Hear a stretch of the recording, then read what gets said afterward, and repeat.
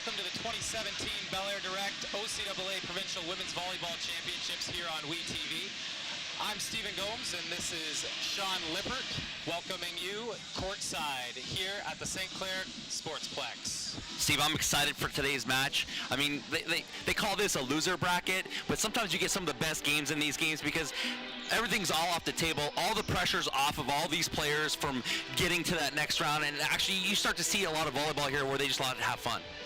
Yeah, you know, we've had some great championships here in the past at the St. Clair Sportsplex, and we're looking to just continue on with that today. And look where look at this great matchup between Cambrian Golden Shield and Fanshawe Falcons. Now Cambrian right here with their they had a game against Niagara yesterday. They didn't do so hot. It was hot and cold. They had a really bad day yesterday, but they should be excited for it. And in their head-to-head, their season series, they are 1-1, so they split. So this game should be pretty even. And their OCAA tournament statistics don't really show what they did against these other teams. But I mean, total they got 26 kills, 25 assists. It's almost a splitting image of how they got into this situation. And it looks like we're just about ready for our national anthem here. We're going to throw it courtside over to Steve to. Actually, we are going to head off to commercial.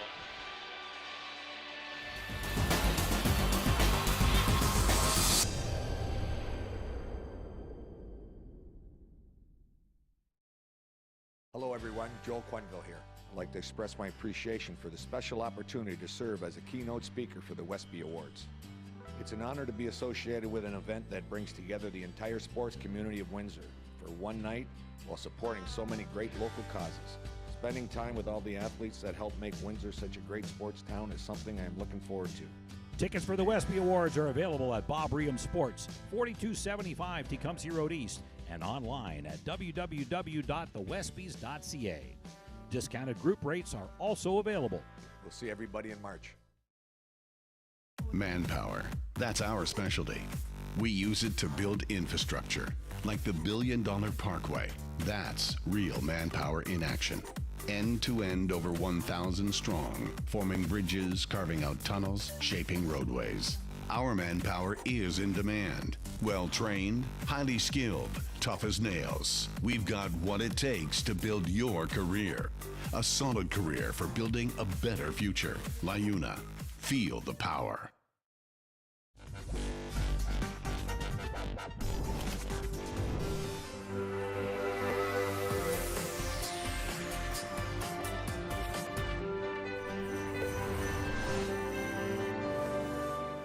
It's new, it's fresh, it's innovative, it's WeTV, Windsor Essex Television, and you can watch it anywhere.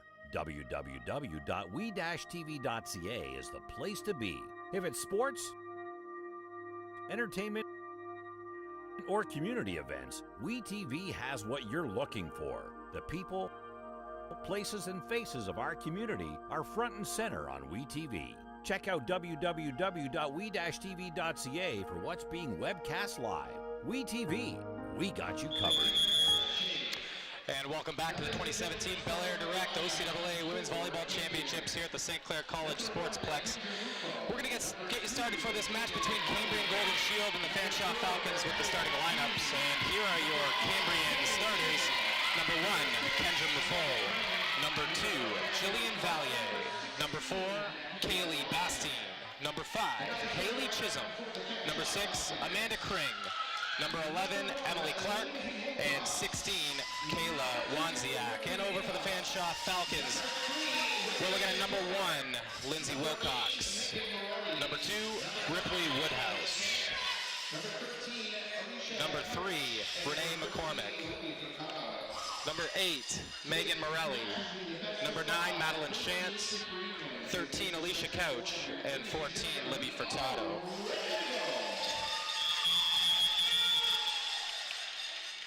And there's the graphic for our Fanshawe starters.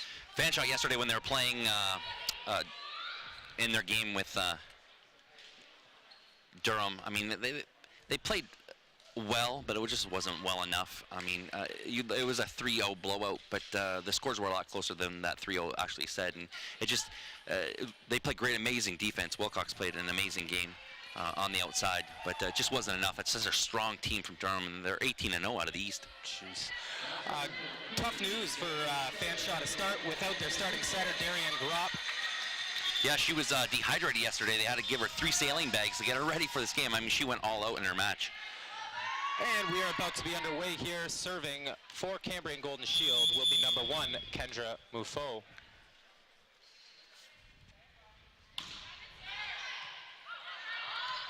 Fanshawe with a roll shot out of the middle. Ball is dug by Kayla Wadziak. Left side attack handled easily by the Falcons. Good touch by number 1, Kendra Muffo. Ball sent over. Falcons go outside. Megan Morelli out of bounds. Point Cambrian. And it seems like a little bit of play of what they did last night. I mean, just came out really, really cold. And, I mean, that ball was a long shot. It was a roll shot. It should have just went into the pot. Muffo continues to serve. Handled by the libero for Fanshawe, and it looks like we're getting a lift call on the Fanshawe setter. That ball's going over anyway. She would have been called for the backcourt if she is in the backcourt. Yeah, she's in the backcourt. Tough start for Madeline Shantz, the new setter for Fanshawe after the injury. And that serve from the Golden Shield finds the net. Point Fanshawe. Back to serve 14, Libby Furtado. And she pumps it long. Fanshawe's going to have a long day if they keep up with errors like that. Yeah. Cambrian out to an early 3-1 lead. Serving Amanda Kring. Float serve handled by the Fanshawe libero, and the tip kill out of the middle is down for a point. Fanshawe's going to have to get a little nifty with stuff like that and keep Cambrian on their heels. For Fanshawe, Alicia Couch, middle blocker, back to serve. Tough float serve. Roll shot coming from the Cambrian Shield. Fanshawe tries the middle, and it's good for a point. That's number 3, Renee McCormick. Shantz is going to have a good day if she can really connect with her middles like that. She's starting to feel that confidence out there. She's starting to feel into that role of that setter. Continuing to serve, Fanshawe. And there's an ace serve for 13, Alicia Couch. These two teams just played each other. They played the last game of the season, and Cambrian beat Fanshawe 3-1, so they should be aware of each other. Fanshawe continues to serve. Whoa. And that one was going long, but touched on the way out of bounds by Kayla Wanziak. From our angle, that float actually started to come down, and it just took a shot and went up and caught us off guard. Tough ball to handle. That deep float serve coming in, and it's into the net. Trying to go off speed. Yeah, she's slowing in that breaking ball, trying to drop it in on the top. Serving for Cambrian, 11, Emily Clark. 6'2" out of Sudbury, Ontario.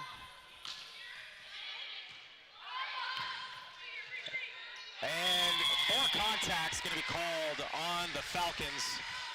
Shantz is going to be doing a lot of running if they start shanking balls over to that 4. That's just not what you want to do with your second string setter coming in last minute. No.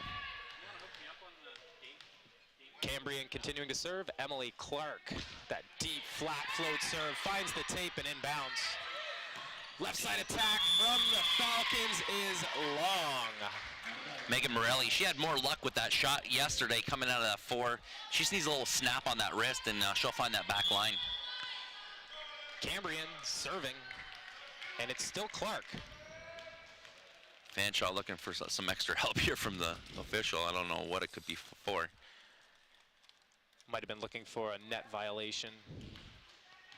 Doesn't look like... Coach Pedlow doing some fishing for something. Doesn't look like he's too thrilled right now. Emily Clark serving again for the Shield. Up the middle, handled easily by Haley Chisholm. Right side attack, just out of bounds. That's a hitting error on Jillian Valier, point for Fanshawe. What a transition there for Cambrian, picking up that tip with the 4 running into the pot there. I mean, that's some heads-up volleyball. Great defense by Emily Chisholm. Serving for the Falcons, Megan Morelli, and she finds the net. I think Fanshaw's just going a little too tough on the serves right from the beginning, but maybe that's their plan, is just to keep Cambrian out of system. Back with a big approach for serve. That's Jillian Valier. Step around, not on cue with their middle blocker. Outside, this is easily handled. Left side attack again from the Falcons. Kept alive by Cambrian for a right side attack, and that's Kendra Muffo with the kill. Yeah, these girls are starting to pass quicker. They're starting to get in their groove on. A lot of quick offense here. As you can see, watch how fast that pass goes in and touch off of Fanshawe. Cambrian serve, handled by the Falcons, going up the middle. Great defensive play by the Shield. Left side attack, that's Haley Chisholm, just out of bounds. Point Falcons. These ladies are getting those transitions, but they're just giving those unforced errors on the attacks. It'll drive any coach nuts. Middle blocker Renee McCormick serving. Falcons are trailing 8-7. And that tip out of the middle finds the floor. Kaylee Bastine. But I like that from Fanshawe. All those girls got dirty getting that ball. It's going to take a lot of hustle to overcome the injuries. Yeah, they're all over the place here. Haley Chisholm to serve for the Golden Shield. Middle. Oh, there's a huge kill. 14, Libby Furtado, fourth-year senior. Libby Furtado didn't get much playing time yesterday, but because they shuffle around so many players in different positions, that's going to do a lot of confidence for a setter.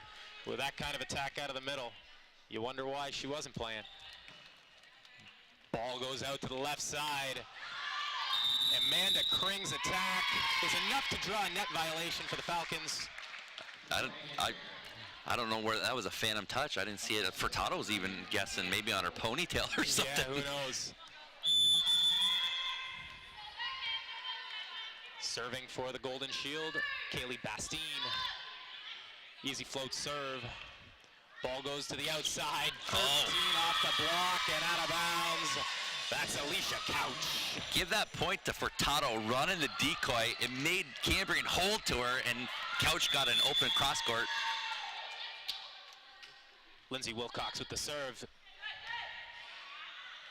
Cambrian goes up the middle. Tip again finds the floor.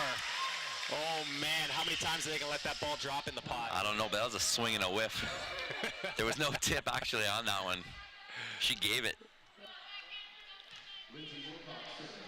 We missed something because it's Fanshawe serving.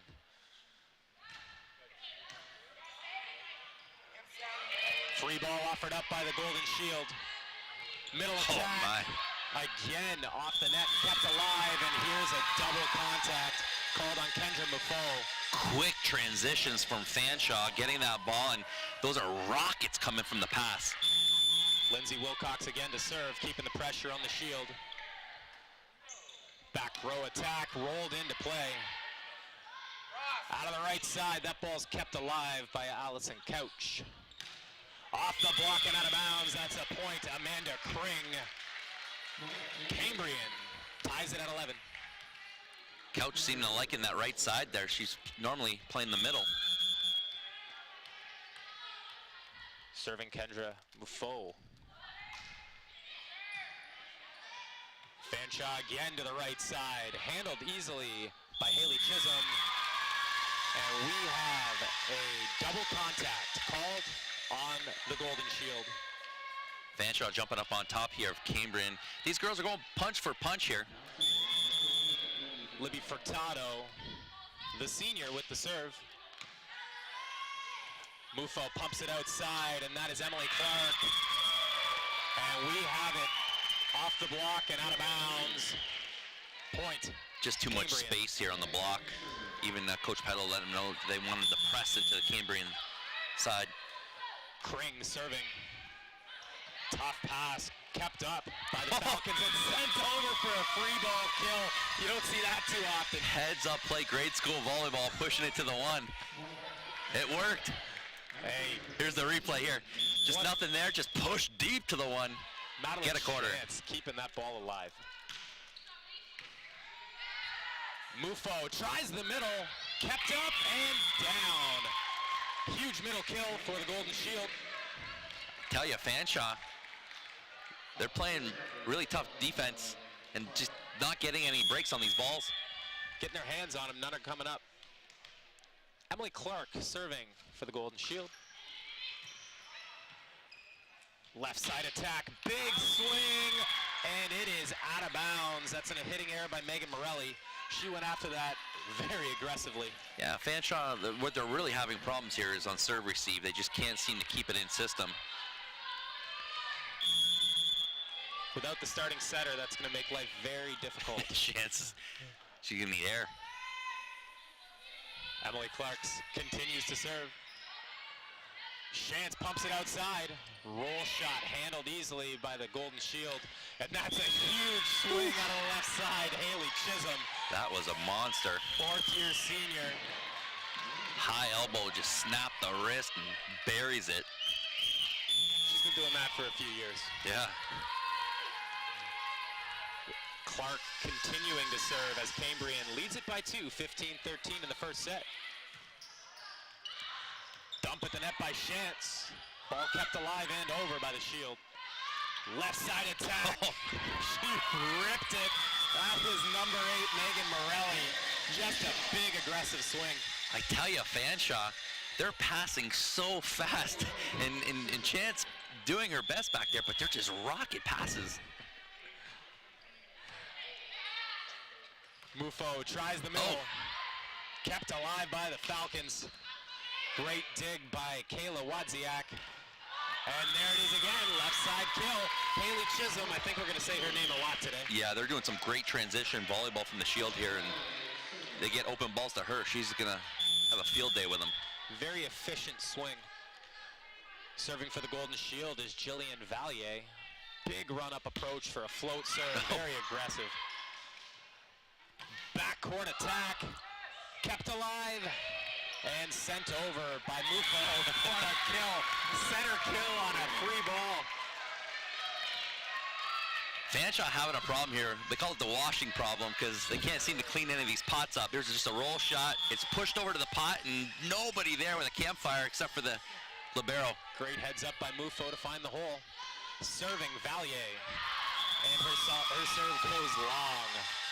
Fanshawe needed that one. They've been back and forth. They're only 2 points off. That would have been a pull away for Cambrian. Again, with their leader, Darian Gropp, on the bench, to come away with a first set win would be outstanding start. Huge swing out of the left side. Chisholm is dug. Fanshawe tries the middle again, kept alive, and right back to Chisholm. Free ball again offered up to Cambrian, and there's a huge swing out of the middle. Kaylee Bastine turning the shoulder and bringing the heat. Those two girls in the front court. Here's the shot, comes on over. She can pick anybody she wants. She goes middle, big cross court over to the one. Comes across her body, and Fanshawe's going to call timeout, and they're going to want to talk about this.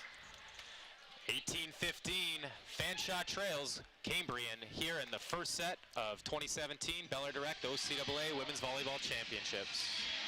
I mean, yesterday, Niagara Knights took it to Cambrian, but Cambrian's having a really good day today. As we look inside Cambrian's huddle, what is Coach Dale Beausoleil really trying to get across to his girls here? Keep doing what they're doing. I mean, they've been going outside, pushing that four shot, and then the transitions are the one that's really having a problem here with Fanshawe. Fanshawe let 3 balls go just on that pot shot rolling into the middle. I mean, that's pretty much what they're going to talk about. They're going to probably squeeze in their defense to make sure they can cover those pot shots. Coach Powell is definitely frustrated, finding out that he's losing his starting setter, and he's just trying to make things work right now with a mishmash lineup. I tell you, yesterday he got a yellow card right in the third set, and it really did turn the game around. And it's one of those things that sometimes coaches can't do much, and they're having a bad game. He got the yellow, it fired up his girls, and they actually made a shot, and they made a run for it, but Durham's just so strong.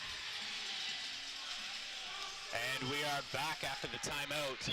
18-15, Cambrian leads, and there it is, Haley Chisholm ready to serve. And she attacks the libero for Fanshawe. Pumped outside off the block, and that is kept alive. And again, they're going right back to Chisholm out of the backcourt. Chance left side, and it's a huge kill. Lindsay Wilcox. Not how they drew it up, but effective. That's a good answer. If I was in Fanshaw's position, I would slow down that pass just a little bit, just to give Chance some breathing room here. I mean, she's jumping into positions she hasn't done. And now she's got to serve. Mufo tries the middle, and that ball is out of bounds. We do not have a touch. That is going to be a point for the Falcons, and after the timeout, they draw within 1. Mufo went to the 1 the last time. That time she tried to go thumbs down and go back to the 5. And there's an ace serve for Chance. She likes her time back at the service stripe. Amanda Kring shaking it off. She's like, that's all right. I got it. See if they go back to her. Serve. No, they went after the libero, Kayla Wadziak.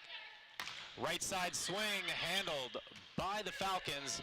And here's Lindsay Wilcox, and that's way out of bounds. Yeah, Wilcox had a great game yesterday, banging those balls, and we got a substitution coming into the game. Entering the game, 18, Haley Conroy, replacing 4, Kaylee Bastine.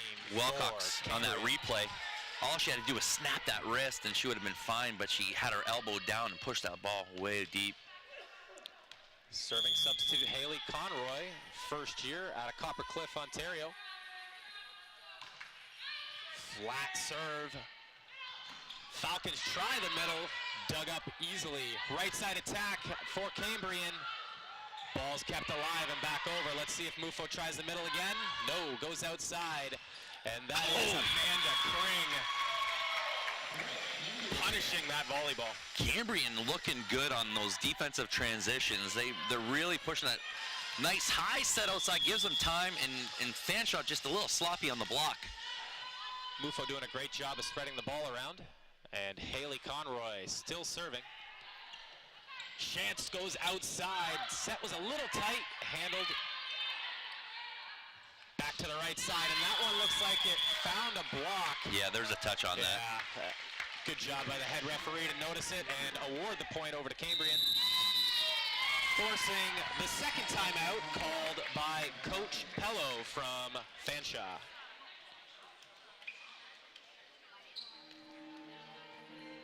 Both these teams, the girls got to be tired, they're exhausted. I mean, we talked a little bit about Darian Gropp from Fanshawe. Darian Gropp from Fanshawe, she was dehydrated from that game. I mean, you see this game here with Durham.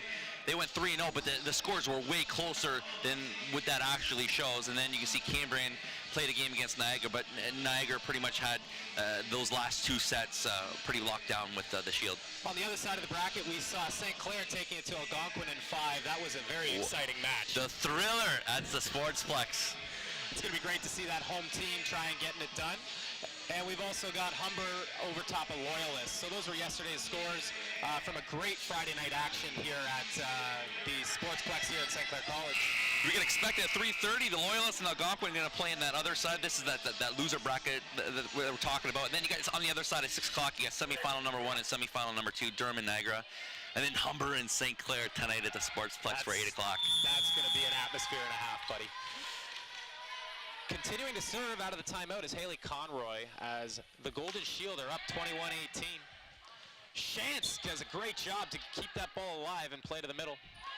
Chisholm again out of the backcourt is the answer for Cambrian. Hitting that antenna out of bounds, but man, she's all over she can hit front court, back court, wherever she can. She's doing some damage here to Fanshawe. So efficient. It just seems every time we call her name, something good is happening. She's not making many errors, that's for sure. Conroy still serving. Great serving substitution. Until she gets it out of bounds. I spoke a little too soon. Yeah, and there's the sub. She's coming out now right away. She had one job. She did a good job for her first few points. Yeah. Coming back in is number 4, Kaylee Bastine. And she's immediately substituted out by the libero. Chisholm with a perfect pass. That ball goes outside. There's no block on her at all. Amanda Kring. You can see the two different styles here with Fanshawe and Cambrian. Cambrian, nice high set on the outside, gives her outside hitters lots of time, and then Fanshawe, the other side, they're just quick, quick, quick, quick. Continuing to serve is Golden Shield, Kendra Mufo. Right side attack, what a dig by Chisholm. She's just playing lights out. Huge shot block, that's Alicia Couch for Fanshawe. Those are those blocks that get your teams fired up on those transitions, and just put your hands up here. There's the end of that play. It's going to be a joust. No! She swings and gets the block, and she's pumped. Hunter Med enters the game for Fanshawe, serving substitute in for Libby Furtado. Coach Pello trying to take a page out of the Cambrian book. Ball goes outside. That's a huge reach out of Emily Clark, but handled by the Falcons and what a swing into the back line. Point Falcons. Megan Morelli does a really good job of having that ball come across her body, and she can get that shot cross over to the one, and Cambrian wants to talk about it. Dale Beausoleil asked for time as their team still up 23-21 in the first set.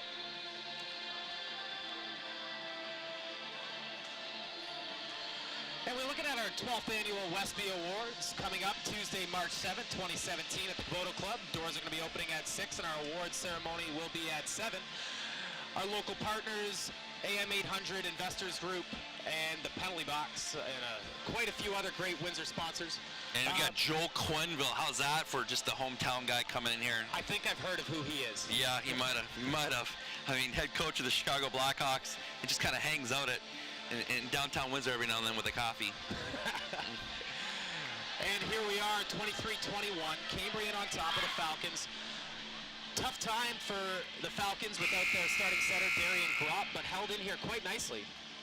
Emily Clark here, 70 kills this season. She had 5 yesterday against Niagara. I mean, we saw her attack that last ball there. Nice high reach with that snap. She's got to get a little more power on the ball, and she'll just be a machine. Oh. A little backcourt confusion. Kayla Wadzak tries to cut off Amanda Kring, and ace. You don't want to do that coming out of a timeout. Falcons putting some pressure on here. Mufo tries the right side for Kring. Ball kept alive by Shantz, and a free ball offered up to the Shield. In system, Mufo goes the middle, and Valier is dug. Left side attack. Volley. Oh my, Megan Morelli, what a heady play. That is some second year volleyball IQ there, knowing the ball's too tight to the net, and she just kind of slides it in there to the floor. 23 all. Hunter Med still serving. These serving substitutions have turned out. Mufo goes outside and no go. Left side attack here from the Falcons. And there it is, Morelli. She's playing amazing. She goes over to the one twice. She could drop it in on the floor with a nice little volley there, and Cambrian just waking up out of that timeout, and they're down by 1 point here.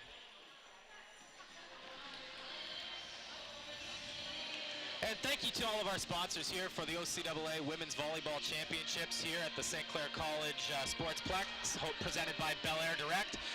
All of our sponsors here, we have Dynamic Gift, For Imprint, and Festival Tent and Party Rentals. There's so many people here. I mean, when you get an event like this, Steve, it is a community.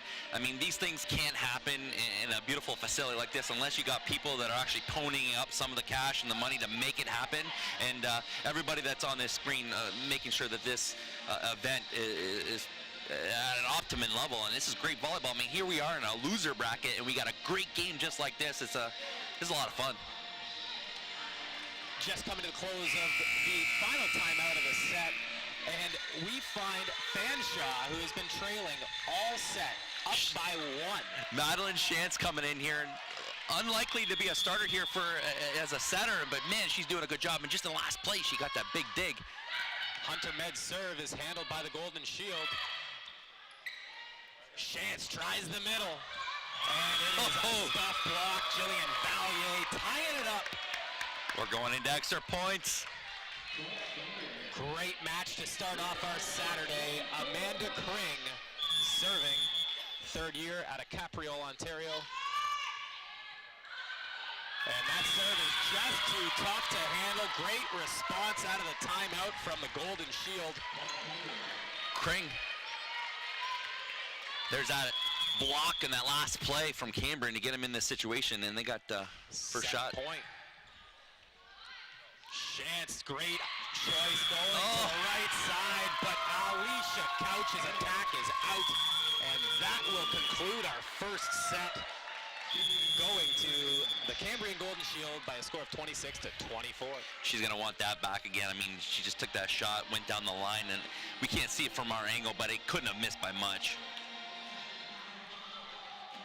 So after a 26-24 defeat by the Falcons, we are going into the second set. You are watching 2017 Bel Air Direct OCAA Provincial Women's Volleyball here at the St. Clair College Sportsplex.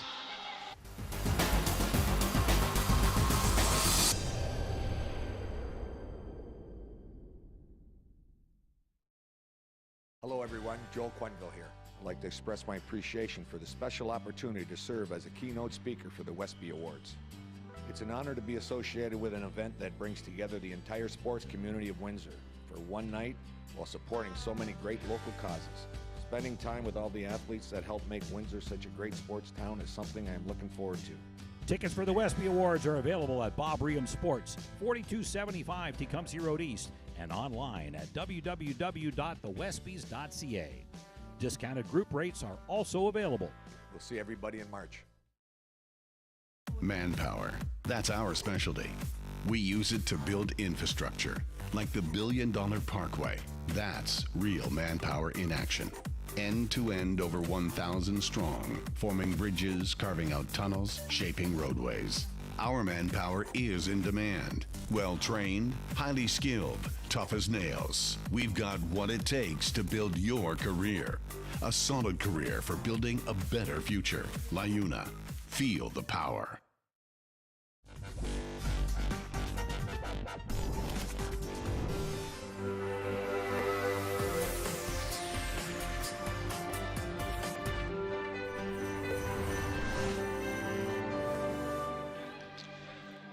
Welcome back to 2017 Bel Air Direct OCAA Provincial Women's Volleyball Championships here at the St. Clair College Sportsplex. Currently, the Cambrian Golden Shield are ahead of the Fanshawe Falcons by a score of 1-0. Yeah, that last game was exactly what you want to do to start off your Saturday. You come in here and you don't know what's going to happen between two teams that have basically been knocked out of the tournament, and now they're just playing for some pride. And in a lot of sense, they're playing kind of the reason why we all play volleyball, and just to come have fun. There's no pressure here, and man, was that a great game. And again, Fanshawe did a really phenomenal job with backup center, losing their starter, Darian Croft. They got three girls totally out of their normal position. For them to be hanging out and forcing extra points to Cambrian just kind of shows you how well coached Sean Pello has his Fanshawe Falcons. I mean, Fanshawe is no secret. They have a great program, and they're going to rally from this and see how they can go. I got a feeling that we could be going the distance on this game because both these teams are very well matched. Cambrian looking to build on their 1-0 lead. They will start on the serve receive, as the Falcons will have the opportunity to draw first blood. Serving is Lindsay Wilcox, a rookie out of Waterdown, Ontario for the Falcons. Ball handled by the Shield. Backcourt attack here. And again, it finds the pot. We've seen a lot of scoring taking place in the pot. Little play are taken from Cambrian's playbook there. Lindsay Wilcox continues to serve, up 1-0. Great one-handed set by Muffo. Chisholm, her first mistake into the block. Didn't really have much she could do with it as that ball was tight. Great job shielding the net by the Falcons. Serving her third ball in a row is Lindsay Wilcox. Muffo goes back outside for Chisholm to redeem herself. She rolls it in play. Chance keeps the ball alive, and we have a net call. Looks like Shantz got caught in on the net while she was trying to keep that ball alive. I don't think it was Shantz. I think it was the swinger that did that. Shantz put a beauty one-handed set to keep that ball in play. Serving Emily Clark for the Golden Shield.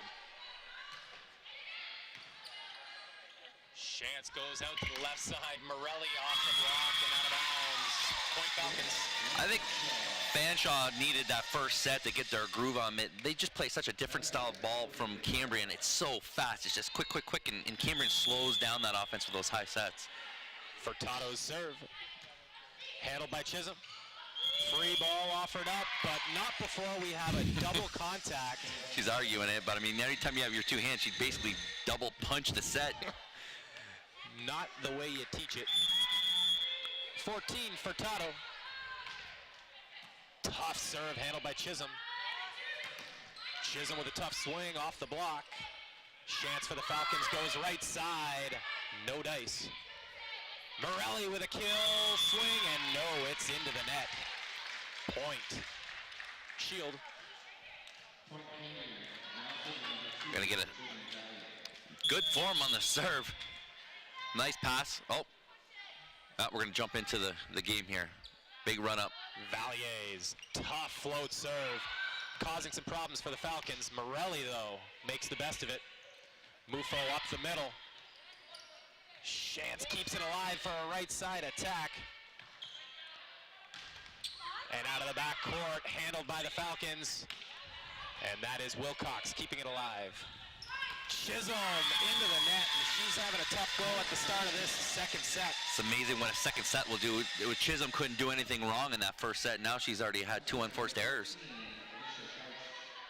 Here's Alicia Couch.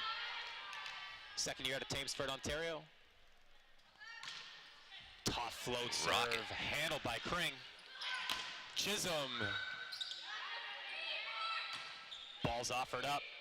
Left side here, Chisholm again. You can tell maybe her arm's getting a little tired as she's now got 3 straight errors. Chance is gonna have to, or excuse me, not Chance, but the Cambrians have to change up their offense here. Couch's serve. Mufo goes back to the middle. Chance up the middle. That is McCormick, who is handled by the defense of Golden Shield until she stuffs it away. Fanshawe getting double place here because of the long shots and a lot of these errors from Cambrian, but here's just a roll shot that just goes in, and well, we got a good shot there of how to get high reach on that shot. And we have our first timeout called in the set. We've got a 7-2 lead. Fanshawe jumping out on top. Here's the first end of the set, the recap. I mean, this is exactly what you want to see when you got a score that's 26-24. And the first thing that jumps out on me on this, Steve, is going to be the errors that Fanshawe did. It's 6 errors to that 1 error. Cambrian had an errorless game. They played really well. But, I mean, if Fanshawe can pull down some of those errors, they should be able to pull away from Cambrian from what I can see. Cambrian's already surpassed their total of errors for the last set with 3 alone in the first 9 points. Yeah, and that's exactly what Coach is telling his girl right now. Take the errors out of this game, and the score will be a lot closer than what it is. Coming out of the timeout, a 7-2 lead for Fanshawe, and they will continue to serve, and that is 13, Alicia Couch. As she eyes her target and lets it fly. Mufo keeps it alive, and Chisholm does well to keep that ball in play. Chance to the step around, and McCormick's attack is off the defense and out of bounds. Point Falcons. That was a sweet transition play, just the way they wrote it up, and Chance just jumping right in there and understanding that quick offense, and that was a great shot. Couch continues to serve for the Falcons and puts a little too much muscle into that. Just out of bounds. Point Golden Shield. Coming back to the serving line is Haley Chisholm. See if she can get herself settled for her serve. And there's a float serve handled by the Falcons. Morelli just letting her fly. She gets her up there, eh? You just see her winding up that arm, too. I mean, It might not be the most pretty arm swing, but boy, is it effective. Yeah. Now Morelli at the service stripe. And she pots an ace. 10-3 Falcons. Morelli's feeling the confidence here. I mean, in the front court and the back court, she can do no wrong. Continuing to serve Morelli, and that one finds the net. Just to prove us wrong. We got to stop saying good things about people because it seems they fold like a lawn chair right after we say it. Kaylee Bastine, fifth-year senior. Short serve, got up, and Chance goes to the middle. Chisholm for the Shield rolls the ball into play. Outside attack coming from Wilcox. Mufo. Kring. Point, Golden Shield. Kring banging that ball, getting some help here from a sloppy block from Fanshawe, gets the tool. That goes wide and out of bounds. Bastine, the senior, continues to serve. Tough short serve, had to be handled by the middle blocker. Mufo goes outside, and Kring finds the middle of the net. That's not so good in this court. Point Falcons. What I like about that last shot is like exactly what you said. The middle blocker had to take that pass, and anytime a middle blocker is taking a pass, you hold your breath a little bit. Especially with the forearms.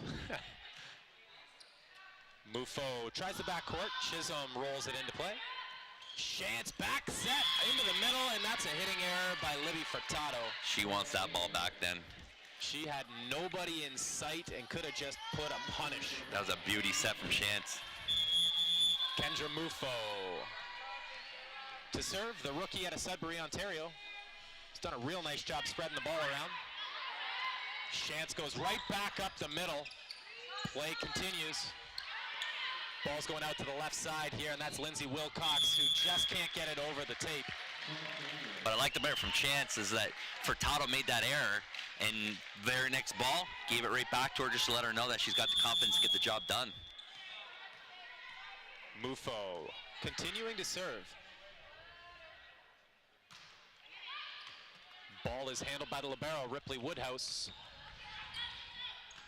Left side coming here from Kring. Great shot. I don't know where she found that shot. It was like a backhand slap to get it in here.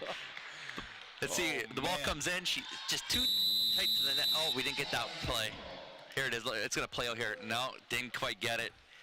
We got a timeout here. 11-8, Fanshawe on top. Cambrian's done a good job fighting away back in here. What is Coach Dale Beausoleil telling his Golden Shield? Oh, he's gonna tell her pretty much what everybody's gonna be telling each other. We gotta win this game, and today's schedule is gonna show a lot of games here where everybody's trying to win something here. And we're in the loser bracket here with Cambrian and Fanshawe. It's the game that we got right now, and at 3:30 you have Loyalist and Algonquin. And last week's game with Loyalist and Humber was a lot of fun to watch that game because there was a lot of junk ball that came from Loyalist, and it caught Humber off guard. It was a lot of fun. Don't forget to tune in at 6 o'clock for Durham and Niagara. And the game that we're all looking forward to tonight is that Humber-St. Clair semifinal at 8 p.m. The home team should have a great crowd out here at the St. Clair Sportsplex. What a weekend we have set up for you here at St. Clair College. It was loud and ruckus in here. I mean, I got home late last night because I went to 5. Went to bed and got back up and came back here again for some more volleyball. That's what you expect from our OCAA provincials. Kendra Mufo continues to serve. Nice run here. Up the middle, and that's a stop block by number 2, Jillian Valier. We haven't said her name much, but she played a lot better yesterday getting those blocks, and if she can kind of knock down Furtado here, they'll get some more points and get them back self into this game. Mufo still serving. Huge run here for Cambrian. Chance goes to the backcourt, and that is unlike Morelli. Another hitting error. She just went too much, too heavy on that ball to get it to go down. She went long and deep. That would have went in. Mufo still serving. Again, a middle having to play a serve. And that ball's kept alive. Fanshawe on the attack. Backcourt and nobody home. Mufo up the middle. Great dig by Wilcox. Middle attack, and there it is. We've been looking for that out of Valier. What a kill. That's 2 in a row. The first one, she didn't get much of a swing on it, and it was Doug, and then that time she went back across to the 1 and scored. A smackdown. 11-11.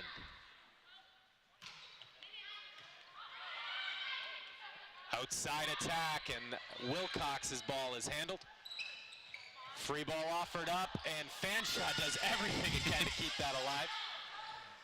Outside attack from Kring, handled by Woodhouse. Left side attack, Kring again. Wilcox again with a dig. Joust at the net, ball kept alive, deep corner. Wilcox with the swing, and finally puts it away. That was some scrappy volleyball that ended it with a great transition out of the 4 and swung line. Lots of energy being shown here for the first match of the day. And Chance, who's been running all over the court, trying to keep the ball alive for the Falcons. First time starting this year as a setter after the injury last night. Off the defense and out of bounds. That's a huge kill from Emily Clark. She is a massive 6'2". Yeah, big, tall arm swing. She almost swings like a middle blocker out on that left side. Just all club. The Shielder serving. Chance goes up the middle, and there it is, a huge kill. Furtado, Furtado. yeah, they got that the mojo going between them two right now. It's like they're inside each other's head.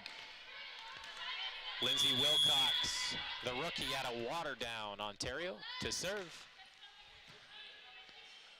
Mufo up the middle. Tip attack of Valier was handled. Chisholm tries to keep the ball alive, but Morelli's roll shot finds the ground. Morelli's really come around here, adjusting her game, and she's got everything in her arsenal right now. Wilcox's serve is way long. That ball, it started to drop last second. We've got a serving Emily Clark. 6'2" middle blocker. They've been putting her on the right side a lot more. Chance goes to the right side. It's blocked by Chisholm. Morelli off the block, kept alive by the Falcons. Here we go with Chisholm, another garbage ball to swing at, and finds the net. That's her 4th attacking error after she was on fire in the first set. Yeah, she might be starting to get a little gassed. They've been using her a little too much. I think that's why they're starting to use Valier a little bit more to give her some breathing space. She's definitely got the ability to carry this team. Furtado to serve. Chisholm gives chase, but it is too far. Ace serve. Fanshawe starting to open it up here, and they're going for their sub. And we have a substitution here. Entering the game is Hunter Med for Libby Furtado. How often do you see that? Someone serves an ace. Hey, get out. Obviously, the coach knows something that we don't. Med serve. She had the big serving run in the first set to bring the Falcons back.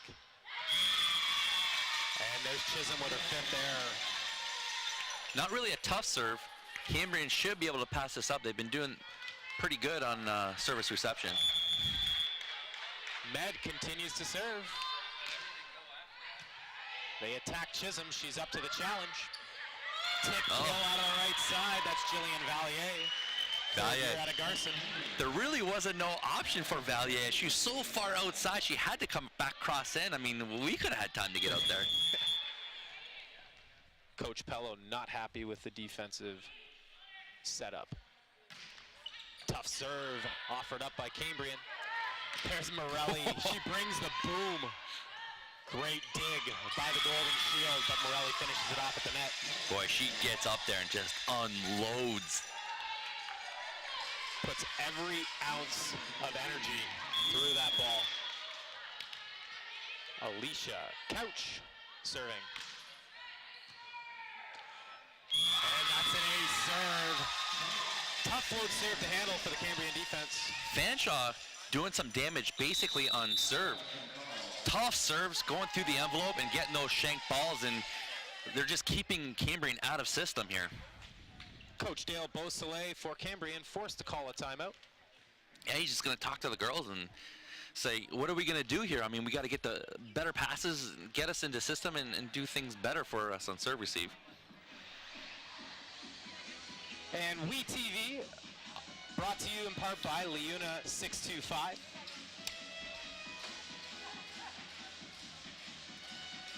Also brought to you by Investors Group. And again, the 2017 Bel Air Direct OCAA Provincial Women's Volleyball Championships are also brought to you by Windsor Honda. You know, without our community partners and our sponsors, as you said earlier, we just could not have these phenomenal events take place within our community. Well, you see this facility, the Sportsplex here at St. Clair College. I mean, it's got to be the premier facility here in the province. It's beautiful, and we get to show it off with events like this, and get to show it off to the province with a broadcast just like here we got with WeTV. 19-14. Fanshawe on top in the second set as they trail 1-0. Serving is 13, Alicia Couch.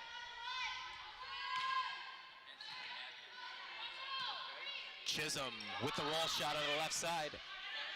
Chance tries to step around, and that's Renee McCormick getting it done for the Falcons. That's a transition that they work at all the time in practice. The ball comes over here. They know they're going to slide her to the right side, gets off on 1 foot with a layup, and goes deep to the 5. Continuing to serve is Alicia Couch, up 20-14. And that attack is long. That's an error by Kaylee Bastine. This is the equivalent of pulling that string out of the sweater, and it's starting to unravel here for Cambrian. Alicia Couch continuing to serve. Chisholm can't handle it. Free ball is going to be offered up by Cambrian. Chance goes outside to who else than Morelli. Mufo. Up the middle for Fanshawe. Mufo goes back outside to Chisholm. Can she get back on track? The answer is no. Outside again to Chisholm, and she gets a huge and much-needed kill for the Cape. For Big Cambrian cross Golden court, Shield. chicken wings. Hunter Med. Here it is. Pass goes outside. Chisholm's like, I'm going cross, and boom, off the shoulder. That couldn't have felt too good. Haley Chisholm serving. Chance goes outside Morelli. Hey, somebody's got to get out and take care of that dent she just put in the floor. Boy, she can go cross, she can go line, she rolls it. Now she's going to put in a tough serve. And just a little mix-up here. We did not have a floor captain issued for Fanshawe, and it is actually going to be Chance. Serving is Morelli. Right side attack here from Cambrian. Bastine's attempt was handled, and Morelli out of the backcourt. Just everything into every swing she's got. man, oh man. Cleaned up at the net by Lindsay Wilcox. Just like the video game, could be the shoes. 23-15, Fanshawe way out on top this set, but still trailing 1-0, looking to draw even here. Mufo goes outside, and that is Kring. In system. Middle attack by the Falcons, kept alive. Kring sends it over. Woodhouse with the dig, step around, and there it is. Renee McCormick, it looks like they found something here. Yeah, I mean, anytime you get a shot like this, she pushes it over to the right side. It's actually a splitting image of the last time they had that free ball. Really impressed with the job that Chance has done. And there it is, Morelli, ace serve. We are 1 set apiece here as Fanshawe takes the second set, 25-15. I mean, split the middle right there. That's called the mom-dad divorce shot right there. Matador defense. Yeah, we need some little communication to carry that one. And Fanshawe takes it 25-15, knotting us up at 1 set apiece here on 2017 Bel Air Direct OCAA Provincial Women's Volleyball Championships here on WeTV.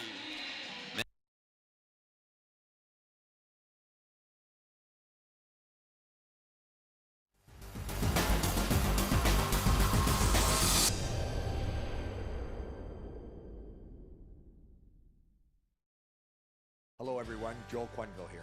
I'd like to express my appreciation for the special opportunity to serve as a keynote speaker for the Westby Awards.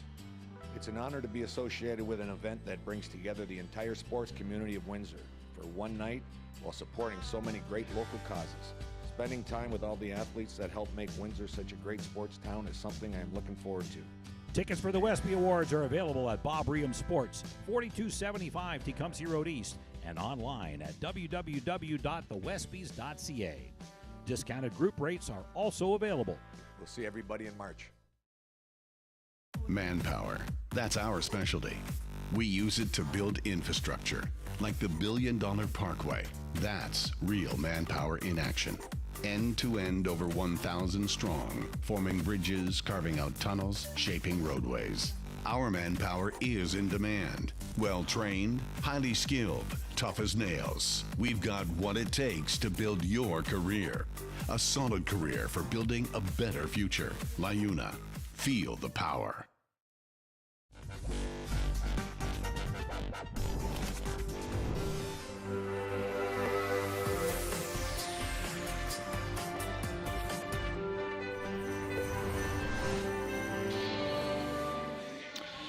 Welcome back to the OCAA Provincial Women's Volleyball Championships here on WeTV, presented by Bel Air Direct. Loser bracket match between Cambrian and Fanshawe, all knotted up at 1 apiece here. That last set from that team right there is equivalent of the hold the chin and go for that upper cut, and boy, did they put a beating on Cambrian. And it was just like they couldn't do anything wrong in those last 10 points. Well, Cambrian ended up only making one error in the entire first set, and then had 5 within the first 9 points or 11 points of the second set. So the method to turning this around for Cambrian is pretty simple. Yeah. Don't make the errors. The momentum just switched right over to Fanshawe. I mean, they got that confidence because they knew that Cambrian was making the errors, and then they got the free balls, and they were serving so tough. Cambrian couldn't get into any type of offensive system because the balls were running all over the place. And again, let's give credit where credit's due. Madeline Shantz has come in, has not set this year. With Darian Gropp being out after last night's match, needing 3 bags of IV just to keep her conscious last night. Unbelievable job by somebody who was not expecting this entire weekend to set. Yeah, and Megan Morelli, what can you say about her? She's got 9 kills so far tallied for this match. 4.5 points just on attacks alone per set. Huge numbers. Kendra Mufo serving for Cambrian to open up our third set here. Furtado kept it alive with a tip, and Krings is dug. Wilcox. Mufo pumps it outside to Kring. Shantz goes to the right side, and that ball is down. Alicia Couch. They just can't do no wrong. I mean, Furtado even got an assist and a set there, and it was a beauty.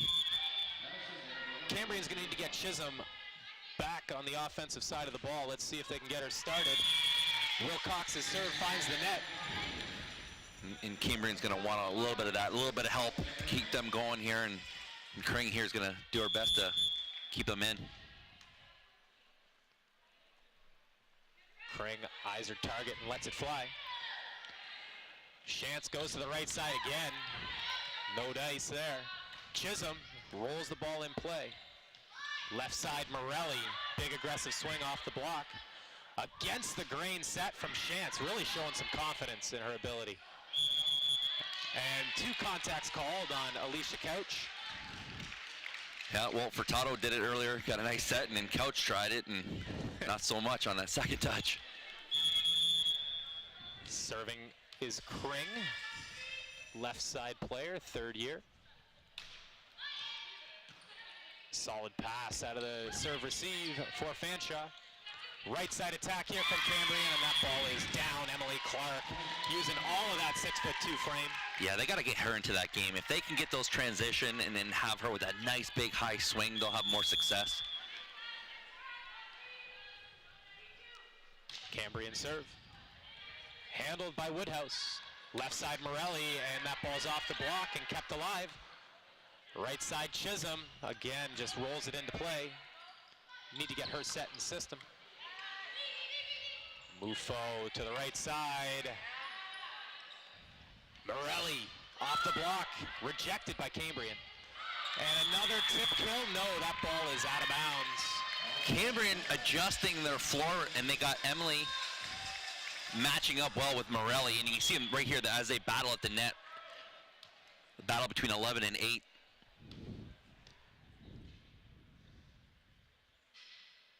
Not sure what's going on at the net here, as again, Coach Sean Pello is looking for something from the head official.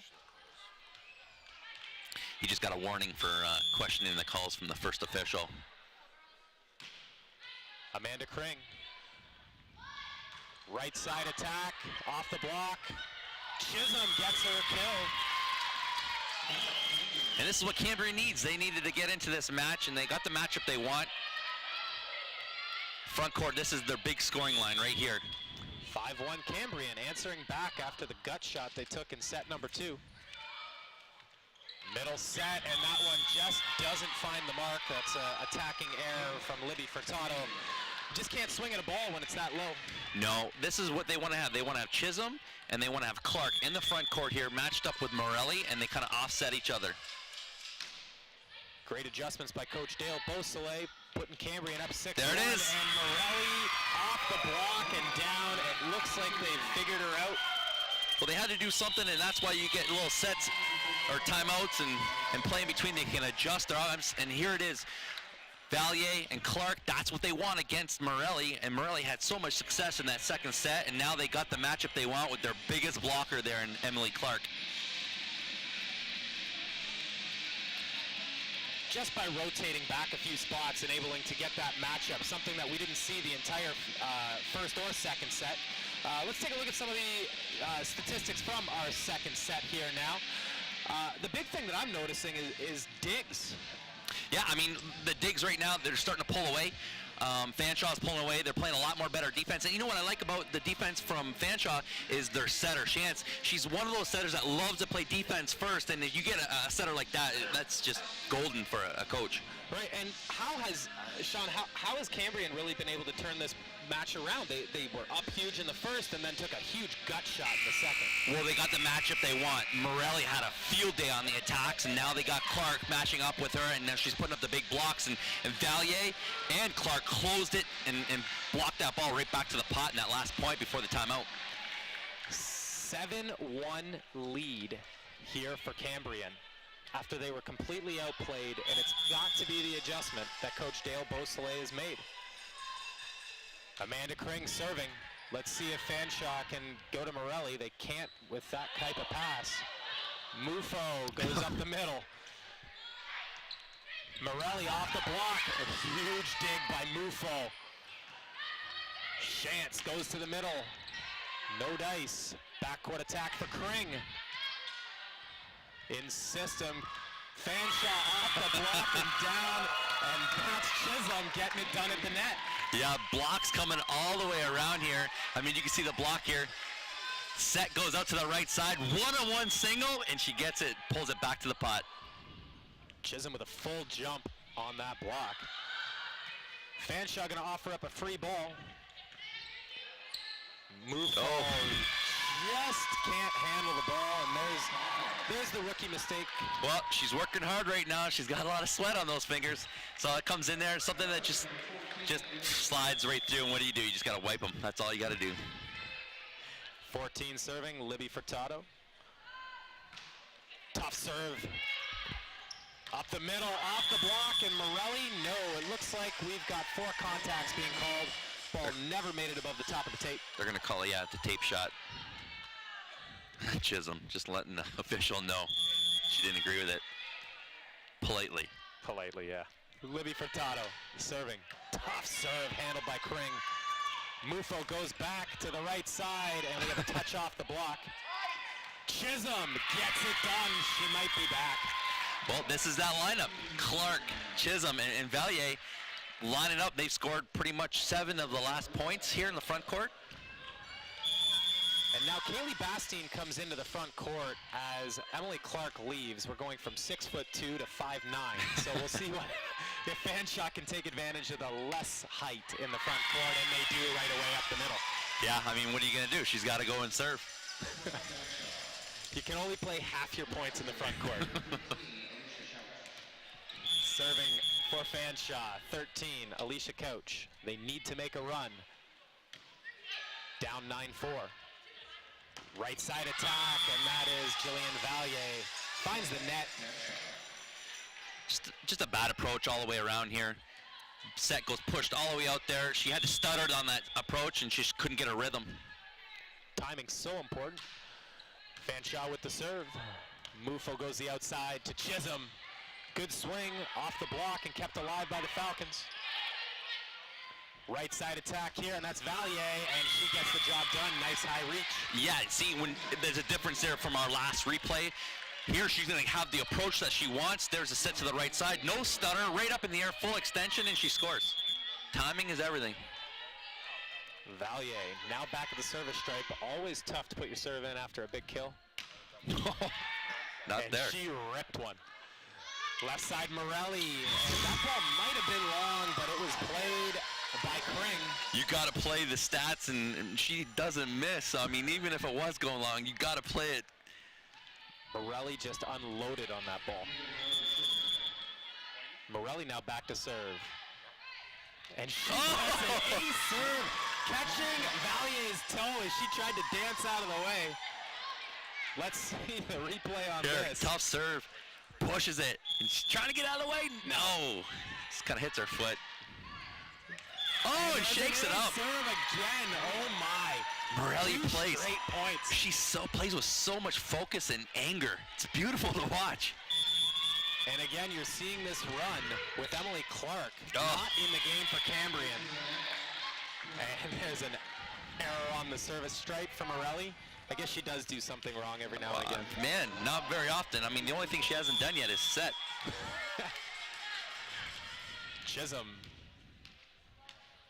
with the ball. Lines it up. Shantz with the dump. Handled easily by Cambrian.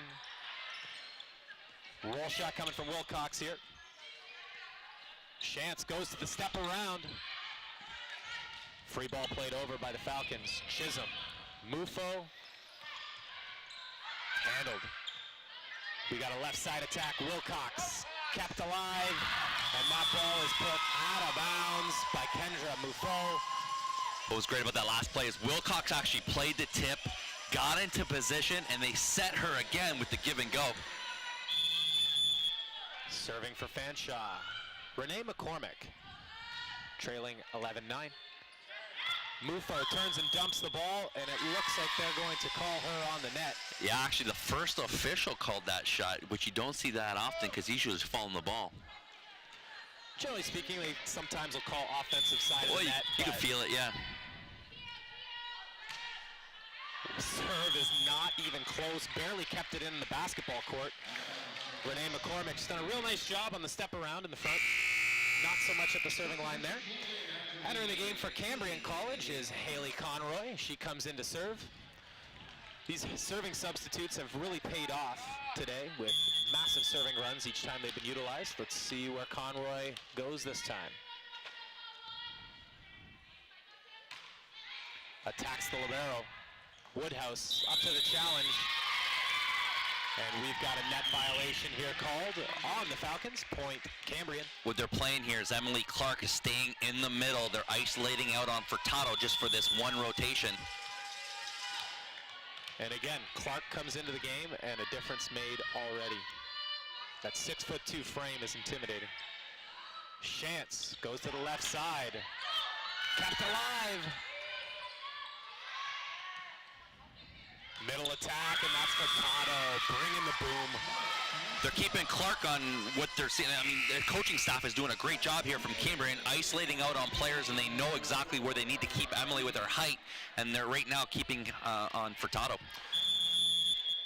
And Conroy just substituted back out after her job is done for serving.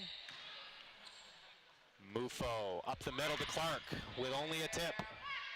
Right side attack from the Falcons, handled.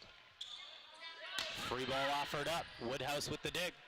Left side attack here, and Wilcox can't get it done. If I was Wilcox and I saw that matchup, would I be going cross court? No, not at all. I mean, you can see it right here. You got to go line on that little block on that the set there from number 1 from Cambrian. But now you'll probably see Clark here go to Morelli. Mufo's serve off the defense of Fanshawe, kept alive. Oh, and a ball played way out of bounds. Point given up easily. Shantz goes up the middle. Point, Fanshawe. Quick transition to Furtado, and she drops it into the pot. That point should have been over. Chisholm playing the ball about 4 feet out of bounds. Wilcox back to serve for the Falcons. Ball kept alive and a free ball offered up. Let's see if we go to Morelli, and they do, and she hammers it, but wide. It's exactly what we were talking about, Steve. Clark is matched up now to Morelli. Watch Clark, she's on the right side instead of the middle so she can play out on Morelli. Causing Morelli to drop her shoulder and turn and swing out of bounds. Just that little bit of confidence lost. This is what I love about when you got good teams that are coached really well. They can play a little bit of chess, and they're doing that right now on defense. Substitution for the Falcons. Entering the game is number 7, Hunter Med. Again, it's our serving substitute in for Furtado. She went on a huge run the last time she was in the match. Eyes it up. Mufo goes to the middle in system. Dug up by the Falcons. Good cut shot by Morelli. Morelli knows that she can't go line that tight with the net with a monster like Emily Clark there to block, so she went big cross. Falcons with the serve. Ball played over the net and out of bounds, and we have a point. Falcons were all knotted up at 15. This is a replay of what exactly happened in that first set. Just some back and forth action here. Mufo out to Chisholm, off the block, and it looks like we got a net violation on Chisholm. Yeah, she followed through and she stepped over the line, and can't be doing that, and looks like we're going to get a timeout here from the Golden Shield. Coach Dale Beausoleil not too impressed, giving up that big lead. Let's take a look at today's schedule. We are currently in our Cambrian versus Fanshawe, a 1:30 matchup. Following this match, we'll have Loyalist and Algonquin. Then at 6 o'clock, you got Durham and Niagara with semi-final number 1. Then at 8 o'clock, the real reason that we had this beautiful place to play these games in, where you get a St. Clair home team to play basically the number 2 team in the entire country, the Humber Hawks. And we're looking at the 50th championship for the OCAAs here. What a title that would be to bring home here for the St. Clair Saints. Well, they got to get through Humber first, and Humber's got 9 championships in a row in the OCAA. Wow. You think they're in tough? Coming out of the timeout here, Cambrian looking to hold on. They were up 1-0, answered back by the Falcons, who have been playing without their starting setter. And I think this is something that's really important to mention. Their starting setter went out last night. She was in the hospital all night, 3 bags of IV just to keep her up. Well, they're also moving players around, like Alicia Couch is actually not even in her position. She's playing right side.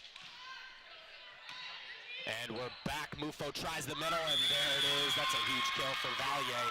And again, it's that lineup of Valier, Chisholm, and Clark that just seems to get the job done time in and time out. The 3 of them in the front court. Now that Clark's serving, I would guarantee Chance is breathing a sigh of relief. That ball's probably going to Morelli on the left side, and there it is. What a dig. Amanda Kring showing off the defensive skills.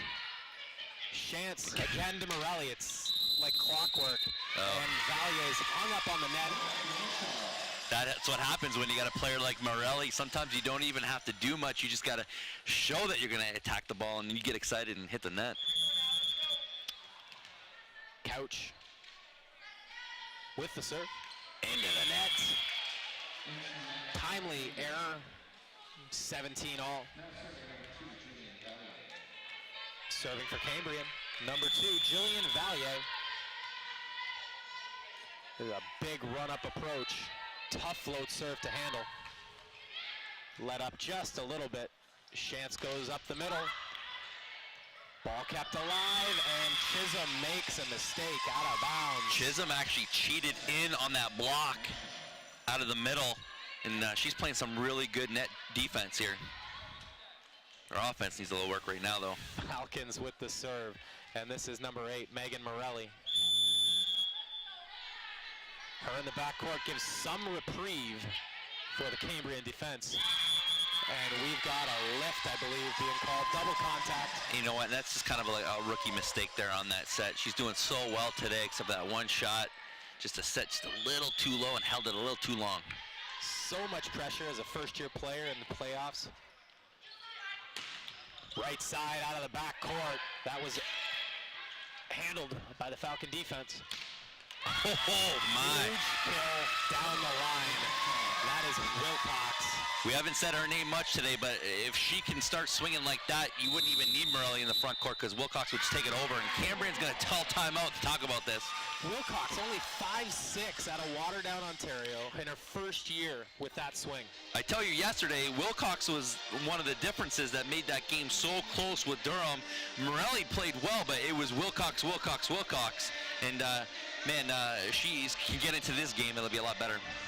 And what's Coach Beausoleil here saying in the Cambrian huddle? It can't be too thrilled right now. Well, you know what? That's the beauty about volleyball. You make adjustments. They're constantly, and you got such good teams here that coaches can make slight adjustments, like what we were talking about with Emily Clark. Emily Clark, they isolated out on Morelli. Morelli was forced to play a different type of offense, and then you saw Clark playing inside to Furtado just for that one rotation. It becomes more specific as you learn each other's offenses as the game flows. And what's Coach Pello communicating to his Falcons right now? I don't think he says much other than just keep it going the way that it's going. The momentum is in their side.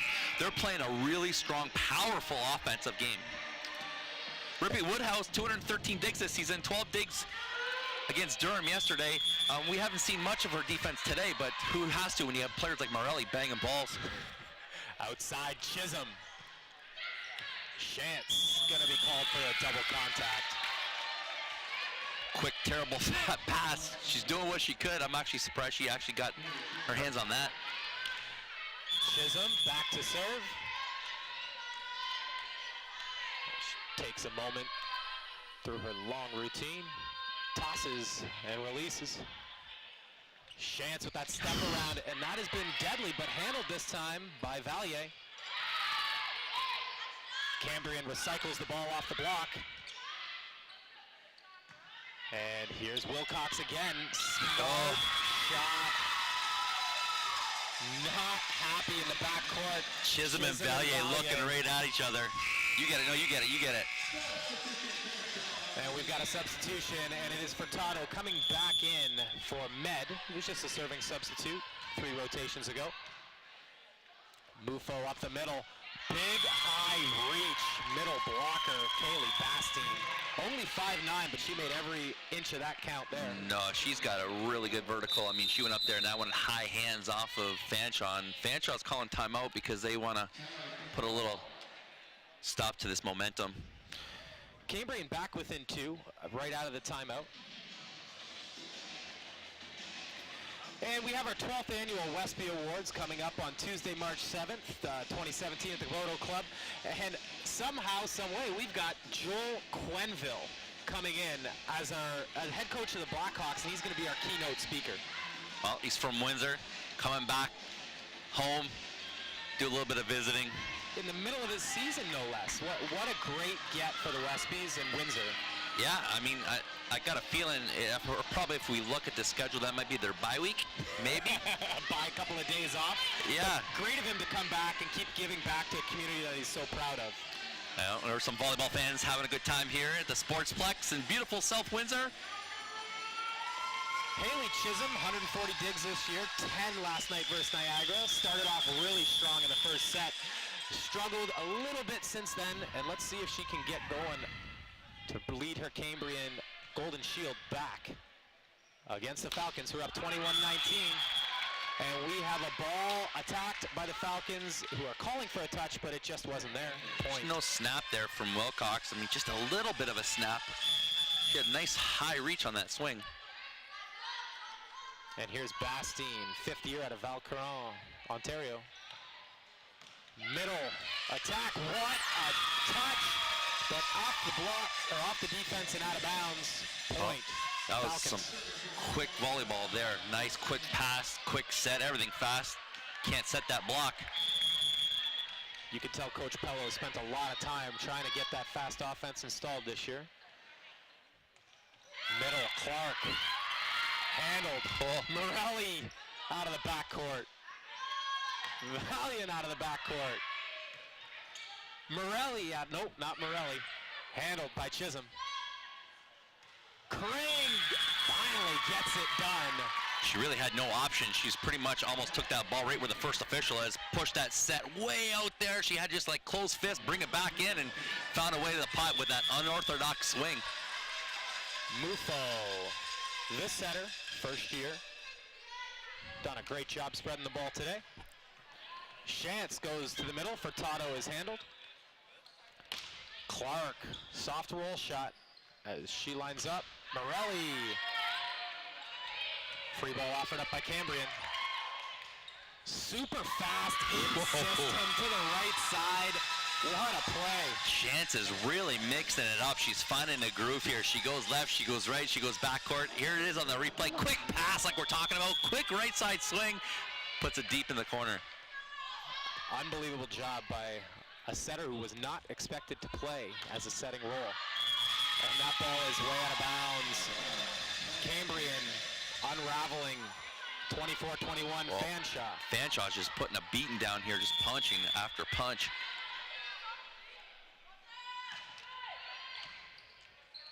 Mufo goes to the middle. And that is the set. Stuff block for Tano. Fanshawe takes the third set, 25-21. So yeah, quick pass, quick set, and big block there from Furtado, and they certainly turned that last second set around, didn't they? So here we are, 2-1 Falcon lead after 3. You are watching the OCAA Provincial Women's Volleyball Championships presented by Bel Air Direct on WeTV.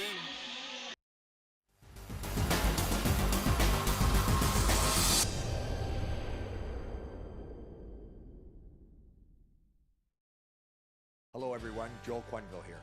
I'd like to express my appreciation for the special opportunity to serve as a keynote speaker for the Westby Awards. It's an honor to be associated with an event that brings together the entire sports community of Windsor for one night while supporting so many great local causes. Spending time with all the athletes that help make Windsor such a great sports town is something I'm looking forward to. Tickets for the Westby Awards are available at Bob Reham Sports, 4275 Tecumseh Road East, and online at www.thewestbys.ca. Discounted group rates are also available. We'll see everybody in March. Manpower. That's our specialty. We use it to build infrastructure, like the $1 billion Parkway. That's real manpower in action. End to end, over 1,000 strong, forming bridges, carving out tunnels, shaping roadways. Our manpower is in demand. Well-trained, highly skilled, tough as nails. We've got what it takes to build your career. A solid career for building a better future. LiUNA. Feel the power.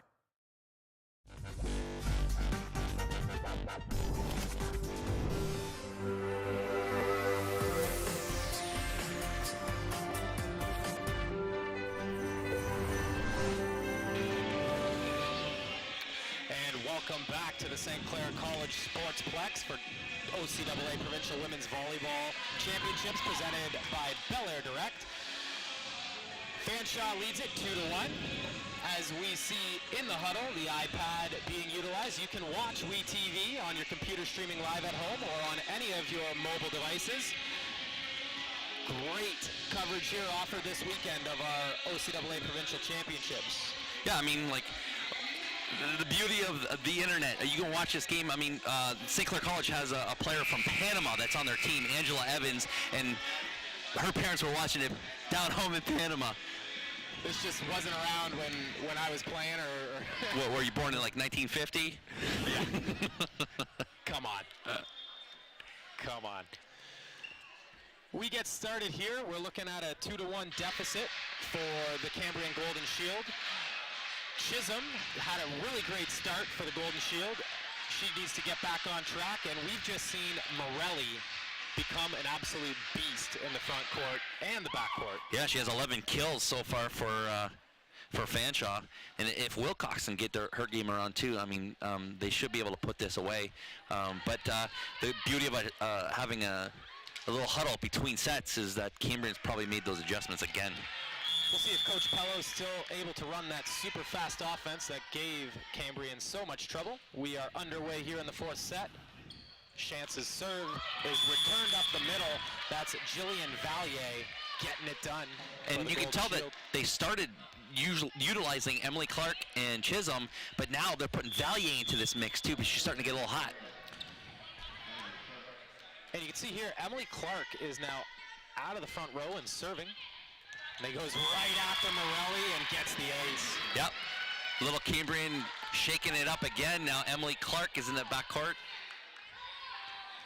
We're not going to see that same matchup for all three rotations, Clark and Morelli.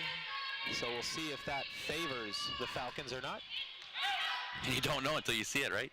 Chance goes outside, and that's number 7, Hunter Med. Wow. Who is playing in the front court. Touch out of bounds. Chance was on the run backwards in the 2, launched it all the way to the 4. How's that for confidence? Fanshawe with the serve. Mufo goes up the middle, and that is an efficient kill by Kaylee Bastine. Finds the corner. That's what you want to see out of your middles. Long, deep shots like that, hitting the corners because there's no defense there. Valier in the backcourt.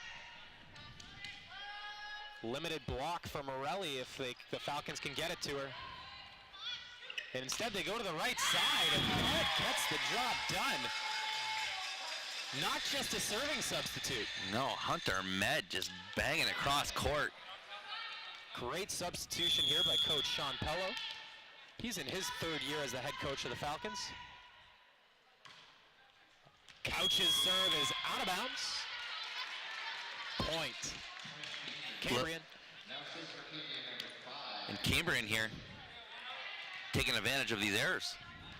Up 4-2. They were up large early and have continued to fall apart. Chisholm, who has been so key to their success, lines it up. Chance goes to the outside, and Morelli is actually rejected at the net. Med off the block and down, point Cambrian. Man, you want to see that from Mufo, getting a match up there with Morelli. Here's the set, goes pushed out way outside. Oh, there's the tip. That falls down on that last bit of play, but yeah, you got Mufo and Morelli lined up. Chisholm serving. 31, I did not make it over the net. The set was not high enough. Morelli. Mufo with the dump, handled by Morelli, but out of bounds. Point, Golden Shield. When you see these coaches making these adjustments, it's actually difficult for us even to follow the game because now there's a totally different rhythm that we got into in the last 2 sets. Chisholm, 5'9", 4th-year senior. Out, up the middle. Chance going up the middle, even though she was pulled a bit off the net. That's number 3, Renee McCormick, who's been extremely efficient. Not seen the ball a whole heck of a lot. No, here's a nice little set right up in the middle. I mean, she had Morelli there and she's been hot. They're just changing up their offense now. Mufo goes up the middle, touch off the block, outside. Huge dig by Wilcox, and Med keeps the ball alive. Quick step from the Golden Shield, and again, Bastine's attack is dug. Morelli winds up off the block and point Falcons. What a dig from Lindsay Wilcox on defense, keeps it in system. There's a little edge of that dig, pushes outside to the 4, and Morelli over the top. Serving is Med. She's been tough all day from that service strike. What? And there's Wilcox out of position. Yeah, Kaylee Bastine, I don't think she saw that, but she just kind of pushed it opposite into the 5, and there's just nobody there. Serving for the Golden Shield, Kaylee Bastine. Backspin serve, don't see that too often. And it looks like we're going to get a net violation called here on Renee McCormick. That set from Chance was just too tight. Yeah, she chased it down there, and that was hard to say. She chased it down. Bastine, fifth-year senior, with the experience at the line. Chance goes to the backcourt, and Med takes a swing. Left side attack here, Cambrian handled. And Morelli still gets a swing on that ball. Backcourt, that's Valier, and she's way long. Boy, is Fanshawe getting all the breaks here. Chance did everything she could to get that ball, keeping them out of system, but Cameron just shooting themselves in the foot here. Now that Morelli's in the backcourt, serving, let's just see if Cambrian can take advantage. And they do not. Stuff block at the net on the overpass. Boy, she can do it here. There's a nice tight serve, keeping the ball out of system, and Wilcox getting the overpass. Megan Morelli. Mufo up the middle to Clark. Clark really needs to unload on some of these balls. Ball is down, point, Wilcox, Falcons, 7, Cambrian 8. Not really a sense of urgency coming from the Shield here. They're still having some fun out there. The girls are smiling. They just know they gotta keep it together. That ball's out of bounds. Morelli just a bit outside. 9-7, Cambrian looking to force a fifth set. And there is Kendra Mufo, the setter. In system right side. That ball was kept alive by the Golden Shield. Mufo goes to Clark. Off the block, off the defense, and out of bounds. Point Cambrian, 10-7. Well, right now they're doing exactly what they need to do. Just keep it nice and simple and let Fanshawe make the errors on defense. Continuing the service run is Mufo as they attack Morelli. Back quick is stuffed at the net, Amanda Kring. Cambrian is inside Fanshawe's head. They are playing perfect defense for the type of offense that Chance is running here from Fanshawe. Kring only 5'6", getting a huge stuff block at the net. Let's see if Fanshawe goes back to the right side again. No, they go to Morelli out of the backcourt to get the tip throw. Boy, it's a good thing she's got some good leaps there because there wasn't much there on the timing of that approach. And she came really close to that 3-meter line too. Renee McCormick, second year out of Waterloo, Ontario. Serve goes wide. Yep. Stuff like that will put any coach into the madhouse. Coach Pelham not looking too thrilled. Serving is Amanda Kring. Chance goes to the step around, and I don't think that made it over the net, and it did not. As the referee goes up with the left hand and puts 4 fingers up, 4 contacts called against the Falcons.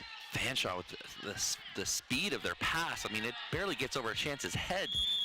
Just quick passing. Wilcox with the dig. Morelli. What a heads-up shot. Thumb to the sky, cutting it back to 1. Yeah, that was almost, well, it was like an X out of the backcourt. Madeline Chance serving. Right side, Clark. First time we've seen her really unload on a ball, and it's handled by the Falcon defense. And Morelli swings at it anyways. Turns and guns it. A little too aggressive, just out of bounds. That's a 2-step beach approach. And Coach Sean Pello is not happy with that effort from the Falcons. Calls timeout. Well, those are the errors you don't want to give. I mean, it was just throw it over. It's a free ball. That's all that's going to be.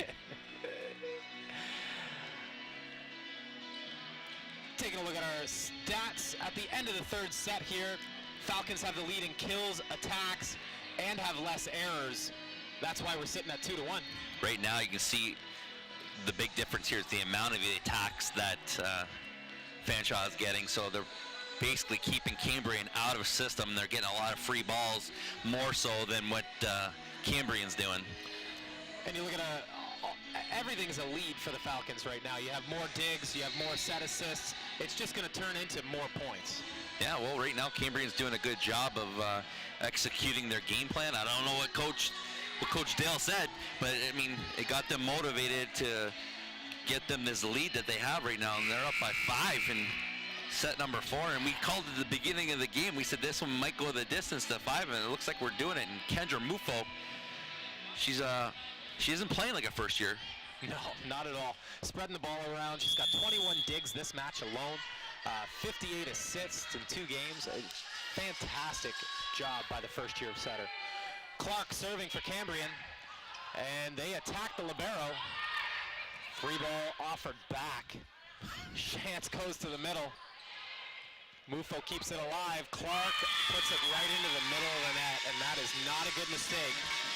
Just the speed of their offense, Fanshawe, it's just so quick, and I wouldn't want to be able to block that. Wilcox serving for Fanshawe. Tough serve. And a lift is going to be called against the Golden Shield. It looks like Chisholm might be hurt. Yeah, she came down pretty hard in that last play. As her teammates rush over to take a look at her, seems like she's all right. She's giggling. Falcons with the serve. They're probably going to go right at Wilcox, and they do. Right side attack coming. Net violation from Fanshawe. You just can't touch that net. No, I think they're calling it on, I don't know who they're calling it on. 9, went on 9. Even Coach Powell was a little upset about it. Not to their girls, but to the ref. Wilcox's pass puts Fanshawe in system, and Morelli is dug. We don't hear that very often. Chisholm pumps the ball. Middle attack, and it's just smart play by Alicia Couch. Chance running in there, seeing that available to her was going to be Alicia Couch, and boy, that was a quick set on the run. Serving Alicia Couch. Mufo. Wilcox is going to play the free ball over. Cambrian should be in system here as they go outside. And that's a big kill there. Haley Chisholm back on track. Boy, this has been a roller coaster game for the both of us here. Here's a replay. That set going push out to Chisholm. Chisholm goes cross court, the quick snap, and finds a way. When she is in balance, she is effective. As she goes for the deep corner, tough serve, and it looks like they're going to get a free ball back. Up the middle, and kept alive again by Wilcox. She's been playing phenomenal in that backcourt. And there it is, Mufo. That's a heady play. Yeah, that's when you know you're going to have a future as a setter on your team here. After 2 big digs from Wilcox, she knows that they're waiting for that. Nope, she drops it into the pot. Chisholm lets her fly. Chance does everything to keep it alive, and free ball offered up by Med. Left side here, Kling finds the tape. Cambrian doing everything they can to keep Fanshawe into this game. Serving Hunter Med. Again, Coach Pello switching up the lineup, giving Med the start this set. Left side for Kring. Another dig by Wilcox. Med. Outside to Kring. Wilcox again with the dig. Kept alive. Morelli goes off speed. Valier is there to handle it. Back court. This is Wilcox. Kept alive. Morelli time. She just got too tired and had no jump on that approach. Man, oh man. This game is like a novel. Just so many things happening here at one time. Here's a replay. Ball goes outside. And Morelli just puts it in a tape up. Wilcox playing amazing defense. Emily Clark blocking at the net. The first-year setter. This has just been a great game all around.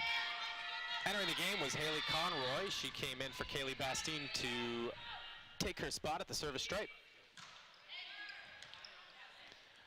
Outside, Morelli, dug by Chisholm.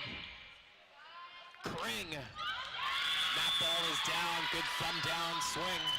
Yeah, she comes right across, thumb down, hits it and swings it over to the four and catches the defense swinging the wrong way. Morelli was a little too aggressive overplaying that. Conroy, again, these service substitutes have done a real nice job. We talked about it earlier. I gotta stop complimenting these. And the substitution is now undone. Back into the game is Kaylee Bastine, and she's immediately liberoed out by Catherine Webb, getting the start this set. Chisholm. Webb plays it up back for Chisholm, and she rolls it into play. Step around for McCormick, and that is her first big mistake.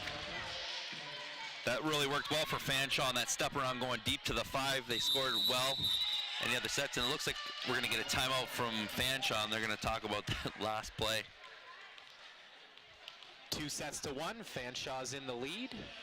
Cambrian up on top 20-14 here, and looking at today's schedule, we're in the Cambrian-Fanshawe match, first game of the day today. Coming up at 3:30 is Loyalist versus Algonquin, and tonight we've got Durham-Niagara, but Sean, that game that we're all waiting for is... That St. Clair Humber game. I mean, last night we had a beauty 5-game thriller here for St. Clair to get into that semifinal, and they're going to be playing a tough team in the Humber Hawks. The Humber Hawks went undefeated the entire season. They actually only lost 4 sets the entire year, and they lost 1 to the Loyalists in this tournament. But yeah, man, it's going to be a ruckus one here, and we're going to have it live here on WeTV.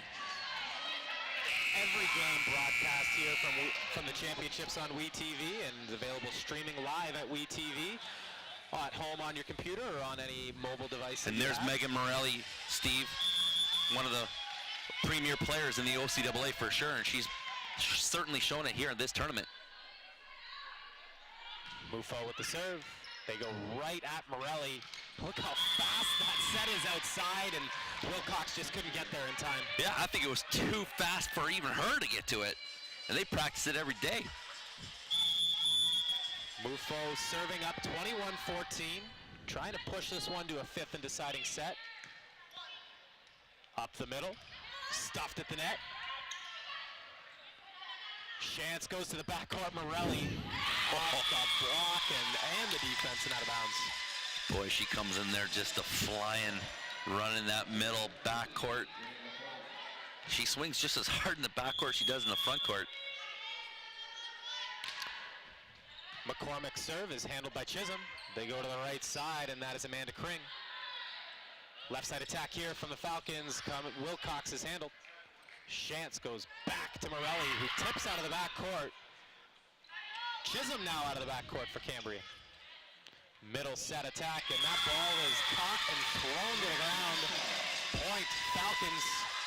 That's a tough ball. Like, here's the shot, comes in, and she's going to go across her body to find it back to the 1. Questionable. Nothing more to say. Free ball offered up by Cambrian. Up the middle here, and now that's what you expect from your middle attacker. A nice little slap. Alicia Couch. Right here. It's pretty much the same that we just saw in the last replay, but she gets more on it, and the setter just playing too much on defense. Snap down instead of a push down. Right side, Kring with the tip, and that ball is going to be played back under the net. Fanshawe here running out of space here as we're getting pushed later into the set. 22-17, Cambrian on top. Let's see if the Falcons can pass their way out of this one. There's a good dig by Riphouse. And that ball's down for Morelli. Boy, she just comes flying in there. Morelli, her offense is just unstoppable here. When Fanshaw's in system, they're tough. They're tough to block and defend. Well, it's just so fast. And then you got players like Morelli, they can just finish. Chance's serve is way long. Well, you're not going to get back. that. Not going to get back into the game. Just giving free points to Cambrian.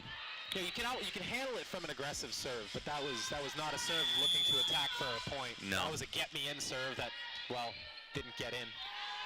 11, Clark serving. When she's in the back court, Fanshawe usually has a field day. And there it is, Med getting the job done, 19-23. Well, Fanshawe hasn't rolled over yet. They are looking to finish this one off in 4, but Cambrian's got the lead, trying to push to 5. Wilcox. Pass up by Kring. Ball goes out to Chisholm. And that is poorly handled by Ripley Woodhouse. Yeah, again, rushing that offense, and if you're not going to pass it to where your setter is, you have no hope. Chance has been doing her fair share of running today. Yeah. Big approach from Jillian Valier. Tough serve handled by Woodhouse. And again, there's a huge shot, but overruled. Oh no, called in. They called in. Called in. What a set, one-handed. That was unbelievable effort by Shantz. Serving Alicia Couch. Tough serve handled by Chisholm. In system, Cambrian points. That's Kaylee Bastine. And we're going to a 5th one there. Just exactly this pass. Running right into the middle. Up there, 2 blockers there. They're just a little too far off the net and squeaks it through, and we're getting our money's worth today, that's for sure. We're gonna have to toss the coin up and see what's gonna get started for our 5th. Who's gonna be serving?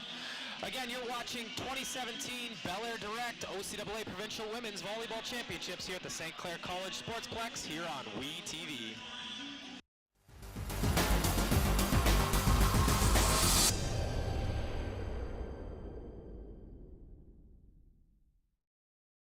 Hello everyone, Joel Quenville here. I'd like to express my appreciation for the special opportunity to serve as a keynote speaker for the Westby Awards.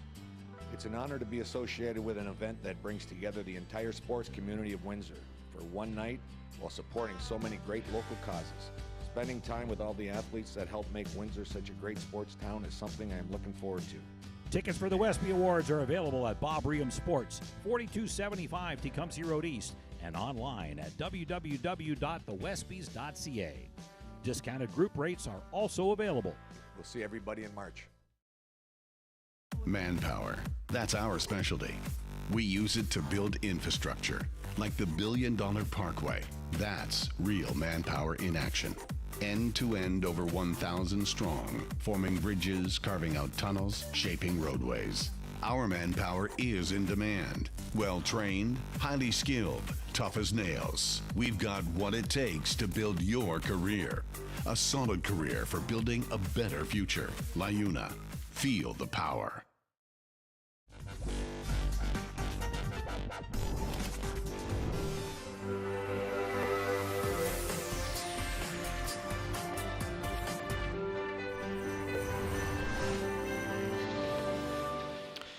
Welcome back to the St. Clair College Sportsplex for OCAA Provincial Women's Volleyball Championships presented by Bel Air Direct here on WeTV.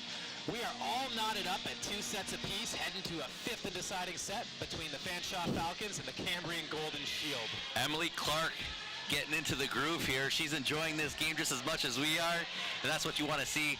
These ladies battled so hard yesterday, and they came up a little short, so now they're in what they call the loser bracket, and there's nothing much to say about them being losers today, because this has been a great volleyball game. I talked about it a little bit earlier, that it's almost been like a novel, and every chapter has been someone else that's jumped out to take them to that next level, and these coaches are playing a chess match with each other. This has been a great game to call. Taking a look right now as the teams are just about ready to take the court. Cambrian jumped out to an early 1-0 lead. Fanshawe has played without their starting setter, and again, I must say that Madeline Shantz has done a fantastic job leading her Falcons against all odds without the starting setter of Darian Gropp. I mean, she rose to the occasion. And you can say that that's happened to a lot of these ladies out here on the floor as the second official checks the floor to make sure everybody's in position, and we're going to go first to 15 here. Speaking about 15, that's what Morelli's got for kills right now. She's pretty much, well, she scored more than a lot of the girls on her team by herself. Well, she's got 19 points in total. Just a huge effort, averaging just under 5 points a game so far. Starting it off, first blood. Kendra Mufo had a whale of a game as a rookie for Cambrian, the setter. Going to the right side, Wilcox rolls it. Mufo runs it down. And brings it stopped at the net. Alicia Couch. Couch normally playing in the middle. They got her on right side today, and boy, that worked well for Fanshawe on that point. Wilcox serving. Ball goes out to the left side, and Clark gets her left side swing.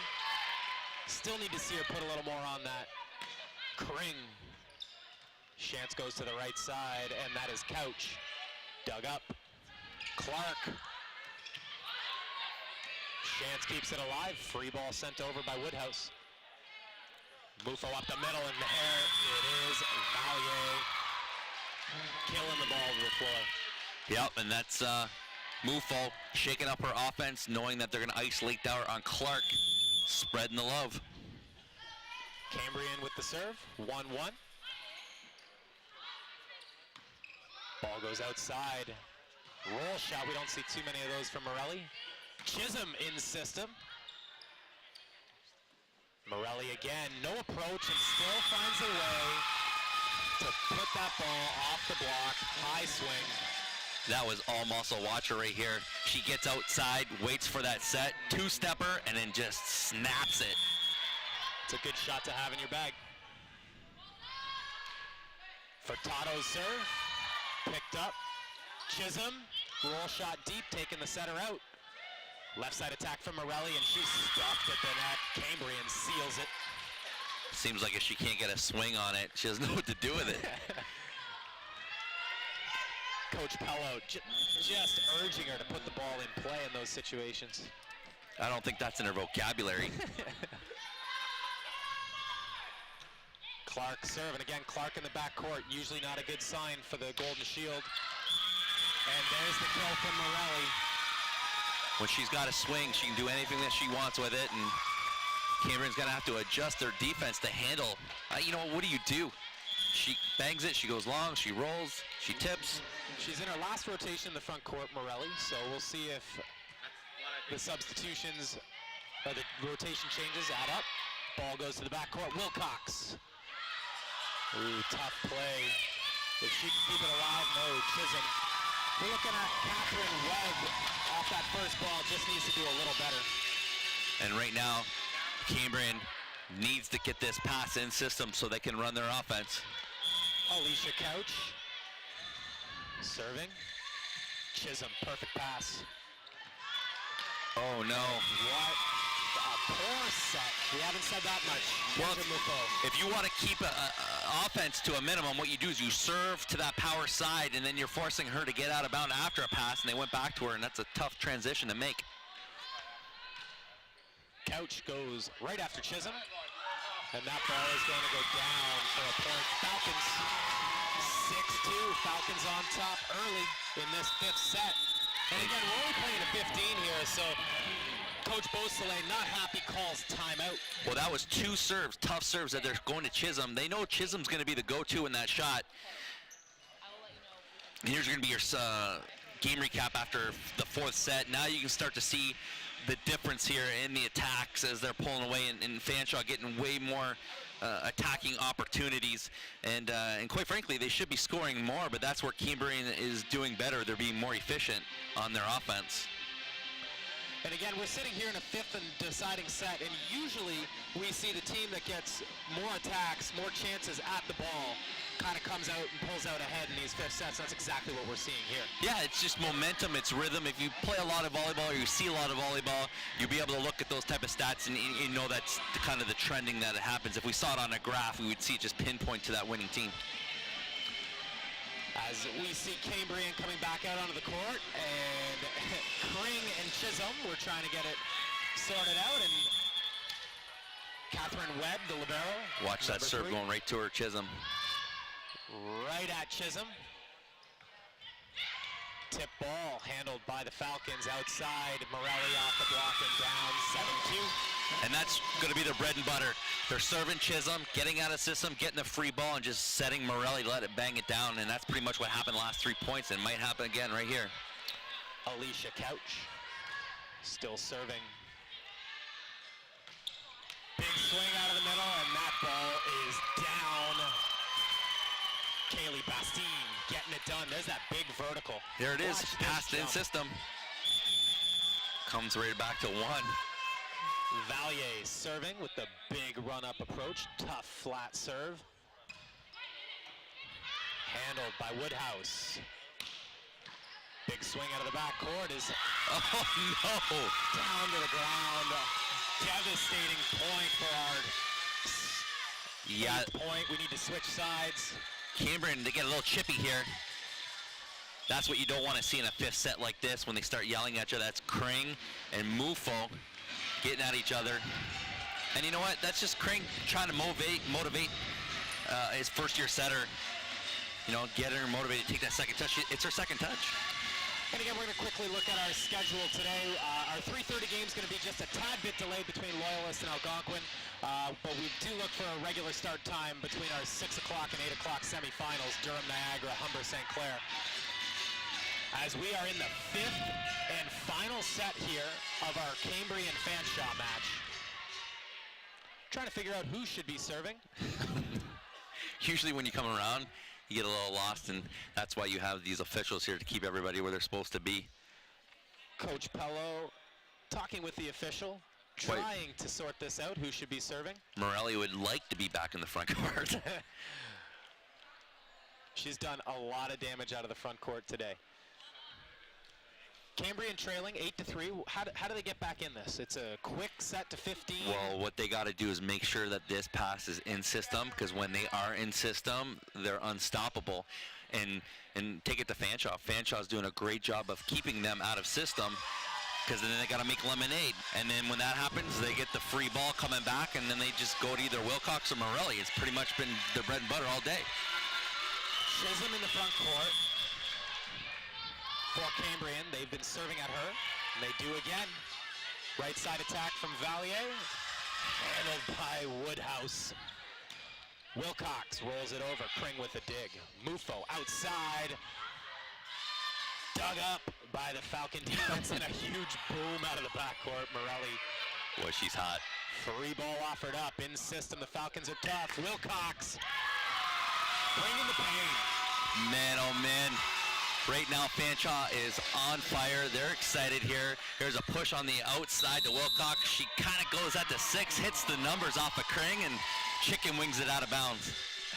Coach Beausoleil not happy with what he sees from his Cambrian Golden Shield, calls timeout. 9-3 here in the 5th set. Falcons are just doing a great job on their serving. Their serving is keeping them out of system. And you got a first-year setter here from Cambrian, and when you got your first-year setter running all over the place trying to do what she can on that offense, it's going to do some damage. And we saw a little bit of that from Kring and her kind of getting at it. They want that second touch, and Kring trying to motivate her first-year setter. So, as a fan, Coach Pello inside the huddle, what exactly is he saying right now? Up 9-3. Keep serving tough. Keep serving tough. They're picking on Chisholm for sure. And what they're trying to do is keep her out of her game. Chisholm has got to pass first, then she's got to get out to that front court. And when that happens, there's a lot of movement going on, and you're just hoping to create that transitional error.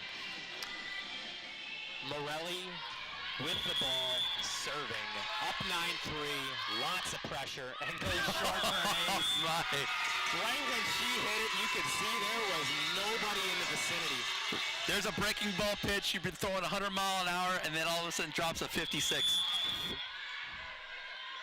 Morelli now comes out with a laser. Up the middle.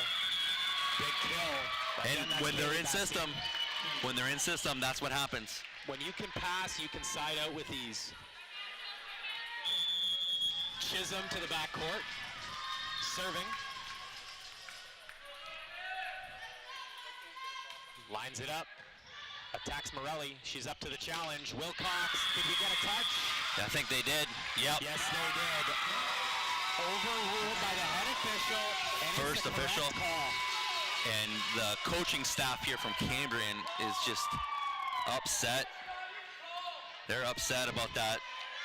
Coach Beausoleil and his assistants are not thrilled, and I just don't think they have a case here. There was a definite touch on that block. We saw it on the replay. Yep. I get it. You're upset. It's not going your way. Ball goes up the middle. See if this motivates the Shield. Sometimes that's all it takes is a little bit of confidence from your coach fighting for you. Chisholm with a great pass. Mufo outside. Kring off the block and off the defense. Kring, oh, that's just a tough set. Kring finds a way to make it. Ball goes down. Point, Golden Shield. Yeah, you know what? This could be a wake-up call for Cambrian. They're not out of it yet. They're only down by 6. Not much room here with only 4 points. And Haley Conroy's coming in to serve, and she's gotten the job done today. Well, you know, every time you've done that, Gomer, and this is where we're at. If she puts it into the net, there's going to be a lot of Golden Shield fans not happy with me. I'm almost urging her to put it in. Great serve. Fanshawe out of system. Free ball offered up. Kring, tip kill. Oh, that's heartbreaking. Boy, Fanshawe on their heels now, and they're kind of wanting Cambrian to make the errors, and they're not doing it. I mean, they're doing what they got to do, and that ball should not have hit that floor in a 5th set match like this. And you saw the displeasure from Shantz on the Fanshawe side. Another good serve. There's the ace. Coach Beausoleil's substitutions have been on point. Pello's going to be calling timeout soon. Stop this momentum. He's confident. No, there it is. That's intuition only a coach would have. Yeah, I mean, you're in a game like this, and you get 2 tough serves like that, and you just need a little breather. That's all you need, a little talk. We're in the 5th set here, 11-7. OCAA Women's Volleyball Championship action. And again, thank you to all of our sponsors on the screen, just making this event possible. It's a great community that we live in here down in southwestern Ontario, and these are the people here that make sure that you at home get to watch these great games here on WeTV. And here you are in a quarterfinal loser bracket, and it's gone to the 5th set. It's going to push the whole tournament and delay it probably about 30 minutes, so everybody knows that the next game will start. I believe it'll be 25 minutes after this game ends, so they can get their warm-ups in. And what a job St. Clair College does putting on these events. They've hosted nationals and provincial championships. Certainly setting the benchmark.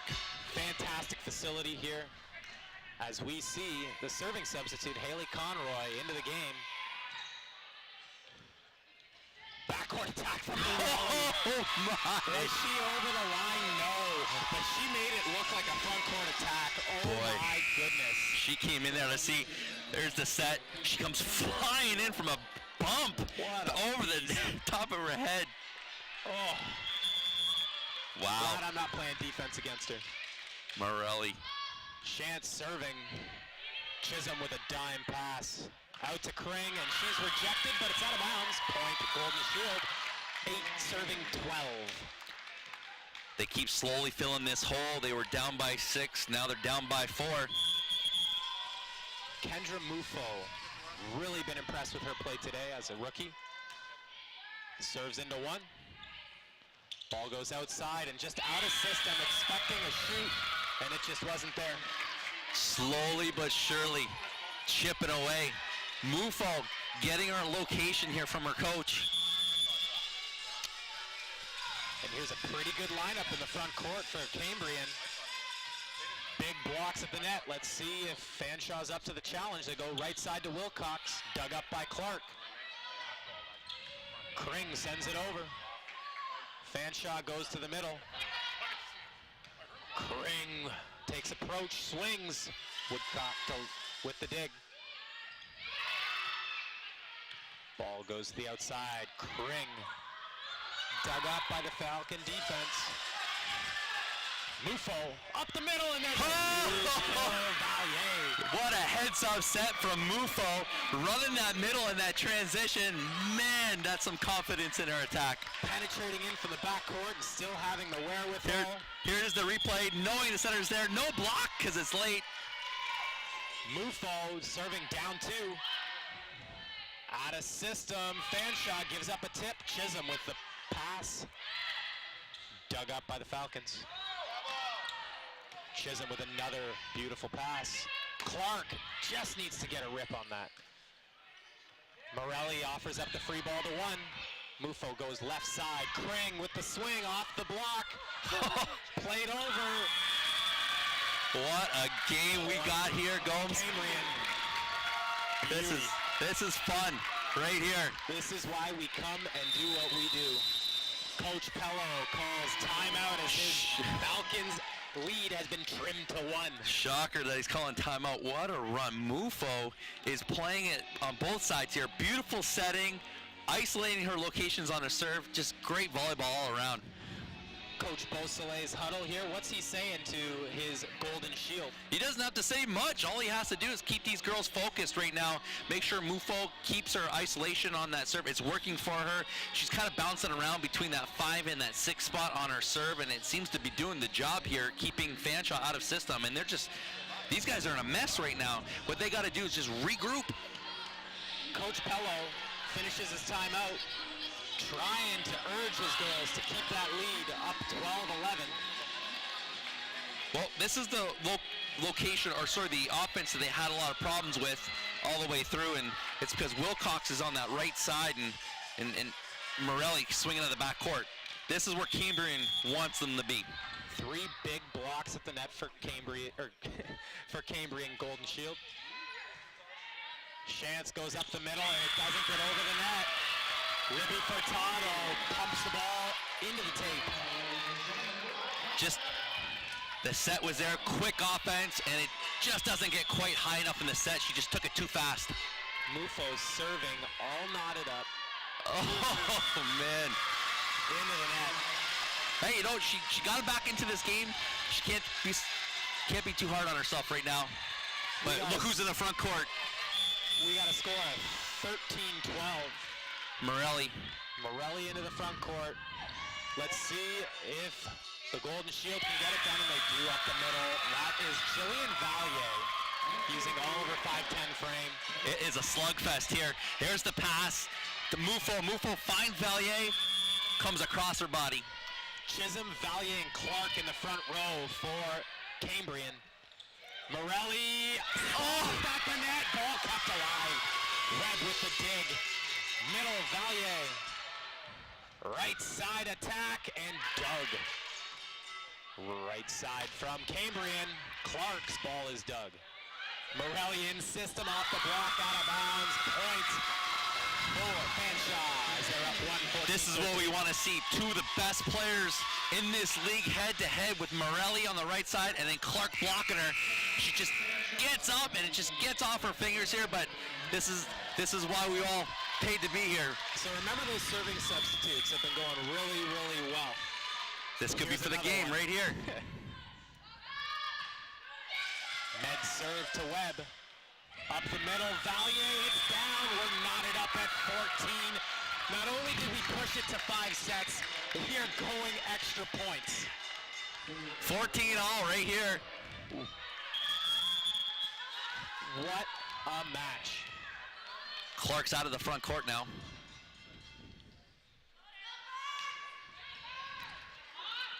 Ball goes outside. Morelli, dubbed by Chisholm. Free ball coming if they can get it there. And they can't.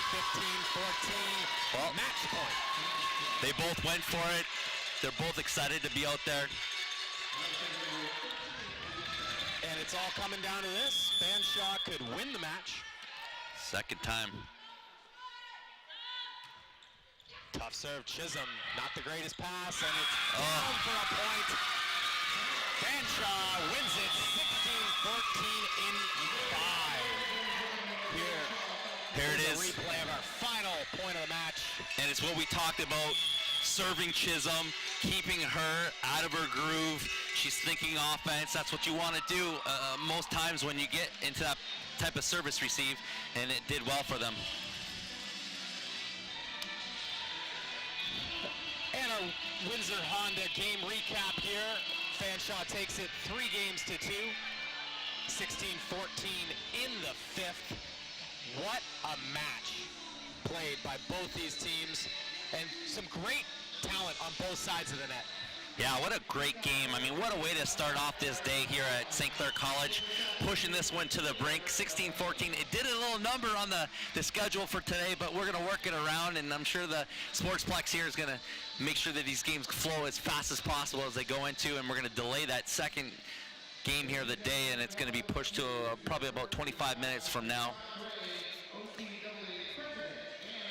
As we have our player of the game. They're going to go both players here, Steve. One from each team.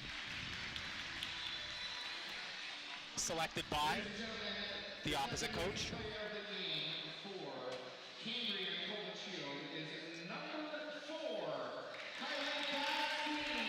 So they gave it to Kaylee Bastine, player of the game from Cambrian. You know what? From Cambrian, they did really well all the way around. And I can't see it being any different than saying that it's going to be Morelli from Fanshawe. Right. And what a classy move to give this to a 5th-year senior on her way out in her last year of eligibility. Kaylee Bastine from Valcourt, Ontario, in her 5th year. And now to take a look at the champion or the winning team. Yeah. 24 points today. Well, they better get her some water and some oxygen because, man, she did a lot of work today to get her team into position to pull that away by 2 points here in the 5th set. So we're going to take a look at today's schedule. You know, this game being the 1:30 time slot ran a little long, where that was a Cambrian Fanshawe match, and Fanshawe took care of business 3-2. In 30 minutes, we're going to have Loyalists and Algonquin, and then in the nightcaps, we're going to have some beauties. Yeah, Durham and Niagara at 6 o'clock. Well, it's probably going to be pushed out about at 6:30. They might be able to catch it back on, but they're looking at that Loyalist Algonquin game to start about 4:10. So those of you that are tuning in, hoping to get some of that game in, you're just going to have to wait a little bit longer. So you have to head outside, and I don't think you're doing much barbecuing in today's weather. But you could have down here yesterday. It was almost 70 degrees. And then tonight at 8 o'clock, you got Humber and St. Clair College. It's going to be crazy here at the Sportsplex. That is just going to be an atmosphere that you're going to want to be a part of. If you're not here, you want to be tuning in on WeTV. And again, you can watch this live streaming on your computer or on any mobile device. It is what an experience to be a part of this provincial championships here at the St. Clair College Sportsplex. Love it, Steve. And again, Fanshawe wins 3 games to 2. You have been watching Bel Air Direct OCAA Provincial Women's Volleyball Championship here on WeTV.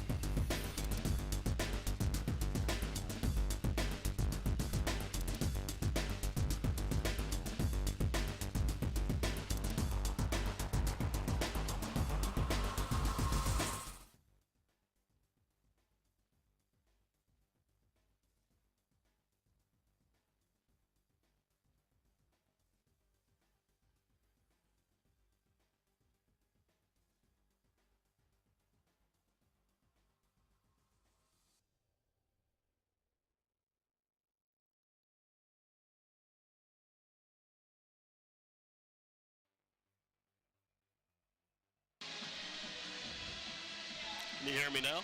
Yep. Okay.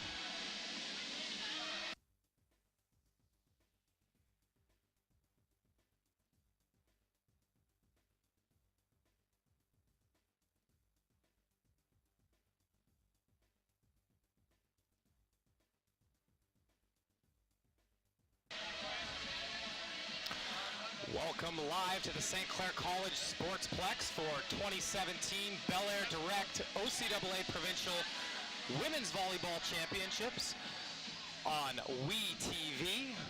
You are looking at the live shot of the court at the St. Clair College Sportsplex. What an excellent venue for athletics.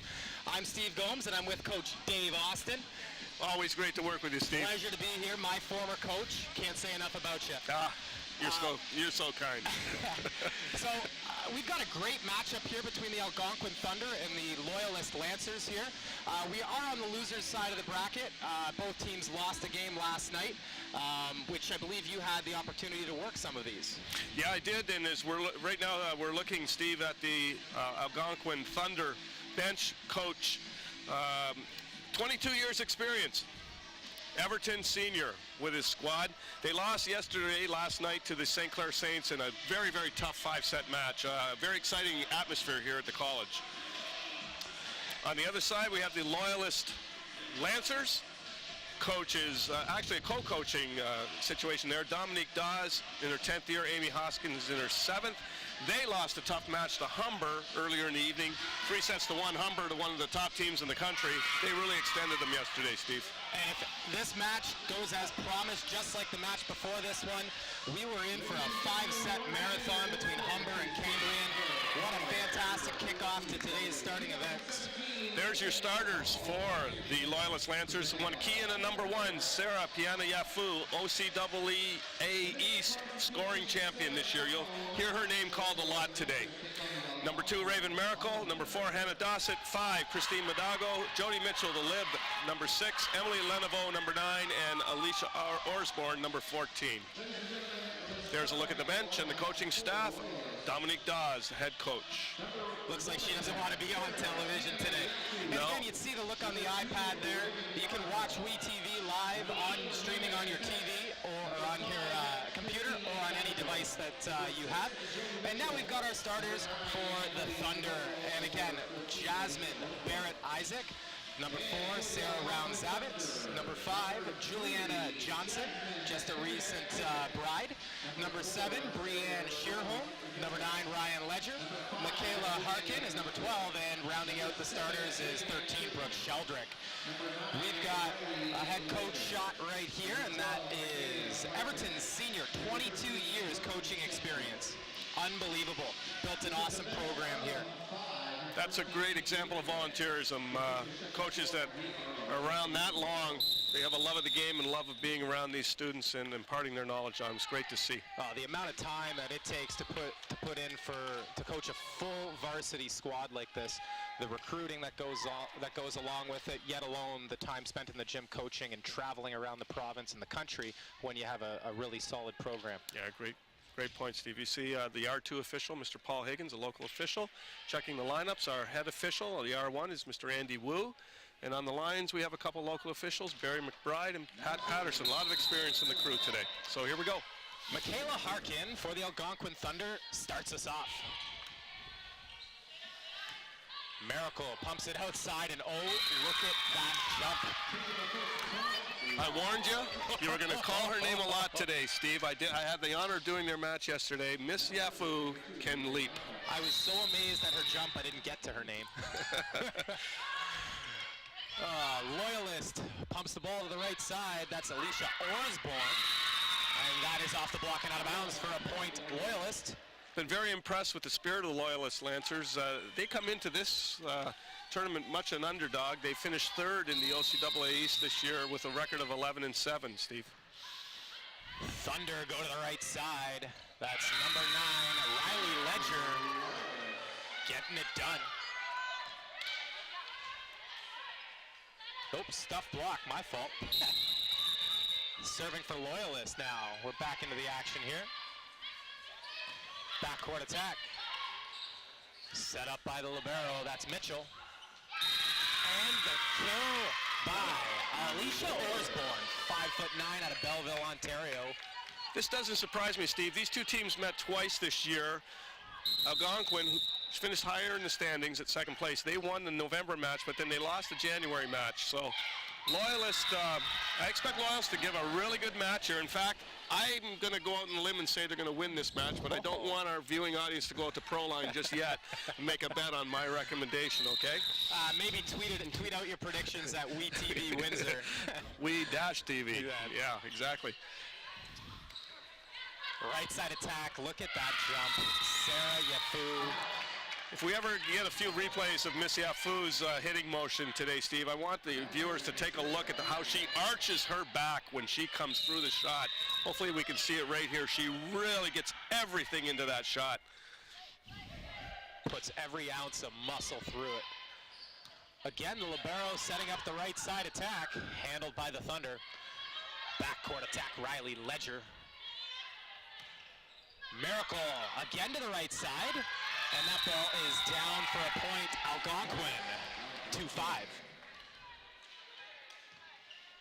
Yeah, the Thunder have gone to Leger twice so far. 6'2", first-year player. Can't coach height.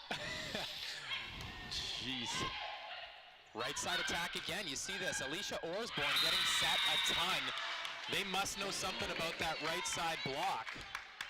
Well, I think everybody expects the ball to go to Sarah Yafu. And so there's a little bit of, stealth miss going on here, I think, in the plan of the Loyalist Lancers. You can't set her in all 6 rotations and, no. and expect her to be there in the 4th or 5th set. And remember, these teams, this is the 3rd time they've met this year, Steve, so they know each other well. Serving for the Lancers, number 5, Christine Madago. She played well yesterday against Humber. Right side attack here, off the block, kept alive by the Thunder. Miracle goes to the middle, and Levenou is dug. Yafu with the dig. 4, Dossett. Center dump dug up by Madago. Right side, kept alive, what a dig. Jasmine Barnett-Isaac. Left side attack here by Dossett. Long rally. Into the net. The step around attack by Juliana Johnson. Into the net. A quick start here for Loyalists. Not unexpected, really. Algonquin coming off a very tough 5-set match late last night. Could take a while for them to get going today, Steve. Number 5, Mundago serve. Tipped over the net by Brooke Sheldrick, and that's out of bounds. Point for the Lancers. Yep, these are tough matches to play, aren't they, Steve? Both of the teams lost yesterday in the championship round. Now they're playing for consolation gold. It's very, very difficult for the coaches and these athletes to get emotionally up again, isn't it? Yeah, and realistically, this match is not for nothing. Like, you are playing for a championship side of the bracket. No, you're right. It's not for nothing. But, the ultimate dream, the big dream, was lost yesterday for both of these teams. And so go to nationals. Yep, it's, these coaches have to work hard, I think, to get these athletes back up to speed so quickly. And there's a huge dig for the Lancers. Again, going to right side, a steady diet going to the right side, and that's Alicia Orsborn, the rookie out of Belleville, Ontario. Yes, they've gone to her frequently to start this match. And they've built that 10-2 lead. Timeout called by the Thunder. And yes, Coach Everton Sr., little shell shocked. Here's the head-to-head stats, Stephen. You see what we were saying. The Thunder finished 2nd in the East at 15-3. The Lancers 3rd at 11-7. Statistics so far in this tournament would seem to show that, however, the Loyalists are playing better volleyball, aren't they, right now? Yeah, you just can't argue with having the best player I've seen this weekend so far, Sarah Yafu. She's just a monster. I wouldn't want to be standing on the other side playing defense there as we take a look at number 1, Sarah Yafu. Yes, and they'll set her in any position on the floor. She has great ups. She loves to play the game. She showed a lot of real positive emotion yesterday. She also seems to be the emotional leader of the team, too. She's just so strong physically and mentally that you just don't, somebody you want on your team, you don't want to be playing against her. On the other hand, for Algonquin, their two strongest players, Juliana Johnson and Brianne Sherholm, we haven't even called their names yet today. Not in a positive way yet.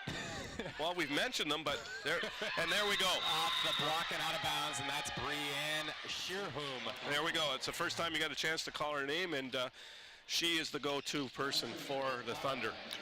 Hey, you know, Coach Everton just really needed to get them some confidence. You know, yeah, you're down 10-2, but we're still in this match. There's a lot left to go. Right side attack again, Orsborn. They must know something. They did not go to her that frequently yesterday. No. Out of bounds, out of the middle. Maybe that might be the reason why. Emily Leneveau, thank you. One of these days I will get that name right. Well, my French training is certainly not extensive, but I got to call her a name a lot yesterday. So. Yafu is served off the court. That's a strategy. Yeah, that's a strategy that Humber used yesterday. They worked Yafu a lot in the back row on serve reception in an attempt to tire her out. It didn't really work, but it looks like Algonquin wants to try the same thing. Juliana Johnson from Ottawa, the fourth-year senior, lets it fly. And again, right at Yafu, she delivers a dime pass, but the set is just too tight. Free ball offered up. Right side again, Orsborn, and that is just not the shot she was looking for. Point Algonquin, and they are now down 4. Yes, just a kind of a weak effort here on the right side. I don't know what she was trying to do. I think maybe just a tip roll on inside the block and just missed it totally. To put it frankly. Well, it's true. We got to be honest. It's true. Ball goes second person in. Off the block and down, point Lancers. I got a feeling Leneveau's seen that play before. She showed tremendous patience on the block. Watch here, she stays on her feet, lets the fake go by her, waits for the second one, bang. She was watching that ball the whole time, wasn't she? And got it stuffed as a single block. Now that's a huge kill, cutting it back into one. I believe that was Brianne Sherholm. It was. Yep, and get used to calling her name, Steve. So much emotion she plays with. Every point celebrated to the max. She actually led the team in points last night in that long match against St. Clair College. What a dandy that was. It was, and in a way, Algonquin, you feel a little bit sorry for them. They came into a buzzsaw last night. The gym was rocking. Home field advantage or home court advantage, however you want to put it. Big kill up the middle, Michaela Harkin. 6 feet tall out of Ottawa as a rookie. Yeah, that's a big team Algonquin has, don't they? Yes, they do. And the setter is back to serve. That's Brooke Sheldrick. Yafu passing well since her ace. And there's a right side kill. Both teams utilizing the right side. Riley Ledger. Yep, I'm going to... there's a timeout, and Loyalists have stalled here a bit, and I'm going to put most of the blame on the setter, unfortunately. I don't like to do that, Steve, but the last 2 or 3 sets have been a little too tight. That was a great set by the setter for Algonquin, Brooke Sheldrick, but, you know, Raven Miracle started the game well. Last 2 or 3 sets have been just too tight for her hitters. We're going to take a look at today's schedule. You know, we're at our second match of today. We saw Fanshawe just win a thrilling 3-2 match over Cambrian, and we are currently in our Loyalist Algonquin game. We did get off to a little bit of a late start with that Cambrian-Fanshawe match going extremely late. And then, Coach, you're going to be around for some great matches tonight. Yeah, I have the honor of calling those 2 games tonight. Durham-Niagara at 6 o'clock, and then the one everyone's anticipating locally, Humber against the host St. Clair College Saints, and I have a feeling the gym will be rocking again tonight, Steve. And that's what you want, right? That's what college athletics is all about, right? Getting the community involved, having a huge crowd and a great experience at a wonderful sportsplex that has been built here at St. Clair College, and they just do a phenomenal job hosting these events. Can't say enough about good things about the staff here at St. Clair College. This is their 3rd time that they've hosted a major championship since this beautiful facility's been built, and they get better at doing it every time. Right side again, Orsborn. Miracle goes to the middle. Free ball offered up. Let's see if they go back to, and they do, back set to the middle. I think Algonquin's warming up to the task now, Steve. They look more into it. Ball goes to the outside, and that's Dawson, and she finds the tip. It was up there forever too, wasn't it? I was sure somebody was going to get to it, but the defense was lazy. Yeah, the defense was so far back on their heels. Lazy or just shell-shocked? I don't know if they were lazy. I think they were anticipating a harder hit and just couldn't get there in time. Well, they're going to get the hard hits now as Yafu is in the front row. And Yafu misses her defensive responsibility as the roll shot finds the ground. Riley Leger with the roll. That French accent that I so desperately need to work on. You're sure it's not Ledger? Leger. Leger. Her parents are cringing right now, Steve. I know, and I apologize. Brienne Shearhoom puts it into the net. We hope there are many viewers tuning in to we-tv.ca from Ottawa and Belleville this afternoon. Hope you're enjoying the broadcast. Emily Lenevaux. Is that better, Lenevaux? Oh, you're a quick study. Her serve goes out. This has tightened up considerably, hasn't it, since that early run by Loyalists? We're in that 2-point spread, which is anybody's match. And out of the middle, we get a kill from Christine Madago. 5'9" out of the middle, a little undersized, but gets the job done. Again, that set was just a little too tight, though, wasn't it, Steve? Miracle's got to work at getting him off the net a little bit. Give her hitter some room to look around. Great pass, leads to a great kill, even though we're calling a net violation on Loyalist, erasing the kill. Yep, that was number 5, Juliana Johnson, last night's player of the game for Algonquin. In a losing effort, she had a good match. Riley Leger serving. Tough play at the net. Ball's on Loyalist side, and they send it back to the Thunder. Second person in. Right side attack here. Yafu is rejected at the net. Not used to seeing that. Off-speed swing. No, but it was a really difficult pass to her, right over her body. Watch this. Very difficult. The ball coming across your body to get your timing. And she sort of just half hit it, I think, in desperation, Steve. Yeah, those just need to be rolled high into the center of the court, get it in. Yep, find that 900 square feet that's over there. Yeah, I used to miss that a lot. Pretty hard to believe you can miss 900 square feet, right? Oh, sometimes it seems so small. Sarah Yafu serving. Quick trip to the front court for her. And I know I shouldn't be using feet in a metric country such as Canada, but 81 square meters. Yeah, there you go. Square meters. Big kill for the Loyalist Lancers. Sarah Piana Yafu, full name. 900 square feet sounds more impressive, though, doesn't it? Yes, it does. Makes your math sound a lot better than mine. Yeah. Point, Lancers again. Makes it feel bigger. Yeah. When you say 900 instead of 81. When you miss it, you feel bad. Yeah. Loyalist serves up 4. Right side attack, and that's just not even close. Sarah rounds Zavitz out of bounds by a mile. So Loyalist lengthens out that lead once again. Forcing a timeout called by Coach Everton Sr. 18-13 Loyalists, and we'll see if Algonquin can make something out of this timeout as we take a look at the bench, Loyalist bench. Right, and you know, we're so fortunate here in Windsor to have the 12th annual SB Awards again, Tuesday, March 7th at the Komodo Club, and we have none other than Joel Quenville. I think you've heard of that name before? Well, I'm a Blackhawks fan my whole life, Steve, so I might have heard of his name. I won't hold that against you, but what a great keynote speaker that we will have at our Westby Awards. You know, him coming back, donating his time to the Windsor area, still keeping, you know, in touch with his community, and you know, doing that mid-season no less. So what a great get for the Westbys, and it just kind of shows you how much of an important event the Westbys have become in Windsor, Essex. And you can get your tickets online, Steve, or I think you can buy them personally at Bob Ream Sports. So yeah, a great man, Joel Quenville, a great guy, and he wears the right uniform too. And it's also going to be on WeTV. There you go. Serve goes out of bounds. What a timeout by Coach Everton Sr. getting in the head of Sarah Yafu. Missing her serve. Can you believe Yafu's only in her second year? Oh, I know. I know. She's got 3 more years after this one to just punish volleyballs. Well, if she stays. That's true. Yep. That is and true.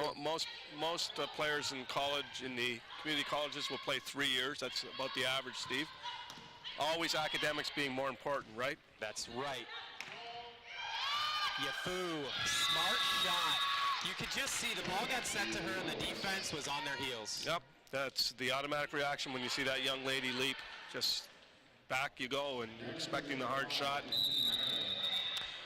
Madigo serving, 5'9", out of Ottawa as a rookie. Undersized. Huge dig. Ball played over. Algonquin goes to the right side, and that's Riley Leger.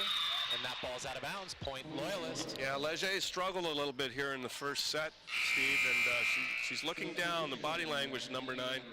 Here's a substitution. This young lady came in yesterday and really sparked the Loyalist Lancers. Jessica Duffy, she's out of Moose Jaw, Saskatchewan, her first year. Her reaction at the end of the match was priceless. She was rolling all over the floor. She did a better job than the cleaners in between points, Steve, here, when they won that very emotional last point against the Humber Hawks, and it was great to see. Oh my. 5, Christine Madago still serving. Ball goes to the left side, and there it is again. The massive celebration. I almost feel like we got to tone it down over here. She's so high. Yep. Brianne Shearhoom. What a player. Yep, she's hitting. I don't have the stats in front of me. I would say at a pretty high percentage right now. Definitely their go-to when she's in the front court. Ball gets pumped outside, and this is Hannah Dossett, who gets it off the defense and out of bounds. Point Loyalist. Yes, Coach Dominique Dawes will be happy to see that young lady score aggressively like that. She was relatively quiet yesterday. I had the wrong person. I'm going to have to apologize to number 13, Tristan Estabrooks. I called her Jessica Duffy. Now Jessica Duffy. Now Janice Duffy. Or Janessa Duffy. Janessa Yes. Duffy. Now Janessa Duffy comes in, and she's number 8. So my apologies. Estabrooks was the one with the serve. To both the girls and their families, if they're watching here on WE-TV. Check it out, Brianne Shearhoom. Again, we're going to start saying her name. You told me we would, and sure enough, Coach, you're right again. Yeah. Well, I had the luxury of watching last night's match. She was impressive last night, too. St. Clair didn't have many answers for her. Somehow they found a way to edge out a victory in 5. It was a slugfest.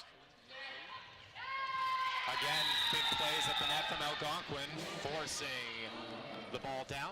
That block was by number 9, Riley Leger, and maybe that'll key her offense now. She's struggled a little bit on offense, made a great defensive block there. Unless you want my white chocolate mochaccino.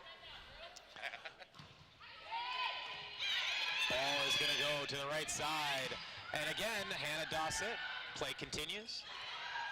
Free ball offered up. Setter is out. Middle blocker is playing the set. And again, Dossett is set. And again, play continues. Miracle goes to the back court. And there was Janessa Duffy out of Moose Jaw, Saskatchewan. Don't say that too often. No, we don't see many people from Moose Jaw, Saskatchewan playing college ball here in Ontario. Great to see. Just shows that this league does recruit countrywide. And there's a flip block down and a big celebration. Brianne Shearhoom using all of her 6-foot frame for Belleville, Ontario. Danger time here for the Lancers. They had a big spread at one point. Now it's been whittled down to a 3-point lead, 22-19. So we see Sarah Piana Yafu come back in. I think the coaching staff of Loyalists was hoping to give her some rest. And looked for the ball to go right to her, and she wasn't ready for it. I think she's back row. Yeah, they had no left side attack in that front rotation there.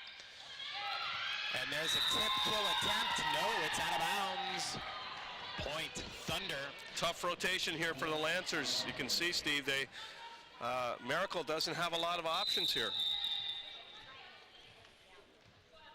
Serving Thunder 13, Brooke Sheldrick.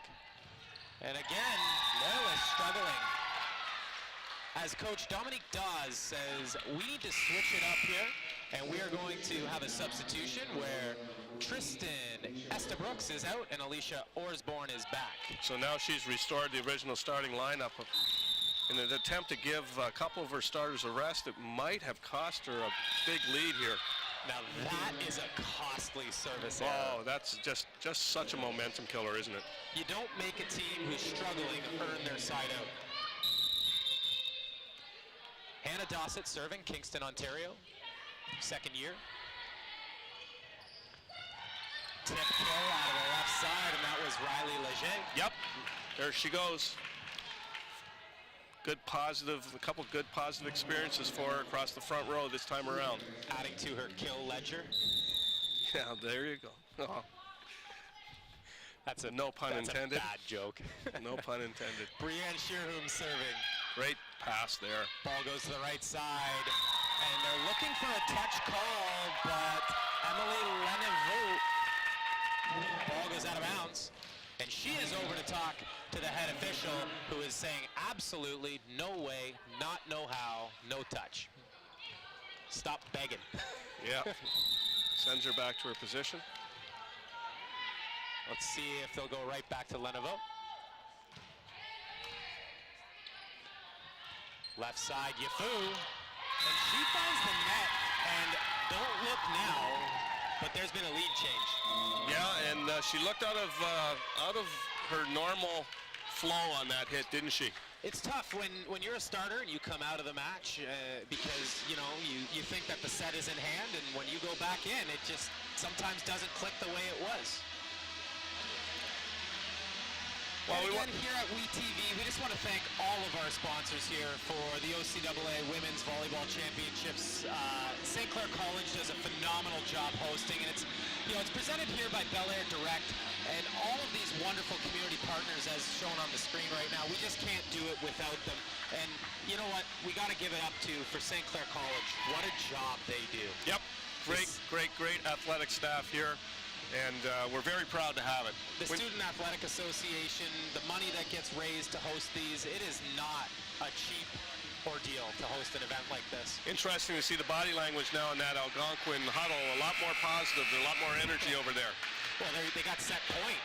And look at Yafu just staring him down. Do you think she's going to get the ball here? I'm going to go with there isn't an odd you could give me to bet against it. So we're going to tell everyone to run the pro line right now. We're pretty confident in that one. You need two other bets, though. Yeah, that's true. You got to parlay it. And there's the ace serve. Yafu never got the opportunity to side out. Never got a chance. 25-23, Algonquin on top, winning the first set in shocking fashion.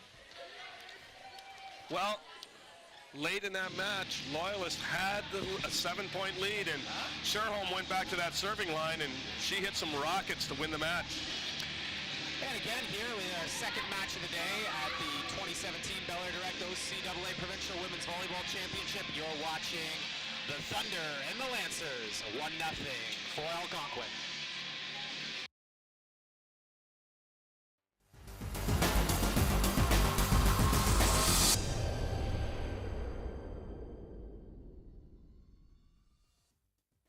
Hello everyone, Joel Quenville here. I'd like to express my appreciation for the special opportunity to serve as a keynote speaker for the Westby Awards. It's an honor to be associated with an event that brings together the entire sports community of Windsor for one night while supporting so many great local causes. Spending time with all the athletes that help make Windsor such a great sports town is something I'm looking forward to. Tickets for the Westby Awards are available at Bob Reham Sports, 4275 Tecumseh Road East, and online at www.thewestbys.ca. Discounted group rates are also available. We'll see everybody in March. Manpower. That's our specialty. We use it to build infrastructure, like the $1 billion Parkway. That's real manpower in action. End to end, over 1,000 strong, forming bridges, carving out tunnels, shaping roadways. Our manpower is in demand. Well-trained, highly skilled, tough as nails. We've got what it takes to build your career. A solid career for building a better future. LiUNA. Feel the power.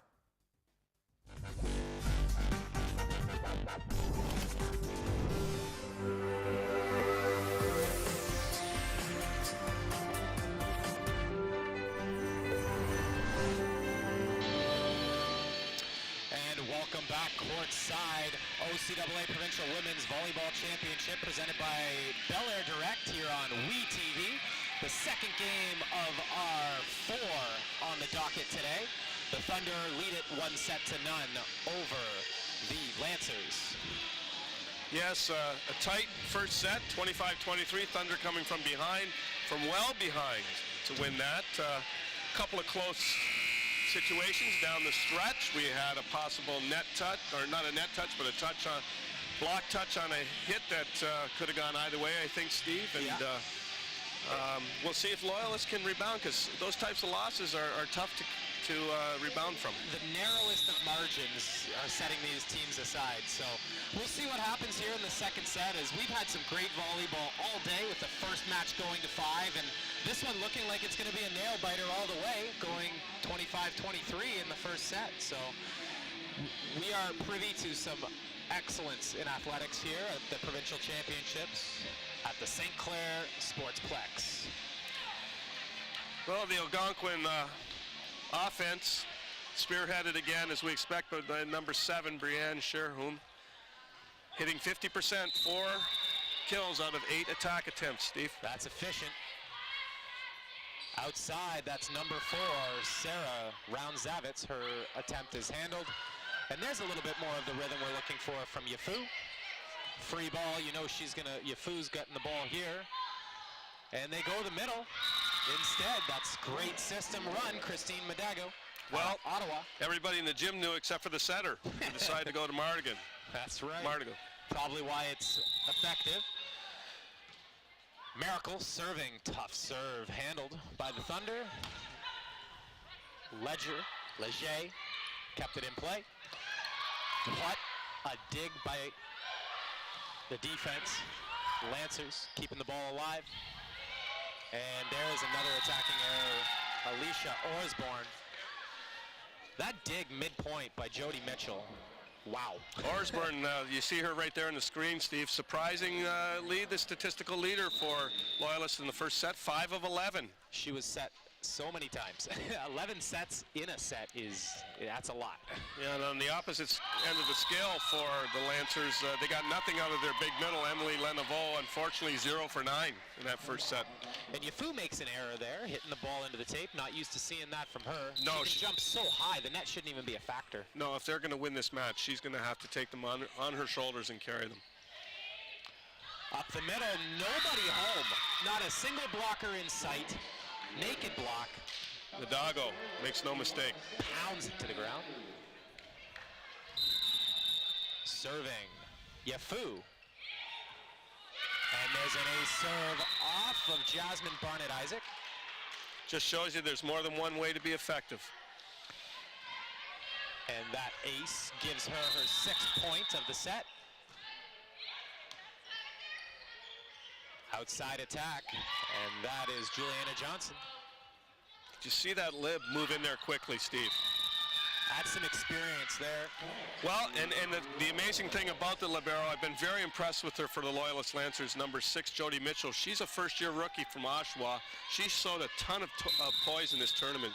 Doesn't play like a rookie at all. No. Shelder kept the ball alive, but Sarah Roundzavitz couldn't do anything with it, much to the chagrin of Everton Senior.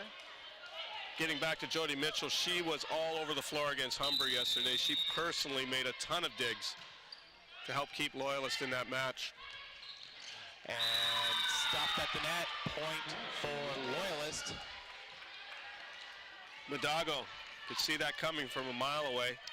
Yafu continues to serve here, and she's leading from the service line. Usually we see her leading, jumping in the air and pounding balls to the floor. There's a left side attack that has been dug. Johnson couldn't get the job done. And there's Orsborn. Play continues.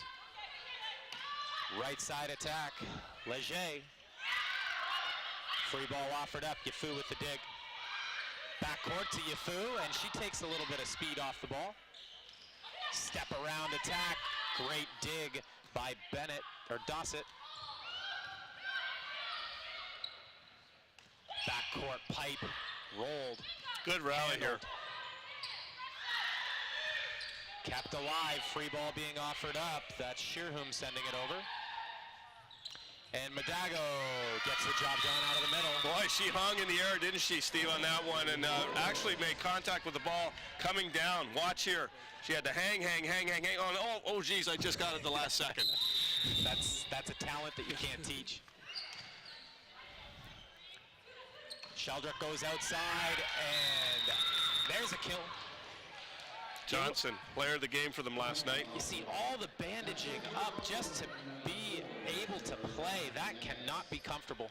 It's the end of a long season, isn't it? Juliana Johnson doing whatever she can to help her team out. And here's Osborne on the right side, and I think they found the answer to her. Stuff block. We'll see how she does moving forward. She came into this, in the first set, she came out like a house on fire, and she scored about the first 4 or 5 points, but they have pretty much effectively blocked her since. And she was only the 5th leading scorer for Loyalist all year long, so it's very odd that she's getting this high dosage of sets. Now that is what we are used to seeing from Brianna Shearholm. Yeah, she ended up getting one-on-one here against, watch this, she ends up one-on-one isolation. There's no way Osborne can handle this on her own. Look at that, right by her. It's got to be those bright yellow shoes. Well, Madago sort of gave up on the block, didn't she, and didn't come over to help, and unfortunately Osborne was left there on an island by herself. Sheldrick sets the step around, and it was just too far behind the middle attacker, Juliana Johnson. Yeah, that play took a little too long to develop, and Loyalists saw it coming in any case. Serving 5, Madago. And that ball is out of bounds. Just out of bounds. No touch. Boy, I think Shearholm was intending on touching it and just didn't get there. Oh, yeah, she was. Yeah, she looks a little relieved and embarrassed at the same time, doesn't she? Well, I remember what you taught me. Follow the ball to the line. She did that there. And that ball's into the tape. Juliana Johnson struggling just a little bit right now. Osborne back to serve, 5'9", Belleville, Ontario. She's had a heavy workload already today. First-year player, too. There's the dig from Jody Mitchell. And we've got a net violation. One of the Algonquin Thunder are hung up on the net. I think one of the little things about volleyball, Jody Mitchell's dig, not really appreciated by people who understand the game a lot. It was a nice, low, quick dig to get a quick offense going, wasn't it? Yeah, and it stops, the defense from being able to set up properly. And look at the unload and a huge dig from Yafu. Wow. Geez, she'll swing from anywhere. Net violation called on the tip attempt. We're going to have a point for Loyalist. Yafu is not afraid to swing on any ball. It's just amazing to see an athlete of her caliber. Well, the Loyalist bench loved that. They just came exploding off the bench when that ball hit the floor. Osborne serve. Backcourt attack, and that is Round-Zavitz, and she's out of bounds. Not even close here. Lucky it stayed in the gym, really. She looked in system, like in balance, and then she just did not reach on the ball. Yep. Brianne Shearholm sets it up for Round-Zavitz, and she can't do anything but volley it over. Ball goes back to the outside. Shearholm, short tip, handled by the Loyalist defense. Outside is Dossett, and she kills the ball to the floor, and Algonquin thinks they dug it up.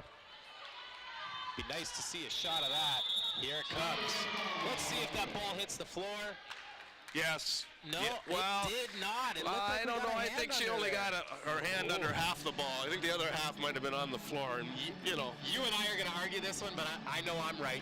Unless they can stop it. You're right. Your opinion's wrong. Oh my. Let's just take a look at the game recap here. Coach, what do you see from our first set stats? Well, you see, basically there's nothing in it, Steve. It was 25-23 was the score of the first set, and you take a look down the list, and there's a bit of an edge to the Loyalists in terms of assists and digs, and that only really tells you they had to work harder for their points, that's all. That is the truth. So the Windsor Honda game recap at the end of the first set. We see pretty much an even amount of kills, an even amount of attacks, an even amount of errors. A very even first set, and it was reflected in the score, 25-23. Yep. And we're going to use the word even a lot today because these two teams are evenly matched. 13 Brooke Sheldrick, as seen on screen. 218 assists this season. Yes, she's a third-year center from Edwards, Ontario. I have no idea where Edwards is. Somewhere in close to Algonquin, I would assume. Well, Algonquin's in Ottawa. I'm going to guess it's in the Ottawa Valley area. Beautiful area in Ontario. Yep. There she is, back to serve. And she pumps one. Mitchell had trouble handling that one. Right side attack, touched at the block, and a double contact going to be called. Yeah, it looks like Alicia Osborne has cooled off quite a bit since her hot start to the match. Partly due to the fact that I think Algonquin's keying the block on her, aren't they? Yeah, I just don't see the reason why they keep going to her at this point. If you spread the ball around, you'll be able to get a few more one-on-one blocks. And, you know, it might be that Yafu is just not having her best day right now. No, she looks tired. She looks emotionally tired as well. There was an emotional match they had last night. She's still leading her team with 6 points, but not what we're used to seeing, the big jump and the big, powerful There's a kills. good pass there, though. Now that's a powerful kill. Emily Lenovo. Let's see that on replay. That's her first big kill of the day. She was 0 for 9 in the first set. Makes no mistake there. Nothing like high ball middle to get the job done. Well, and she put a real snap on it, didn't she? Ball kept alive by the Thunder, played over by Jasmine Barnett-Isaac. Yafu, again, just not looking. Nope, the young lady doesn't have the mojo that she had yesterday against Humber. She's a physical specimen, but just struggling. Look at her talking to herself there. Gotta fix it mentally. Yep. It is not a physical problem. And it could be, what we're talking about, Steve, it's hard to get up again for a game like this. When you've been relegated to you've been relegated to the consolation, and it really takes a lot of mental effort to say, okay, I want to play just as hard and just as well as if we're playing for the gold medal here. Yeah. And here we are, 15-10, Loyalist serving. And looks like we're going to get an ace serve, and we are. Point for the Lancers. It's often why in these consolation round matches, like we did in the first match this afternoon, you see these back and forth matches where teams go through ebbs and flows of emotion. We had a 5-setter the first round this afternoon. I wouldn't be surprised if we have another 5-setter in front of us right now. Nothing wrong with that. And again, you're dealing with young adults here, right? 17 to, you know, upwards of 25 for, I think, the oldest player in the tournament. And, you know, youth make these kind of mistakes with emotion involved. That block actually hit Yafu in the shoulder. And everybody's looking around at each other, not playing the ball. There's an example of one of those mental errors we just talked about. And this ball, there should have been 6 people to get to this, and nobody gets to it. That was 3 seconds in the air. Wow. Let's see how they respond. Tip attempt to the back corner, handled by Loyalist. Yafu. There you go. That is what we want to see. Yeah, there you go. What a great shot. Now, look at the smile on her face now. A little bit different emotion than a few points ago. Watch where this falls, folks. If the camera can follow it, right down the line. Camera can't follow it. It's so fast. Big jump, high reach, snap at the top. Just beautiful volleyball. Poetry in motion. There's Coach Senior. Taking a look at today's schedule again, you know, we've got the Cambrian Fanshawe match that just completed before this one, going 5. It looks like we're going to have something of a match like that here today with Algonquin and the Loyalist Lancers. But realistically, what we cannot wait for are the semifinals tonight, Coach, and you've got the opportunity to call those. Yeah, it's the gold medal is up for grabs among those 4 teams. Durham plays Niagara at 6 o'clock. St. Clair College hosts the very strong Humber Hawks at 8 o'clock. It should be a lot of fun tonight. I hear this rumor that Humber's pretty good, too. Yeah, they might be. And, you know, not that St. Clair is a slouch at all, but, you know, Humber's definitely coming in as the class of the province right now. But let's see if that home court advantage can Some of the Fanshawe fans and players there, they're happy after their consolation semifinal victory. Nice little 2-hour trip down the 401. Yep, before today's match. So they are alive in the consolation final tomorrow, which will also be here on WE-TV. There's the pancake that is kept alive, but Coach Senior showing some little bit of activity over there, getting to that ball on the sideline. he might have been coaching for 22 years, but he looked like he was ready to play. Yeah. And that is just a bomb serve. Off the defense and out of bounds. That is a kill for Michaela Harkin. We haven't heard her name too often today. No, but what a great transition there by the Thunder off a really tough serve. Harkin, a 6-foot-tall rookie. Back to serve. Out of Ottawa, Ontario, and I know where that is. Yes, I think it's our nation's capital. Last time I checked.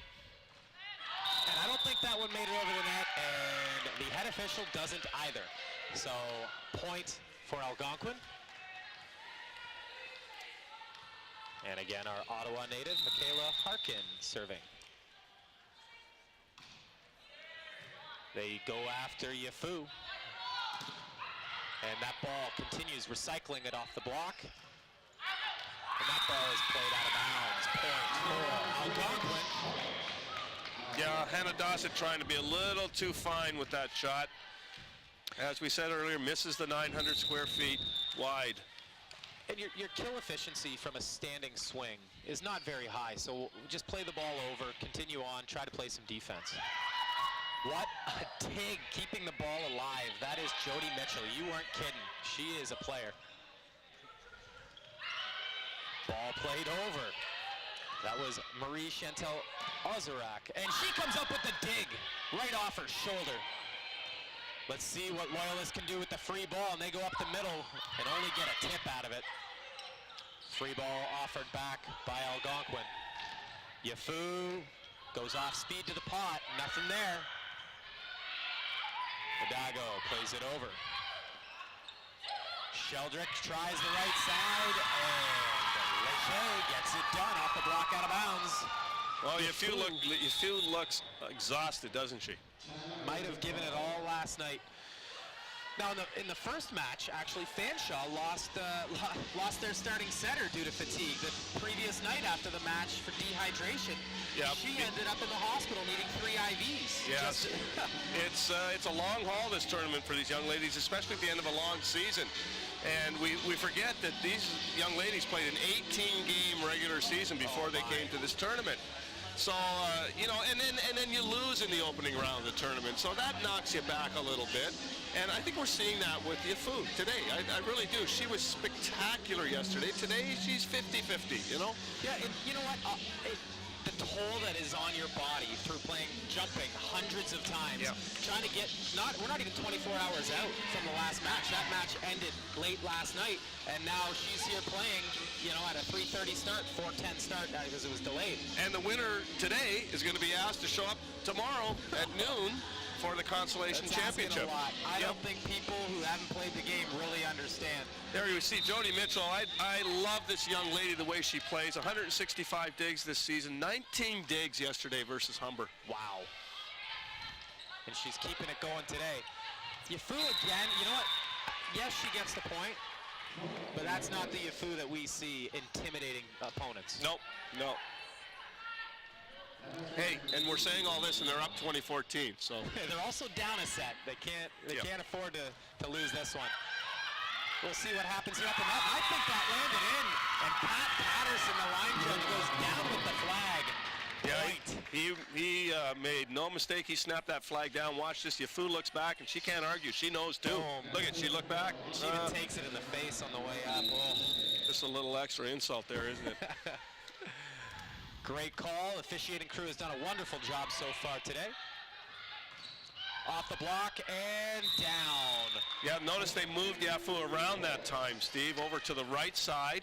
A little bit of disguise. I don't think Algonquin read that very well. They were expecting her over on the left side. Yeah, and she gets that rotation once out of every 3 in the front row. We just have a little substitution, giving a break to Riley Leger for Algonquin as Yafu goes back to serve. Sheldrick goes to the outside. Handled by the Loyalist defense. Mitchell with the dig again. Yeah, she's something, eh? Yeah, she's really a fine player. Boy, it's got to be comforting to the Dominique Dawes and her coaching staff to know that they've got a first-year player that was a great libero, obviously loves to play the position. It's a thankless position, isn't it, many times? And you know, she's just in her first year. Yeah, that's a position I gratefully never had the opportunity. I shouldn't say opportunity because I didn't want it. Well, you probably didn't pass well enough, Steve. Yeah, that's probably truthful. What is it? No, you were a fine passer. And a kill. A little bit of confusion, pointing the opposite way. Watch the replay here. Nice set by Miracle. Madago makes no mistake. She seemed to be pretty efficient. Nothing flashy, just gets the job done. She's very undersized at 5'9" in the middle. That set had no chance at a swinging attack. Osborne. She's scaled back her energy, hasn't she? Mm-hmm. Let's see if they give it back to Osborne again, and they do. That's a better hit. High ball middle. Unbelievable. That gets the job done. Emily Lenevaux. Well, you know, Lenevaux was so quiet in the first set, and now she gets a couple high balls out of the middle of this set, and she buries both of them. Well, she's the tallest player on the court at 6'1" today, and you know, making use of every inch. Serve into the net. Madago. Coming back into the game is number 8, Sarah Aubin, replacing number 5, Juliana Johnson. This is serving substitution. Oh, Aubin, you had it right. You're in the French groove now, and I'm learning. You got your accent going. I am learning. Most people would say Aubin.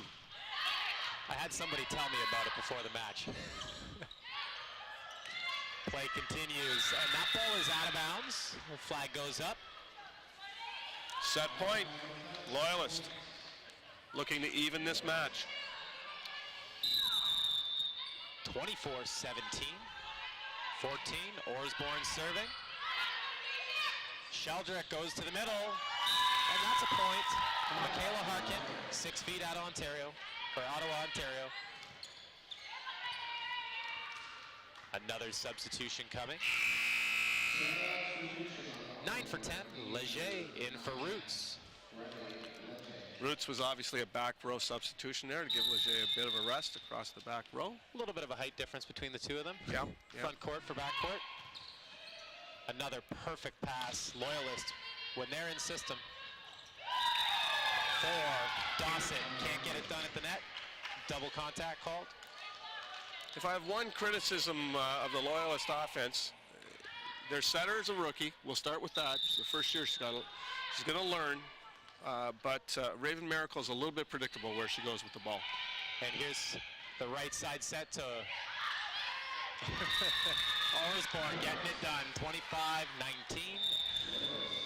As the athletes will head to the back line and we will switch sides, let's take a look at that set point. Yep. I kind of figured she was going to go back set. That was her next option, and she had gone to Lenevaux earlier, and somehow Osborne managed to squeeze it through.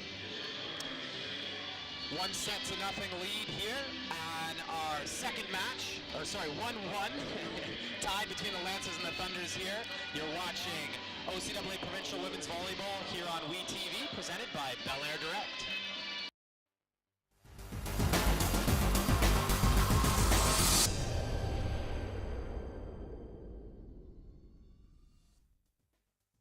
Hello everyone, Joel Quenville here. I'd like to express my appreciation for the special opportunity to serve as a keynote speaker for the Westby Awards. It's an honor to be associated with an event that brings together the entire sports community of Windsor for one night while supporting so many great local causes. Spending time with all the athletes that help make Windsor such a great sports town is something I'm looking forward to. Tickets for the Westby Awards are available at Bob Reham Sports, 4275 Tecumseh Road East, and online at www.thewestbys.ca. Discounted group rates are also available. We'll see everybody in March. Manpower. That's our specialty. We use it to build infrastructure, like the $1 billion Parkway. That's real manpower in action. End to end, over 1,000 strong, forming bridges, carving out tunnels, shaping roadways. Our manpower is in demand. Well-trained, highly skilled, tough as nails. We've got what it takes to build your career. A solid career for building a better future. LiUNA. Feel the power.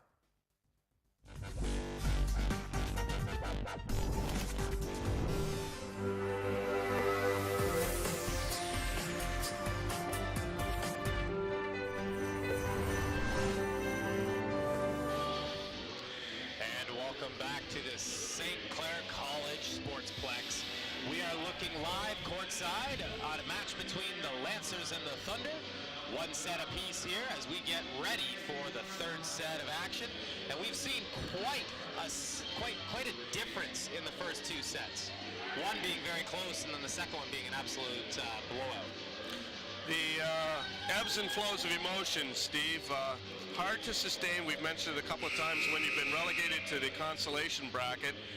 Both of these teams had championship aspirations when they came here yesterday, and so it's hard to sustain the emotion, and I think we're seeing a little bit of evidence of that today in this match.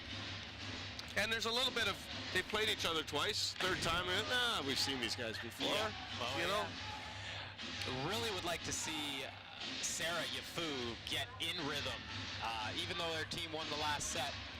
It'd really be nice to see her play at her peak, because that was something to watch yesterday. Well, she's quietly now leading Loyalists with 7 kills. So she's getting back into it. And all of a sudden, Riley Leger on the Algonquin side is leading her team with 6 kills. As Michaela Harkin tried to lead us off with a serve, but that found the net. Raven Miracle serves it up for Loyalist, leading 1-0. And there's a middle kill for Algonquin. That's number 5, Juliana Johnson. I really like the way she plays. Shows a lot of veteran savvy, doesn't she? 4th year. Back to serve, Riley Leger. All 6'2" of her. She came on strong in that second set, but it wasn't enough. And Yafu gets a big swing, but it's dug easily. I sometimes think she's has better form from the right side, Steve, which is difficult for a right-handed hitter. A lot of times it forces a right-handed hitter to learn to reach on the ball and get you a little bit of snap if you're athletic enough to get into the proper position. But she got a good swing on that one. Hopefully that'll get her started.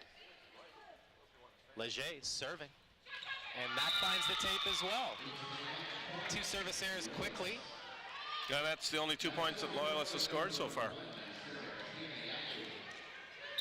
Yafu serving. Tough serve, flat and hard and low. Ball finds the net. That was Sarah Round-Zavitz. She's only 5'8" out of Wakefield, and 4th year, could not get it over the net. Sarah Yafu serves, and that ball is long. Oh, it just missed, didn't it? I think Algonquin, they held their collective breath there at the last second. It really dived towards the floor. Look, I'm telling you, I'll take a jump serve at me any day of the week. Those float serves, you never know where they're going. Another good solid pass out of Jody Mitchell. Thunder trying to get something going here, but can't get anything but a tip. Osborne not even close. Yep, long. And she's having a tough time blocking today, and it could be she's a little bit undersized over there on the right side on the block. Algonquin's been going over her quite frequently, and I think she's starting to tire a little bit, Steve. Yeah, she didn't look comfortable the last time, as Yafu is again guilty of being aced. It's the second time she's been aced in this match that I can remember. Well, teams, they like to go after her in the back row. They want to tire her out. And there they go after her again. This time she gives a good pass. There's a better swing by Osborne. Swing and a miss? Is that what we're going to call that? We're going to call that a lapse in concentration by Riley Leger. Watch this. Not a bad set. Just, whoa. She was trying for the off-speed roll and just couldn't make contact. Barely cleared the attack line. Yeah, she's better than that. She's going to show it. You probably will set it right back. 5, Juliana Johnson with the kill. The celebrations on the Algonquin side for a point. extremely enthusiastic. Happy to be here. Johnson quietly now scored 12 points in this game. Wow. Just efficient. Going to the back court. Round Zavit's ball is handled. Free ball sent back over by Loyalist. And there's a huge kill out of the middle. Emily Laval. Those are the types of overpasses that middle hitters salivate for, don't they? Watch this. The overpass comes and Lenavo's going, oh yeah. The best sets come from the other side of the net. Yeah. Just get to punish the ball. Up the middle. Nothing doing for the Thunder. Thunder get the ball back, go to the back court. Nothing happening here. Yafu. Doesn't have the zip or the snap to her shots that she had yesterday, Steve. You've got some length in the rally here as Dossett. Play continues.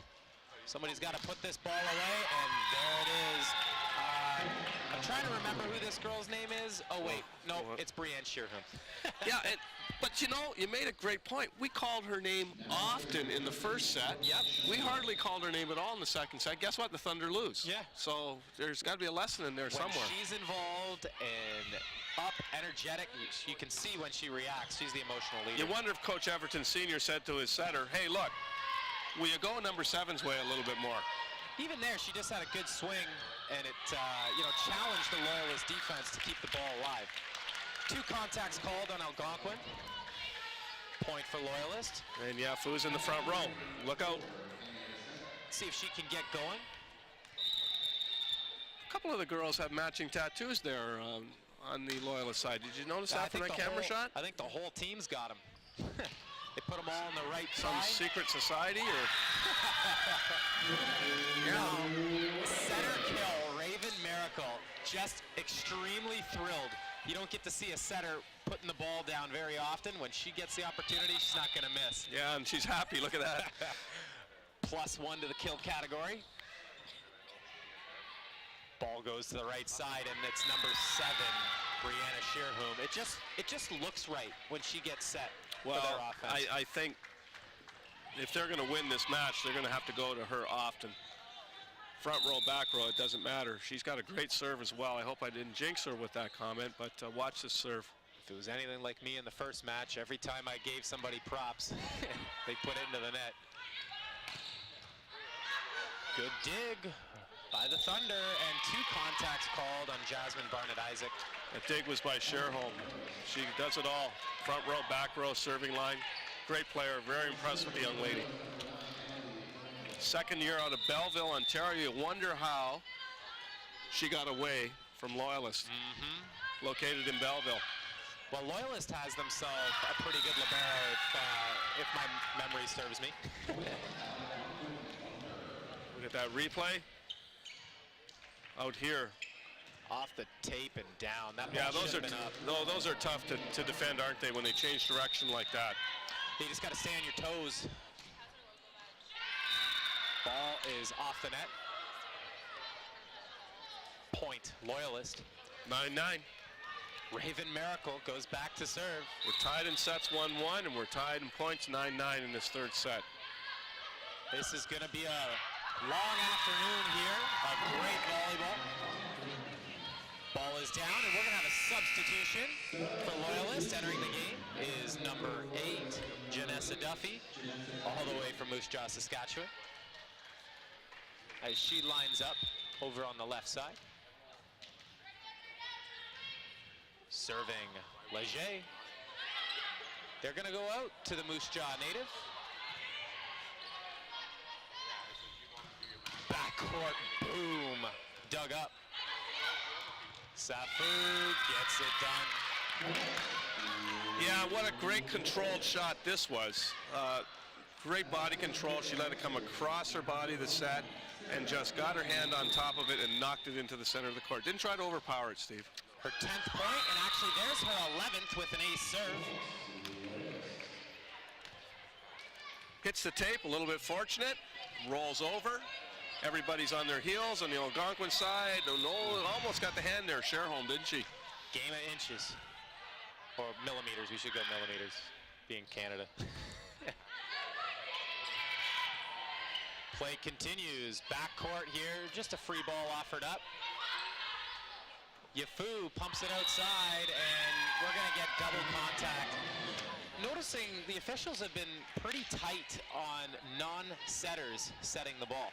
Yeah, and I think sometimes, I think you anticipate it as an official. Well, they're not a setter, though. They probably won't handle it well. And I know that's not the correct thing, but sometimes they're whistling it before the ball even comes out of the young lady's hands, aren't they? That one was pretty ugly, and I thought a pretty good call. And that is some good volleyball right there. Brianna Sherhoom coming in a tandem, putting the ball down to the floor with authority. Yep, Sherholm is back in the forefront, and look at 12-11, Algonquin. Sarah Round-Zavitz's serve gives Yafu some trouble, and she's asked to put the ball back over. Up the middle, Yafu with the dig, and there's another double contact, correctly called. You called that one before the official. It's pretty obvious. Again, the officials done a really nice job here this week. Again, you've got some of the best that the country has to offer here. They've been very consistent. That's all you want. Ball goes to the outside, and that's off the block. Dossett's attack. Looks like it's coming back over. A little bit of a mess on the side of Loyalist. Roll shot.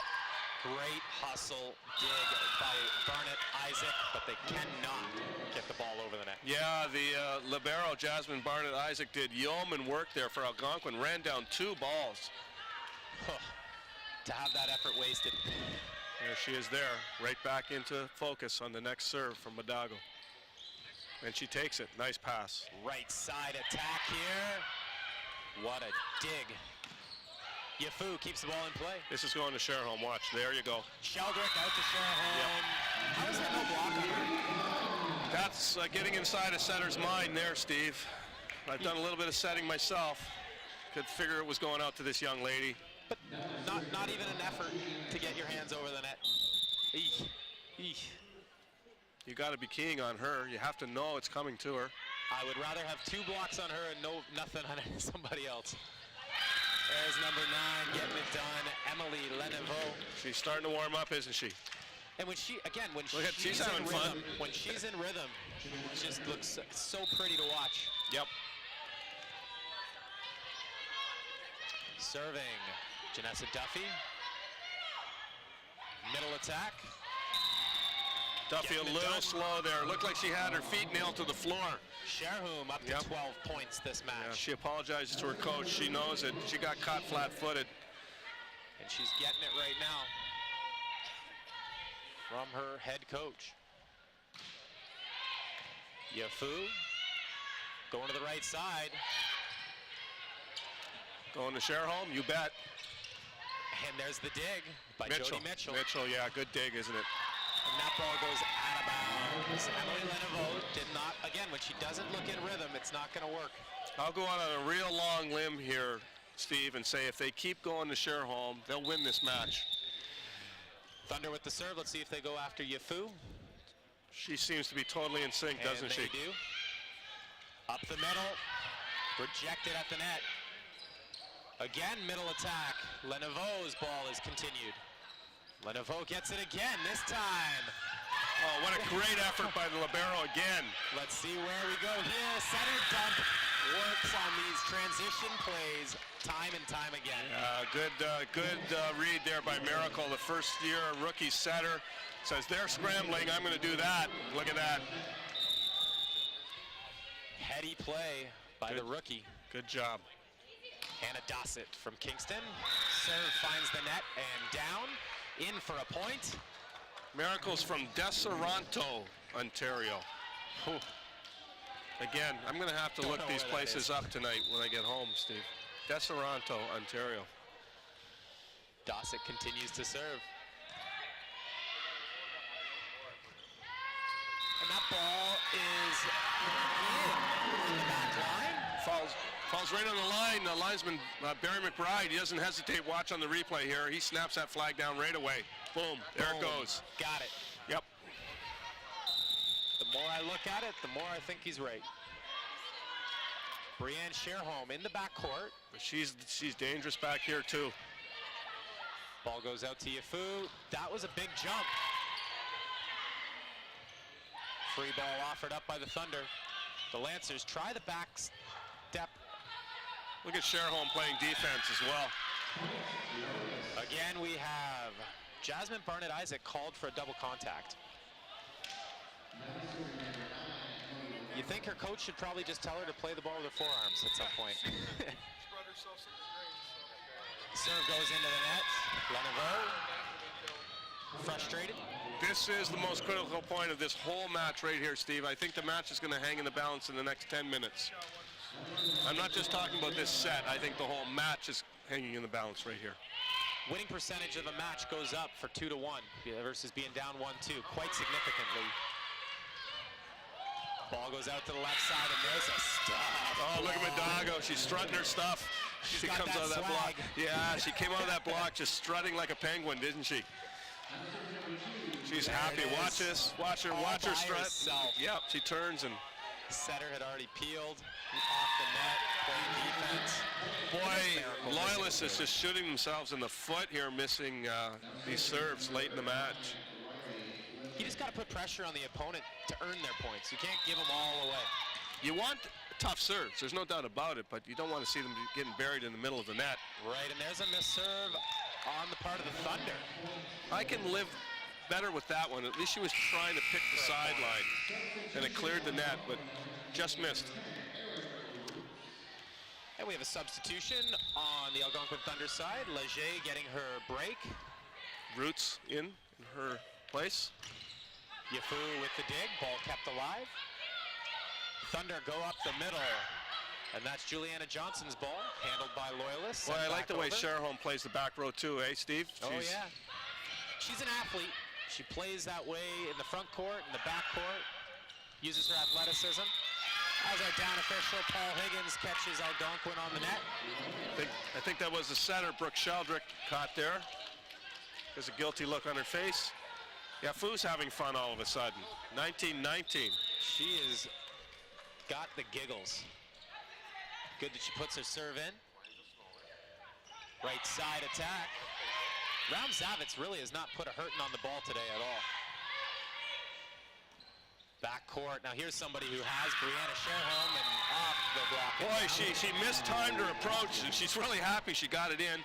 She managed to adjust. Watch, she comes in a little too quick. She's got to back up at the last second. Oh. And then she manages to get it over. Off the block and down. They all count. Oh, she's in the front row now. That's not what Loyalist wants to see. And again, another ace while targeting Yafu. She is frustrated in the passing game. Well, she works so hard in the front row, and they go to her so often. It's hard for her to get a break in the back row if they keep serving her. Raum Zavitz serving tough. Yafu forced to attack out of the backcourt, and that ball is long and wide. Tough choice there by the setter. Yafu had to take the pass. They go right back to her, so she's going from pass, transition, right to hit with not a lot of time to adjust, and she hit it long. She has the ability to do it, just not getting it done right now. Through two sets, Steve, there's our statistics. Sometimes can be misleading. You can see it appears on first glance that Loyalists should be way ahead in this match if you take a look at those stats. A lot more kills, a lot more attack attempts, a lot more assists, and a lot more digs, but they've made a couple more errors. And what's not shown here are the service aces. And the Thunder have served a lot tougher than the Lancers have, and they've earned a lot more points with their serve. So I think that might be something worth discussing is at the Loyalist timeout is, hey, we need to handle serve receive. We got to pass the ball. Remember, those stats were through the first two sets. They do not include this third set. And there's Miss Sherholm, Brianne Sherholm. She's got a lot of energy right now, up 22-19. She's had a great third set, and she's in the front row, and that's dangerous for Loyalists. Fourth in the OCAA and first in Algonquin with 183 kills. And that's a good timeout call by Dominique Dawes, forcing the service error. Tightens up, 22-20. We'll see now first attack for the Algonquin Thunder. Madago back to serve. I bet you it's going to Sherholm. Thunder go out to Sherholm, and she's forced to tip, and there's nobody home. That is just no excuse for that poor There's just no defense. block up over there, and you know what? If I was talking to my setter, if I was Coach Senior, I'd say, hey, outside, outside, outside, outside to Sherholm. What are they going to do to stop her? Maybe try to play some defense behind the block, but they didn't set up a block well. They didn't. It was just a disaster on the defensive end. Now there's an answer out of the middle. Big kill. Emily Lenevaux.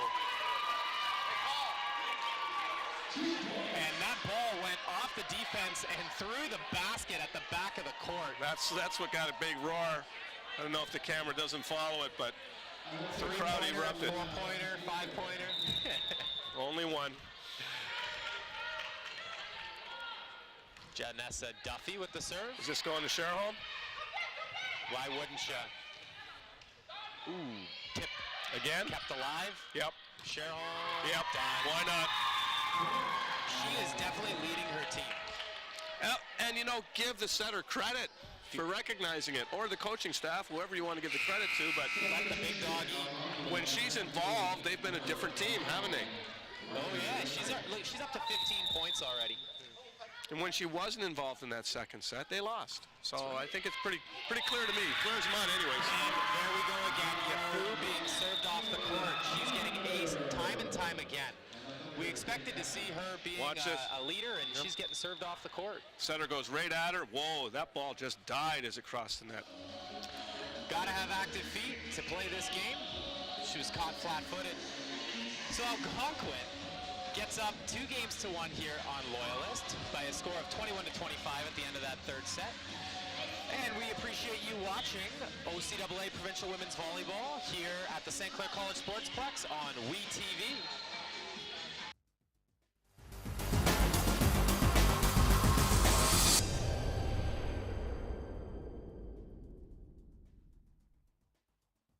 Hello everyone, Joel Quenville here. I'd like to express my appreciation for the special opportunity to serve as a keynote speaker for the Westby Awards. It's an honor to be associated with an event that brings together the entire sports community of Windsor for one night while supporting so many great local causes. Spending time with all the athletes that help make Windsor such a great sports town is something I am looking forward to. Tickets for the Westby Awards are available at Bob Ream Sports, 4275 Tecumseh Road East, and online at www.thewestbys.ca. Discounted group rates are also available. We'll see everybody in March. Manpower. That's our specialty. We use it to build infrastructure, like the $1 billion Parkway. That's real manpower in action. End to end, over 1,000 strong, forming bridges, carving out tunnels, shaping roadways. Our manpower is in demand. Well-trained, highly skilled, tough as nails. We've got what it takes to build your career. A solid career for building a better future. LiUNA. Feel the power.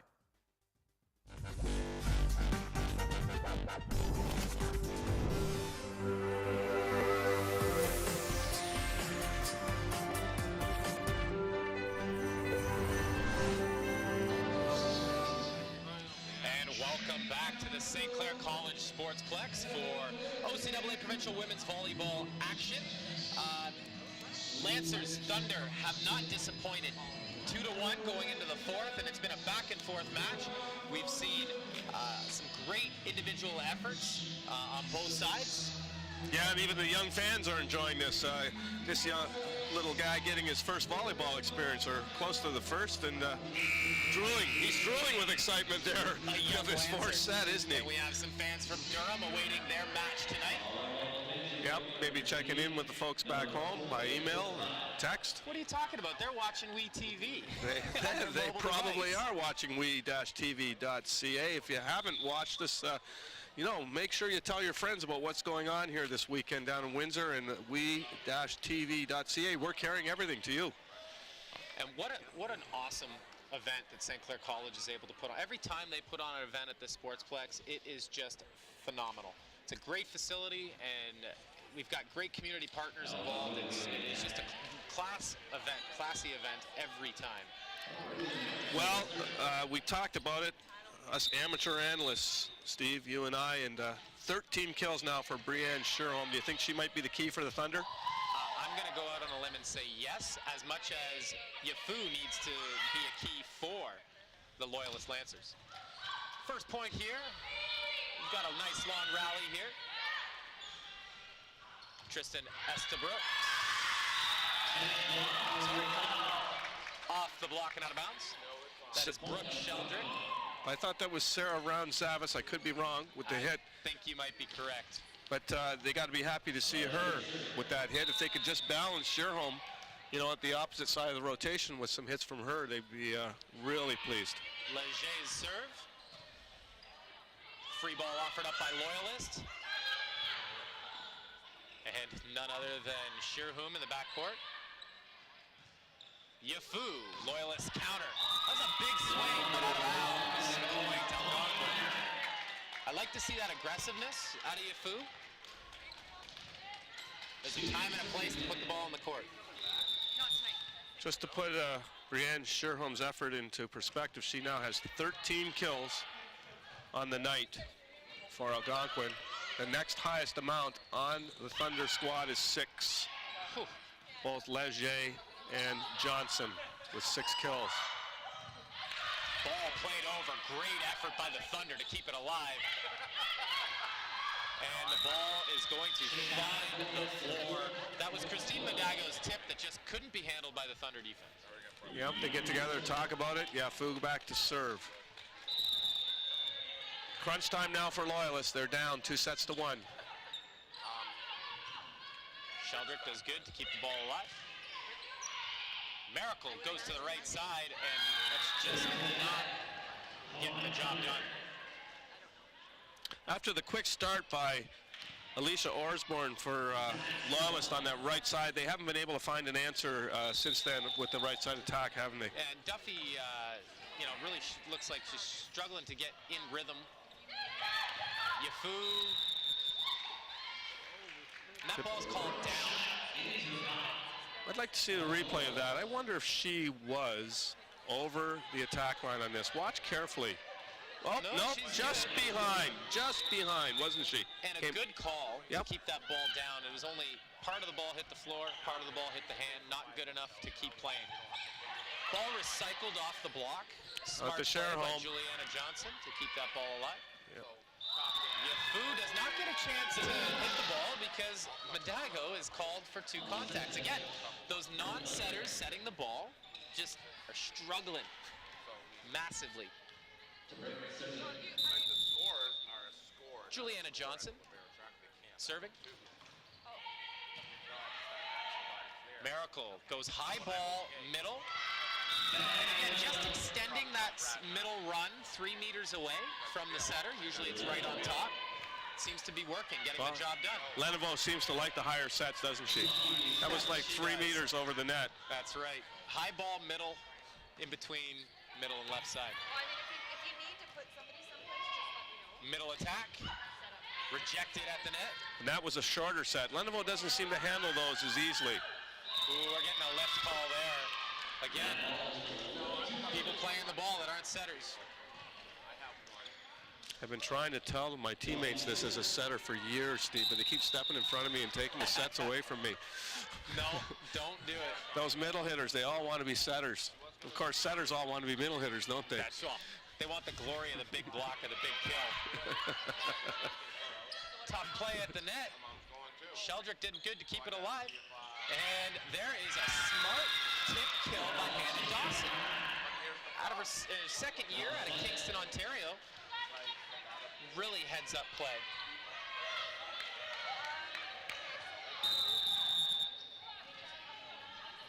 Duffy to serve again.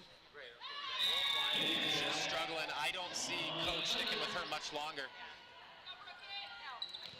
You might see Alicia Orsborn back in here in a few moments, but not yet. Duffy just looks broken right now mentally. If she was in the service rotation, I know I'd be serving at her. Well, she's a first-year player, and, you know, once you're eliminated from the championship round, Steve, sometimes coaches want to give rookies a little more playing time in a situation like this. Understandable. They're looking to the future. It's a great experience for them. They're not playing for the gold any longer. Front-court attack here. Handled by the Loyalist defense. Yeah, Duffy makes a good bump there. Great hustle play, but it's just not enough. Boy, did you see Jody Mitchell come flying in, the libero, in an attempt to keep this ball alive? Watch this young lady, quick as a cat on defense. Here you go. We're going to see joust around the net. Off the block. There's the bump by Duffy. This is tight. There's the block. Watch Mitchell now. Watch Mitchell. Wow. Jeez, just out of nowhere. That right arm came out of nowhere. Again, still serving Yafu. Huge shot block in the middle. Riley Leger steps in to help out the middle blocker and just roofs it. Did you see the reaction of Brianne Sherholm there? She was so happy for her teammate. She was whacking the floor. Right now, everyone in the front court for Algonquin, 6 feet or higher. Big blocks. It's got to be comforting to the setter, Brooke Sheldrick. Who do you pick? Sherholm, of course. No, there you go. We haven't called many mistakes on the part of that young lady today. No, she's been very solid. Very solid. Obviously the emotional leader of this team, and in that position you really need to be playing mistake-free. Ball's gonna go outside. Dug up by the Loyalist defense, but just too much. Yeah, look at the look on the face of Leger here. She gets 2 swings at it. She makes no mistake on the second one. Almost took the head off of Jody Mitchell there. It's a great shot. And if somebody's gonna dig the ball, it's her. Serving, Brianne Sherholm. Boy, that's a good serve. Free ball offered up, and setter is out. All right. Hey, look, a middle set the ball. Didn't get called for 2 contacts. No, Sherholm misses wide. That's 2 mistakes in a row. That was a good aggressive hit. I can live with that one, though. She just missed wide. She made the right shot. You can't just pump it up the middle. Nope. It's that fine line between aggressiveness and smart. That one was treading it nicely. Right side attack here. Michaela Harkin gets the job done. Algonquin up 9-7. Through the hands of Duffy on defense. She's not happy with herself, as you can see. Again, this is a big situation for a rookie. Sometimes you just need to smile, laugh, and move on. She's a long way from home, Moose Jaw, Saskatchewan. I bet you it's warmer here than it is there. Pretty safe bet. Now that is what I've expected to see all day. Sarah Yafu looking like herself. Yeah, again, this tremendous arch of her back as she leans into the shot. Watch this. Back, look at how, I couldn't do that when I was her age. Concave to convex. Buddy. Yeah. Good defense up the middle. Yafu, dug. And now she takes full advantage on that overpass. Point, Loyalist. Yeah, we're going to have to call her name a lot more if Loyalist is going to get back into this match. That's a tough hit backing off the net. Whew. She's got the athletic ability to pull it off, though. Sheldrick chooses to go outside. Play continues. Yafu. Oh, she's warming up now. Could be. And that was a tip attempt by Sarah Round-Zavitz. That was a swing and a miss. We've had a few of those. Watch her, she totally misjudges this. So first of all, Yafu hits a rocket here. It's dug. Great dig. Now watch just a swing and a miss. Aye. And we're back to some live action here. Ball gets pumped outside to Yafu, and she tips again. Just cannot connect with her setter, Miracle. It was a little tight, that set. Miracle with the dig. Ball called off the antenna. Off the antenna. Patterson, linesperson Patterson was right on that, just couldn't get the attention of the official. That's why there was a delay in the call. Coach Everton Sr. not happy with the call. Sends the captain over, Juliana Johnson.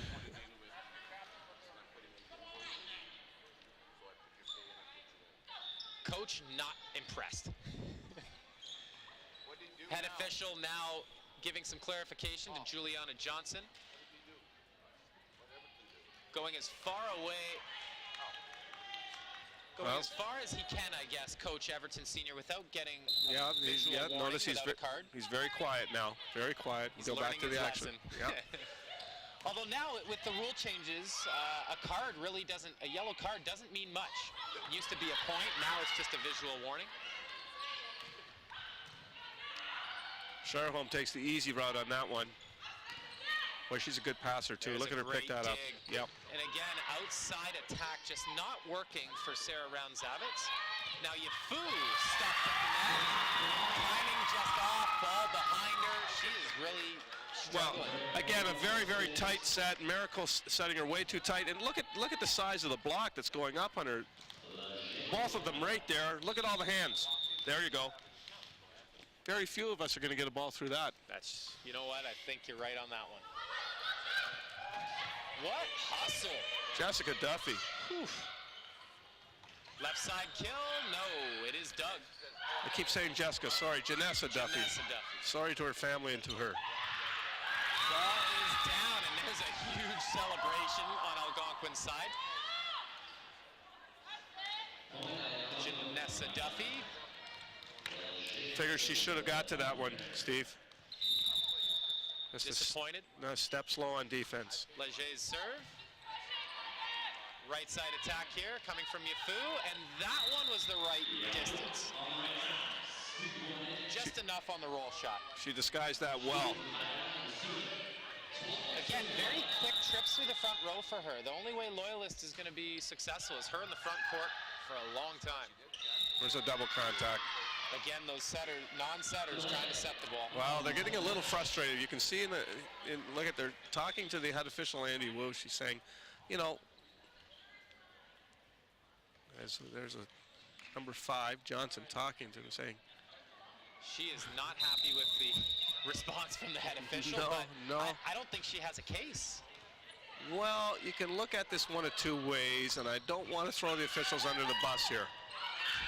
All I will say is that the head official, Andy Wu, has been very, very tight today. Okay, we'll leave it at that. And consistent. Consistently tight, there's no doubt about it, but he's been extremely tight. On our non-setters. Yes. Backcourt roll shot from Sherhoom, handled by the Loyalist defense. And there is a school of thought, Steve, that you should let the kids play a little bit more. So you got to take that into account too. But you know what? This is the highest level of volleyball at the college level. So you can look at it either way. And if you're a coach or an analyst or anybody watching the game, as long as the official is consistent with both teams, there's no complaints. And one side's going to be happy and one side's not. Yep. That's the end of the game, right? Exactly. So we're just going to take a look at our stat recap from the third set. Yes, end of 3 sets. Our kills are pretty much equal, although the Thunders, you can see, are hitting at a better percentage, 30 for 96 as opposed to 27 for 105 for the Loyalist Lancers. The Lancers still making more errors. Most of those have been on defense. There's been a lot of tip shots that have fallen against them. Now the Thunder has gone ahead and assists, digs, 5 more for the Loyalist Lancers, but again, being the team that's behind in the match, they've been forced to make more digs, haven't they? Well, even if we take a look, you know, we've got one score in double digits for Loyalist, and that's Yafu with 14, whereas we have 2 with 15 on the part of the Lancers. Yep, thanks to the people. Sorry, thanks to the people at Windsor Honda for those stats recaps. They're really helpful. That's right. Hannah Dessette, 15 digs in 2 matches against Algonquin this season. Haven't called her name a lot today, though, have we, Steve? She's been very, very quiet. They need to get her going in the last part of this set here. Yafu's serve is long. Good timeout called by Everton Senior. We'll see if Algonquin can make a run here. They're up 2-1. I don't think they have much of an appetite for going to 5 sets again after that marathon last night with St. Clair. No. We went 5 for the first game today, and it was a beauty. Wouldn't mind seeing it here. It's been some great volleyball action. Play is continuing here as Miracle does a good job playing the ball off the net. Oh, I thought she put her hand in the net there. She might have got away with one. And that ball is long. uncharacteristic miss from Brianne Shearhoom out of the front court. Yeah, Shearhoom can't afford to go cold here now. Not at this point. She's the leader, and you watch Brooke Sheldrick, the setter for Algonquin, should give her the ball right back here. I agree. We'll see if that happens. And she there does. it is. And does she get the job done? No, the Loyalist defense able to play it back. Yeah, Fu playing some good defense down the line. Again. Right back to her, and Montago gets the dig. Out of the middle, Montago again with another dig. Left side attack, pancaked up. Shearhoom kept it alive, but it ends up being a Loyalist kill, and that was Hannah Dessette. The most hopeless feeling in volleyball when you're on defense is to see that hit the tape and then roll along the net. There's just nothing you can do about it. Montago. Shearhoom off the block, dug up. They're playing defense on her now. Let's see if they go up the middle this time. They switch it up. Juliana Johnson's attack is kept alive. Back out to Shearhoom, and there it is, in stride. Well, I'll tell you what, give the Loyalist Lancers full credit. They are digging everything Miss Shearhoom is hitting at them now. Finally, she finds the corner of the court, cross court here. Big, strong hit. Not even Montago could get to that one. Johnson serve. Big overpass kill. Huge kill. Michaela Harkin, 6 feet out of Ottawa. She's a rookie. Boy, the Thunder are large across the front line, aren't they? They are big. They've got 3 ladies on the floor, 6 feet or taller. And you can't coach height. That is something that does not work out. Backcourt. Oh, great dig. Recycled off the block. Good reaction by Leger. Up the middle, and that is down on the line. Kill out of the middle for Loyalist. That's Emily Leneveau. The only Loyalist Lancer that is 6 feet or higher, standing at 6'1". Substitution here. Algonquin is entering the game. Marie Chantal Azorak. And replacing 4, Sarah Round-Zavitz. Let's see if they serve her right away. They do not. That's not going to fool Mitchell. Miracle decides to go up the middle, setting a kill to to position 1, Emily Leneveau.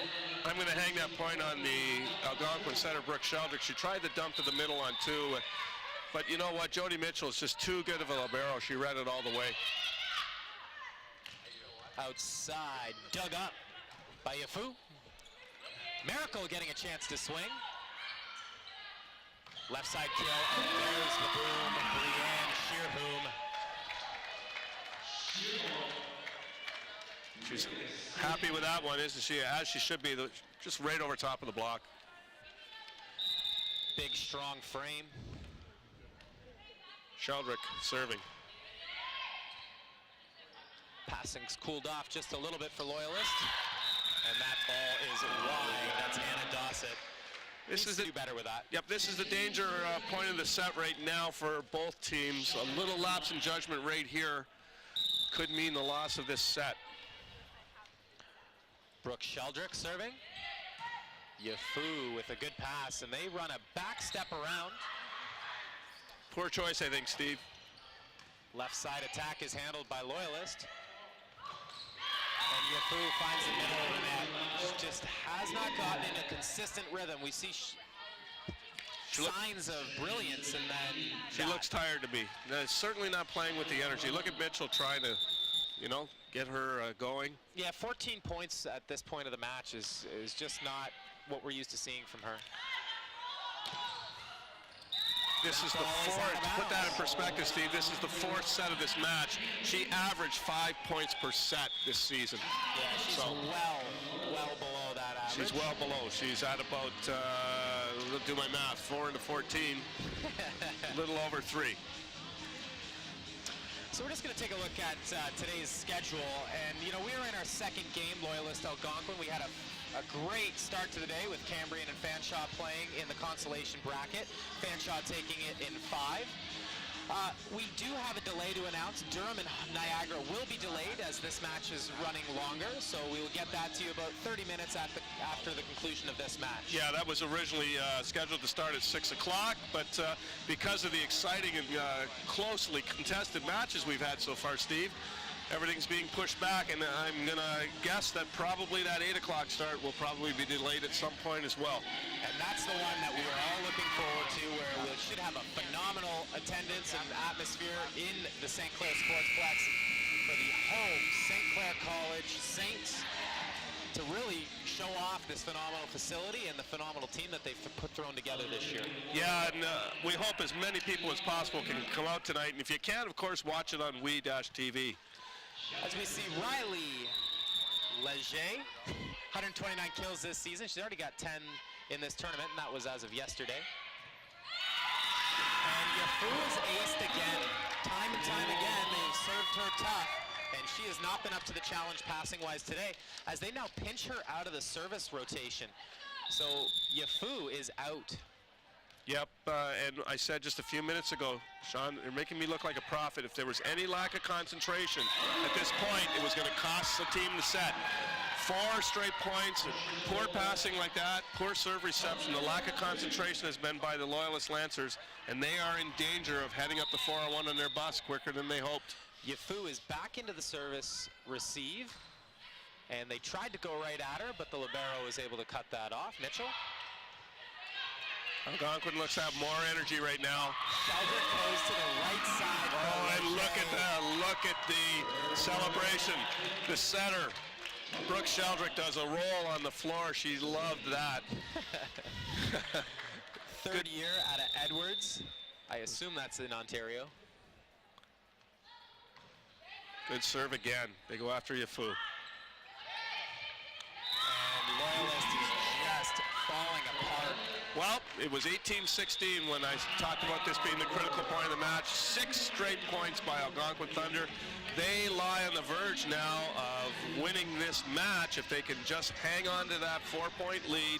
Side out, side out, side out 3 times now, and the match is theirs. And they'll be playing in that consolation final, which will be sometime tomorrow. If they can do that, they will certainly be in that consolation final. We know one team that will be there, and that's the Fanshawe Falcons, who looked very impressive in a 5-set victory earlier this afternoon. Right, and if you're in the Loyalist huddle as a coach, what are you trying to say to get your girls back up and ready to win this match? I think there's only a couple things you can say. Number one, you say, look, we've worked too hard this season for this just to all fall apart right now like it has in the last 5 minutes. And number two, you better set it to Yafu.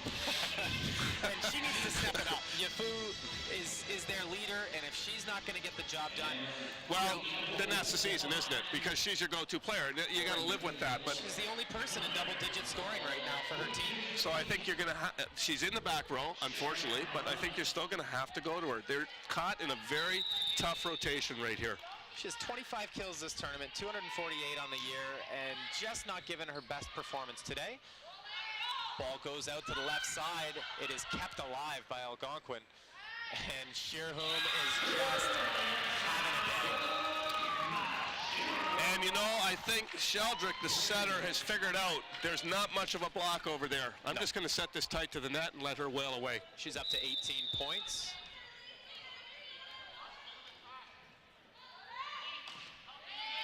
Easy get it in serve. Attack out of the middle is handled by Barnett Isaac. And that's just uncalled for. Swinging on a ball 6 meters, 7 meters off the net. Well, that was Marie Chantal Ozarak, and she hasn't had a lot of action today, Steve. Looking maybe to make a name for herself. 2 side outs away from the match is the Thunder. What a good serve that was. And that ball is down and in, and we are up to match point for Algonquin. Yeah, I think everybody in the gym thought that set might be going to Sherholm, but she went instead to Michaela Harkin. Brianne Sherholm back to serve, looking to try and end this on an ace. Goes right after Guerrero. Mitchell passes a dime, doesn't she? And coming right into our living room here There you go. We got up close and personal there, as we had some athletes on the Algonquin side come right through our table. Trying to get an interview with us, I guess. Jeez. Yeah. Yeah, we're going to have a look at the replay here. Imagine what that looks like. Sherholm serves a rocket. What a dime pass by Mitchell. Of course, Yafu hits a rocket. And watch them all come to us, Steve. Let's get to the... Whoa, there's your hand up in the air. And there's match point again on the ground with the celebration of the Thunder. 25-20. Algonquin takes it in the fourth set, winning the match 3-1. Yep, they looked happy. They don't want to go home just yet. They now qualify for the Consolation Championship match tomorrow at 12 noon against the Fanshawe Falcons as they defeat the Loyalist Lancers, a very plucky game team, but they were just physically overmatched here, I think, by Algonquin today. As you see the scores, 3-1 for the Thunder, 25-23, 19-25, 25-21, and 25-20. The teams will line up in the next couple of moments for the player of the game, presented by Windsor Honda. And you know, this brings the end of the year for Loyalist, and you know, you got to reflect back on the year that they've had and the tough loss last night. Just could not get it going today, but really a successful season, and they've got a star on their team, only in her second year, Sarah Piana Yafu. Certainly do. We'll wait for the announcement of the players of the game now.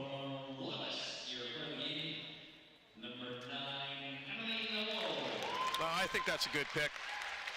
Emily Leneveau from Belleville, Ontario, second-year player, 6'1". I thought she was solid in the middle. As long as Miracle set the ball high enough to her, she certainly was effective offensively, wasn't she?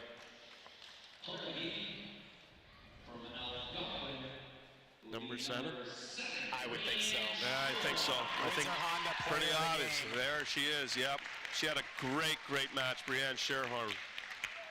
She really deserved it. 18 points when the only time that their team lost was when she wasn't involved in the offense. Yes, that's right. The one set they lost, we hardly mentioned her name at all. That young lady was certainly the key.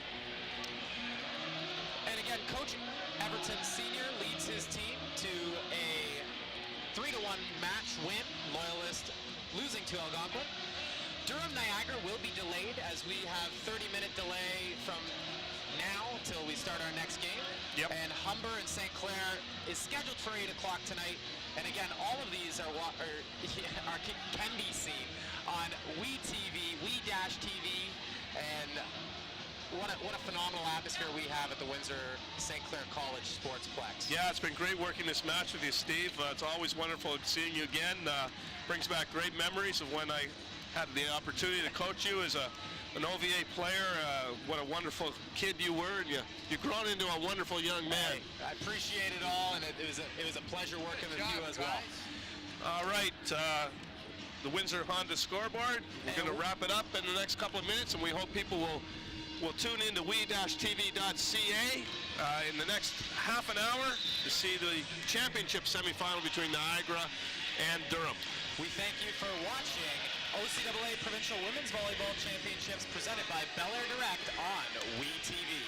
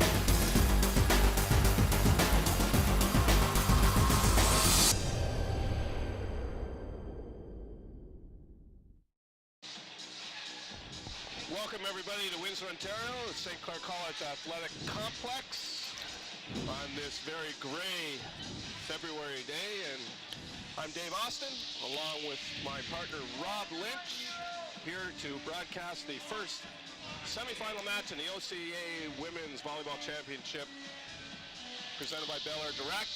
The Durham Lords and the Niagara Knights. Rob, great to work with you. Great to work with you, Dave. Really, I've been looking forward to this. I've been looking forward to working with you, and I've been working forward to this great matchup we have tonight. Yeah, Rob, I've had the honor of coaching with you, I've had the honor of playing with you, and now I have the honor of broadcasting with you. Wonderful. Yeah. The trifecta. There we go. Here, looking at the Niagara Knights, one of the competitors in our first semifinal match tonight. And they're about to break the huddle here before we have the national anthem. Niagara Knights come into this match at 15-3 during the regular season in the OCAA West, and they have a look at the Durham Lords lining up in the back line. They come into this match 18-0 in the regular season in the OCAA East. So we should have a very competitive and a high level of play here tonight at the St. Clair College complex. Very, very strong. This isn't going to be a three-setter. Well, there you heard it. Run out the pro line right now, folks. Coach Lynch is giving you the scoop on this one, and bet the over.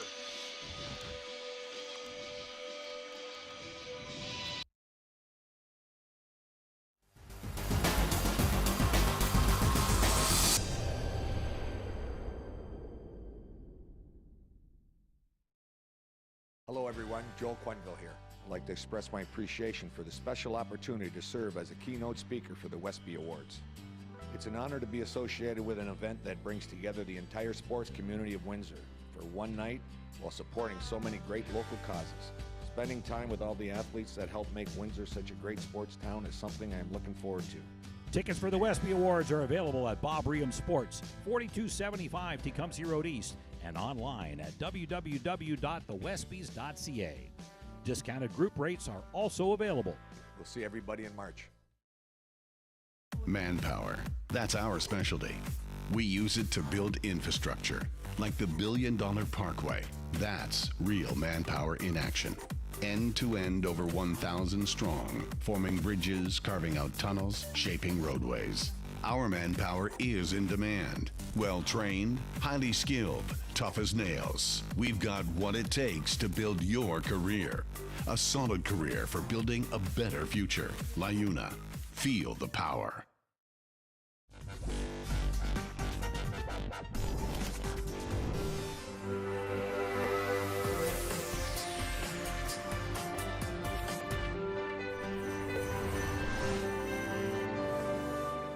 It's new, it's fresh, it's innovative, it's WeTV, Windsor Essex Television, and you can watch it anywhere. www.we-tv.ca is the place to be.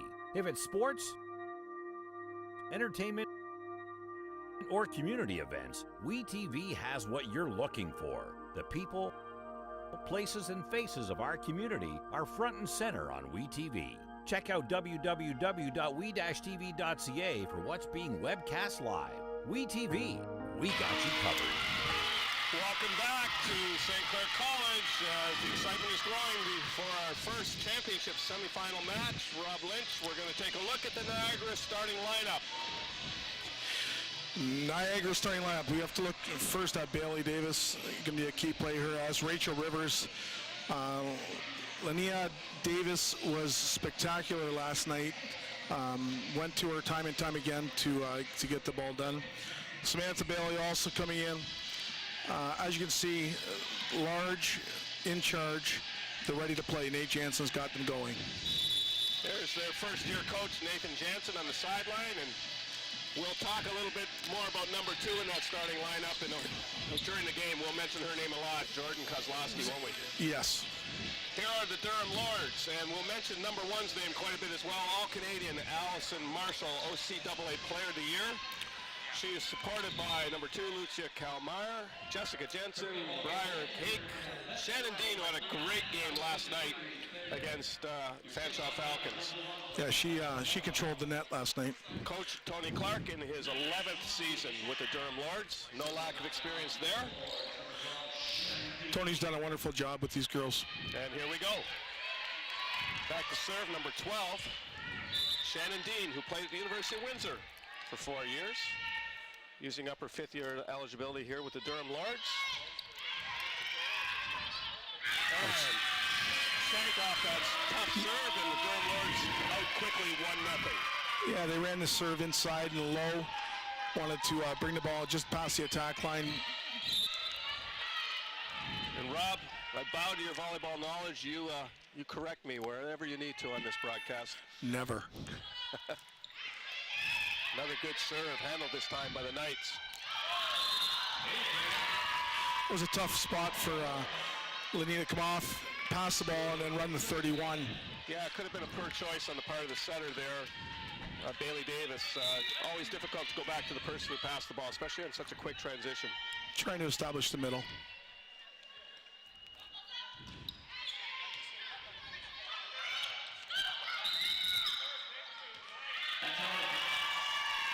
Back row block on that. Setter coming from the back row. Yep, nothing Bailey Davis could do. We're going to say Davis a lot. There's Lenina Davis, There's Bailey a couple Davis. of them. We got Davises all over the floor for the Niagara Knights. Good quick start for the Lords. As Dean serves again. They have the Knights back on their heels. Good dig there. Vandersloon. Libero for the Knights. They can't get to the next one. Yeah, Allison's on fire. She wants the ball. Setting high hands. That's a big block going against her. Well, if you're the center, Megan Romaine for the Durham Lords, why wouldn't you go at the big number 1? 6 feet tall. First team OCAA West All-Star, OCAA Player of the Year, and All-Canadian. There's Shannon Dean again. Did that last night a few times too. Hitting high tape, having a roll over. So anything more frustrating for a receiving team than that, Rob? Better to be lucky than good sometimes. Shannon's certainly enjoying coming back to Windsor. She's performed well.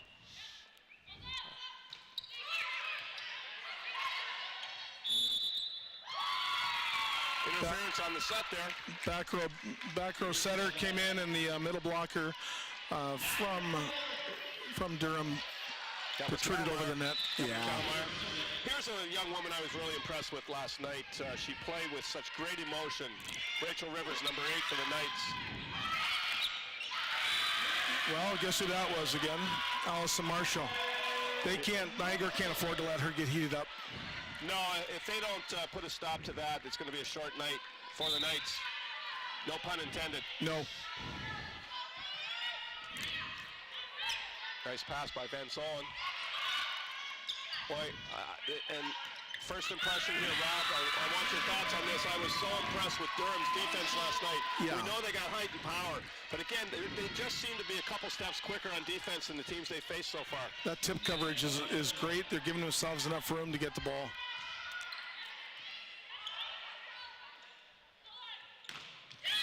Big block, but tools it out of bounds, and there's 2 All-Canadians going against each other there. Yeah. Jordan swung hard, hit the ball off the left hand of Marshall. Well done. That was Jordan Kozlowski, number 2 for the Knights. Second-year player from Hamilton, Ontario. First team OCAA West All-Star. There's Kozlowski again. She's warming up to the task. Right in between the block. Well done. Great dig. Set goes out quickly. Keeps the defense off balance. Be interesting to see how these 2 All-Canadians match up against each other tonight, Rob. Another good serve. Yeah, that's going to be a big thing. Actually, they've got them against each other right now. So head-to-head, we'll see how that works out. 7-4. The Knights come back quickly with 3 quick points of their own.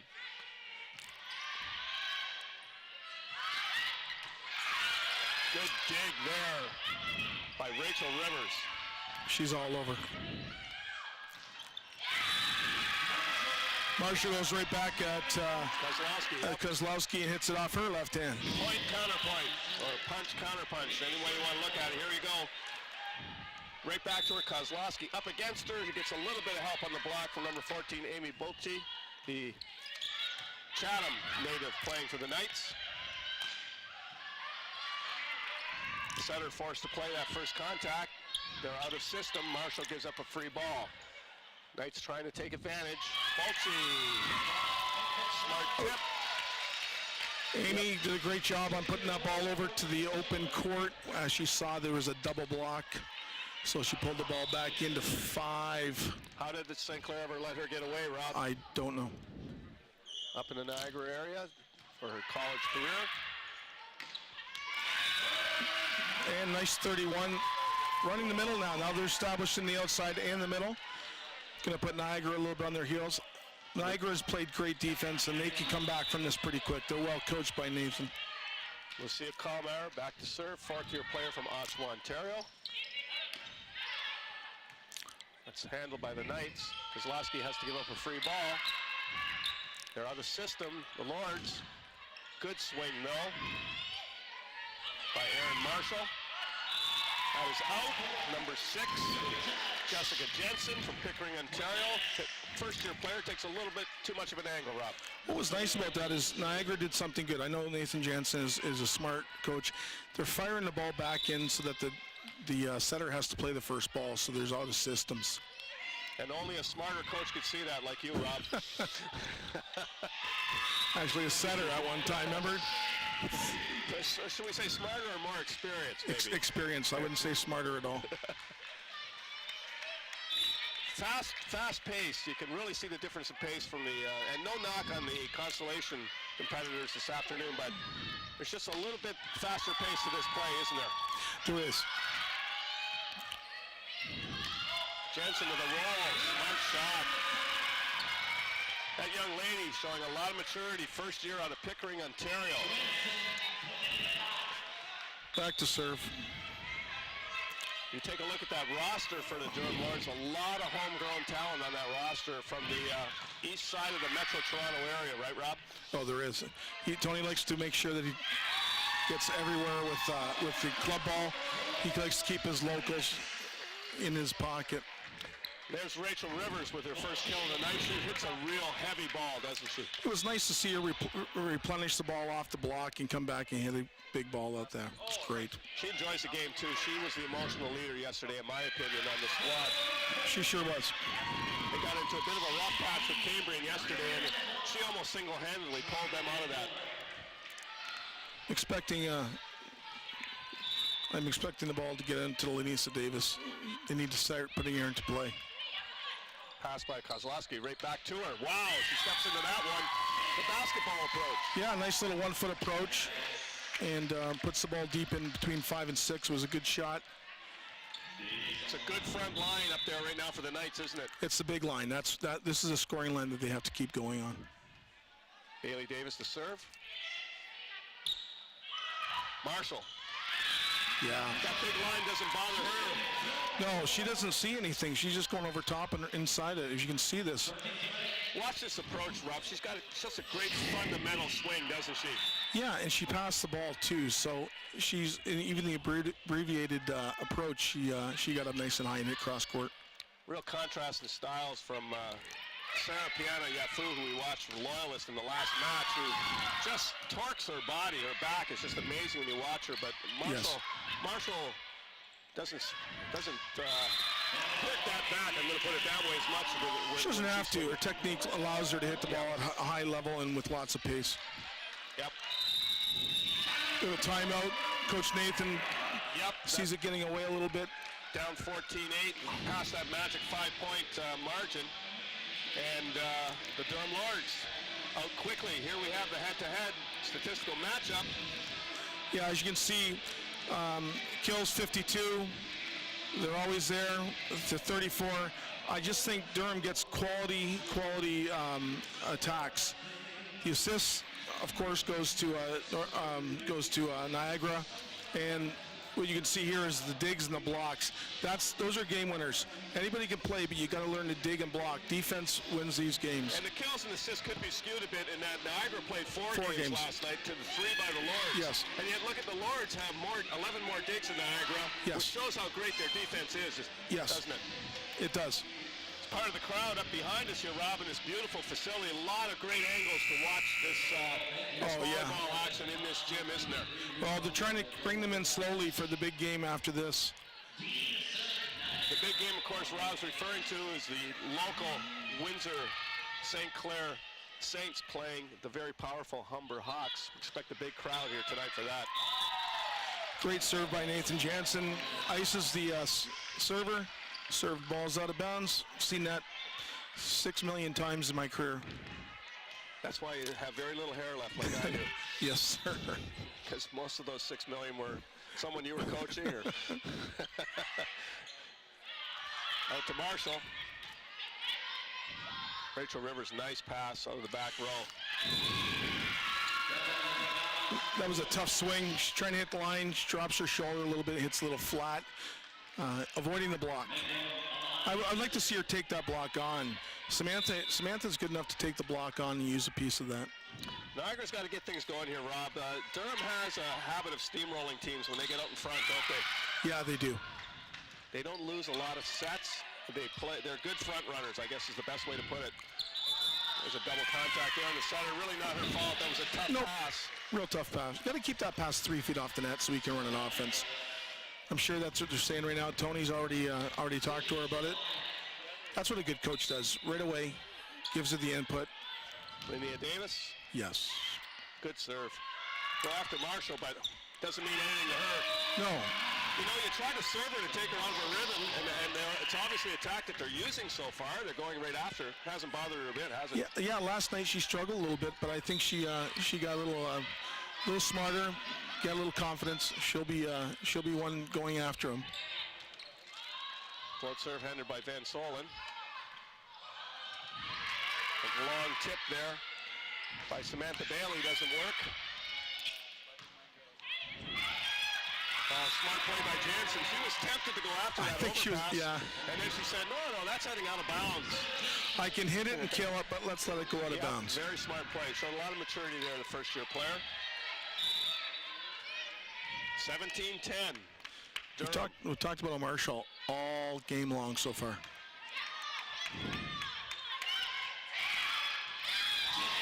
That's why she's one of the top players. She can score in so many different ways. She can swing hard, hit rockets. Here's Jordan. That was so well disguised, wasn't it? The ball's in front of her. She can see everything in front of her, even the double block. Great play. Looked like she was going to take a real hard swing at it, and at the last second, she just slowed the arm motion down. Yeah, there's another ace. Nathan Jansen, he's going to be serving 2 players today. He's going to try to serve Allison as much as humanly possible, and they're keeping the ball away from Jessica right now. Kozlowski's got a tough serve herself. Yes. If memory serves me correct, she had the game match-winning serve against the Cambrian Golden Shield last night on an ace. The Golden Shield put up a tough effort against the Knights yesterday. Other back row. There's Rachel Rivers again. In control. I love what Niagara's doing. Just starting to make basic sets, not trying to overset. 6'1" player, 3rd year out of Cambridge. She's become my favorite player in the tournament so far, Rob. I really like how she plays the total game. Yes. I like how she smiles.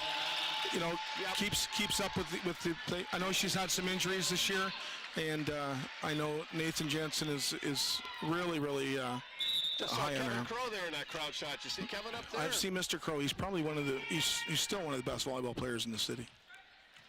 At age 57 or 58, I think. Wow, another ace. Tony Clark. Timeout. There's Rivers. There it is. We're talking about how she emotionally leads his team, and one of the reasons I really like that young lady. So here's what's happened today, Rob. Maybe you can explain to the fans what happened in our early games. Well, that Fanshawe Cambrian was a barn burner. Went right down to the 5th game. Fanshawe pulled it out with great defense, well done coaching job, and a well played. Loyalist, had a tough time against Algonquin. Algonquin had some really good plays against them. Hit the ball very hard. And tonight again we got Humber and St. Clair. and this is a great match, and this is one to watch. But in my heart, at watching that St. Clair game against Humber, with Humber such a dominant team. So are you saying you might be a little biased in the next match? Yes, but respectfully, Humber and Chris is a great coach. Sure, so. as locals, of course, in our heart, we want to see the Saints do well tonight, don't we? Yes.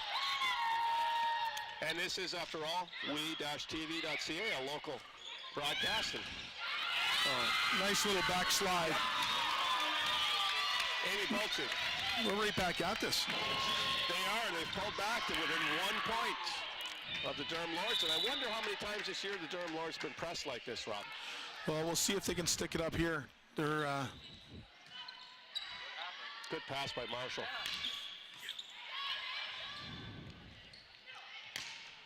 Oh, that was a great play. They ran the step around again as a decoy, and they went right up the middle with the pipe shot. The C ball to here it is. There's the fake around her. Setter standing on the attack line. Great play instead of running the slide. Bring the ball in front of her. Good choice there by Bailey Davis. She said she had to play well. That's all a momentum swing. Great double block. Nice help from Samantha Bailey. It's been a great run by the Knights, and it's occurred in a spot in rotation with Rivers and Kozlowski in the back row, and you wouldn't bet on that, would you? Not at all.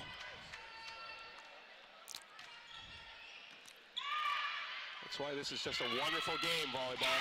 Yes. What's great about this, of course, we got another kill out there, but Allison's still passing the ball very well with her hands, and Niagara, after the ball comes down off their block, they're still happy and they're still jovial.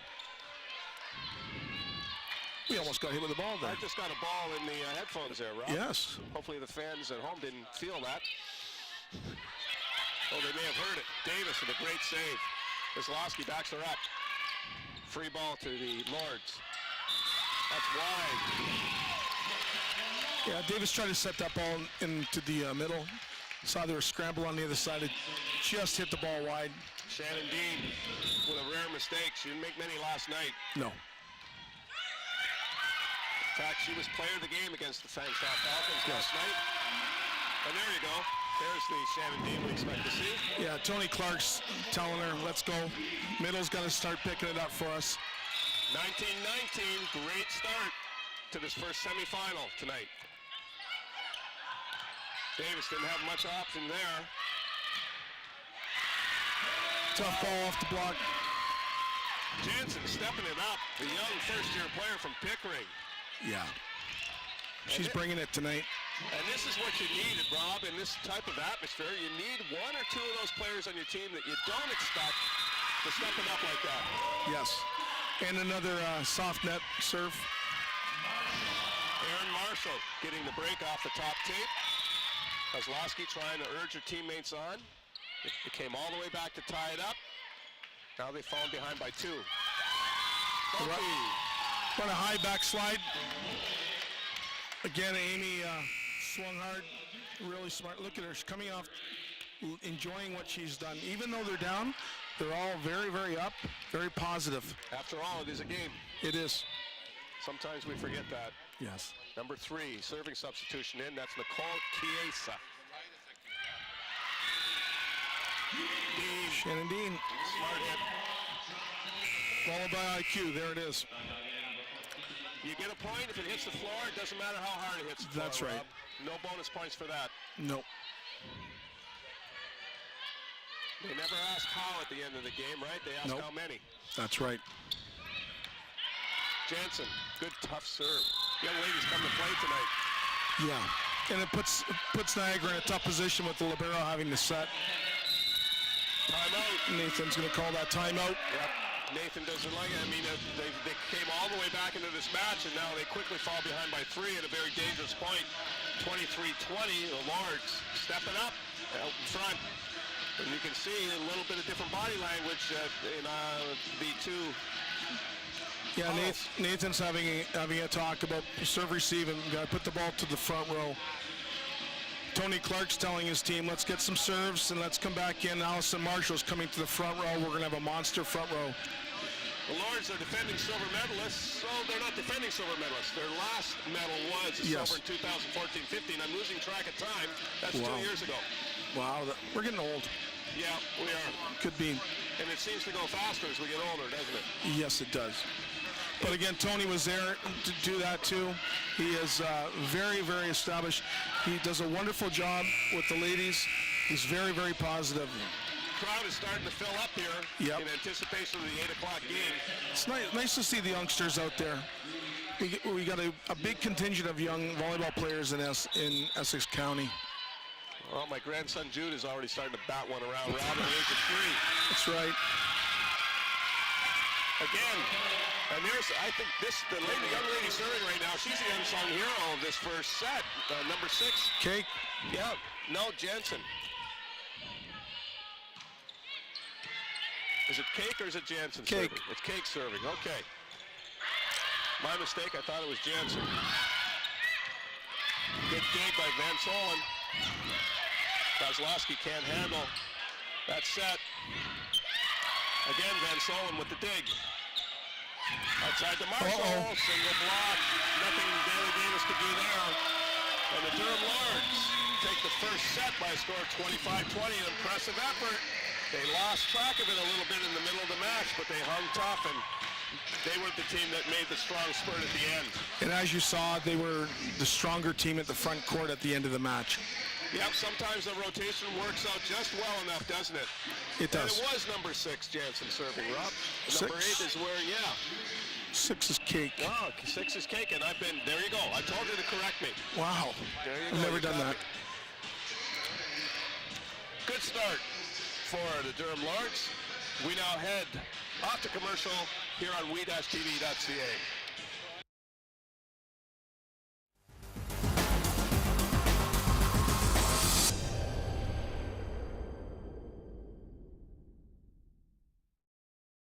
Hello everyone, Joel Quenville here. I'd like to express my appreciation for the special opportunity to serve as a keynote speaker for the Westby Awards. It's an honor to be associated with an event that brings together the entire sports community of Windsor for one night while supporting so many great local causes. Spending time with all the athletes that help make Windsor such a great sports town is something I'm looking forward to. Tickets for the Westby Awards are available at Bob Reham Sports, 4275 Tecumseh Road East, and online at www.thewestbys.ca. Discounted group rates are also available. We'll see everybody in March. Manpower. That's our specialty. We use it to build infrastructure, like the $1 billion Parkway. That's real manpower in action. End to end, over 1,000 strong, forming bridges, carving out tunnels, shaping roadways. Our manpower is in demand. Well trained, highly skilled, tough as nails. We've got what it takes to build your career. A solid career for building a better future. LiUNA. Feel the power.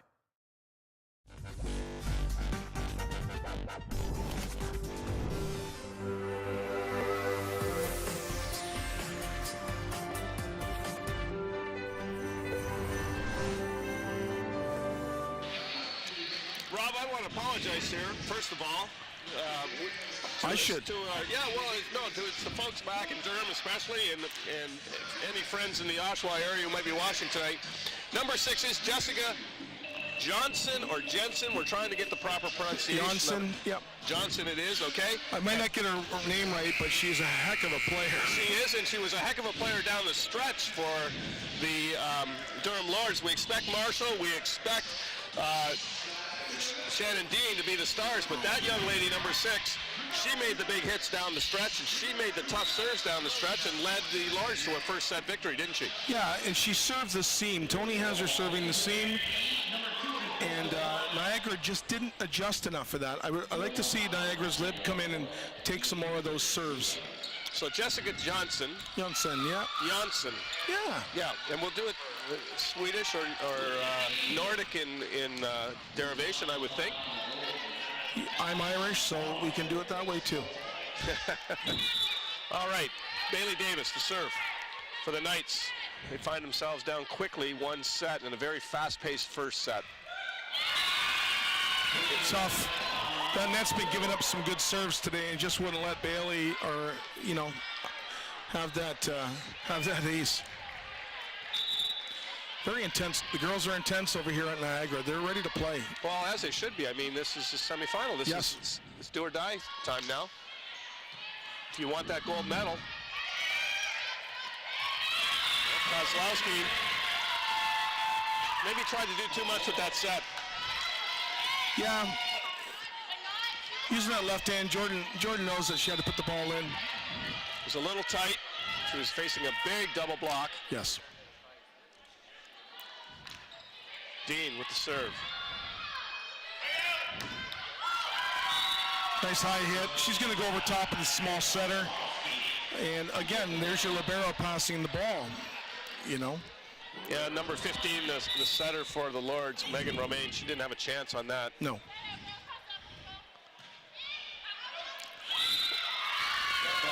Rivers long with the serve. Tough ball. Yep. They're going to need her. Yes, they tonight. do. Yep. Kozlowski trying to urge her team on. 3-1. Durham in the lead. Romaine with the serve. Good serve. Knights have to give up a free ball. Out to Marshall. There it is. Give me the ball, she says. Reaches in, wants the ball. You can see why she's all Canadian. There's just no wasted motion on her arm swing. Right over top of the block. And a well-established block at that. Davis goes back to Kozlowski. It's dug by the Lords. Marshall long with the roll shot.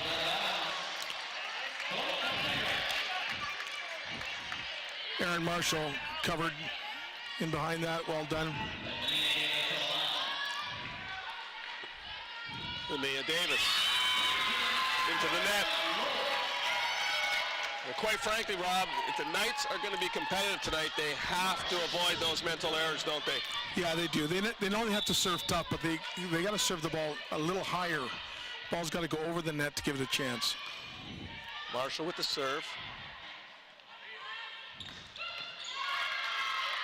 Dug by the libero for the Lords.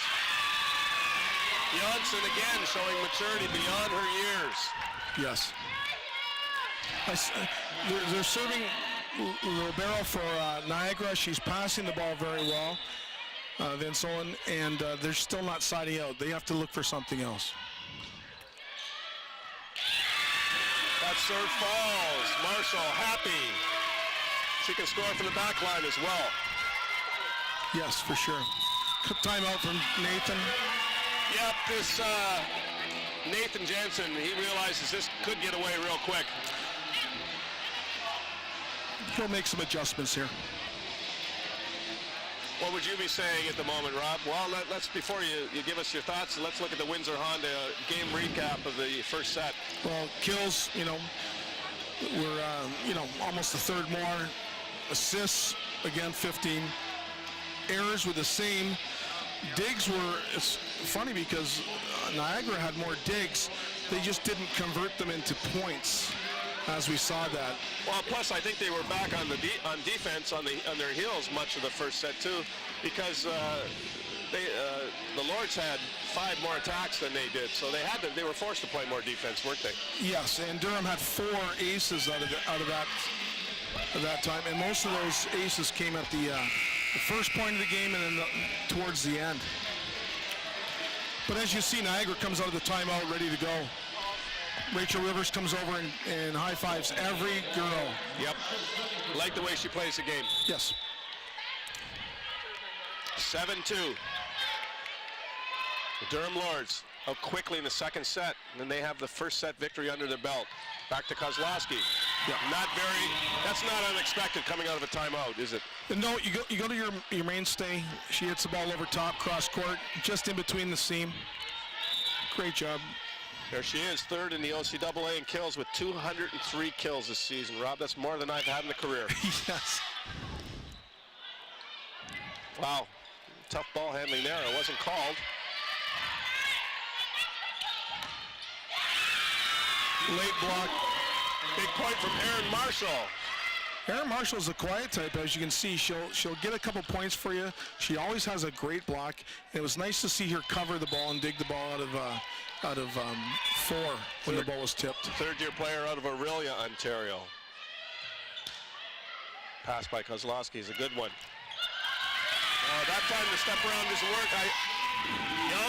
Janssen is playing a great match, that young lady. And, you know, I think the Lords are on to that step around. It took a long time to develop.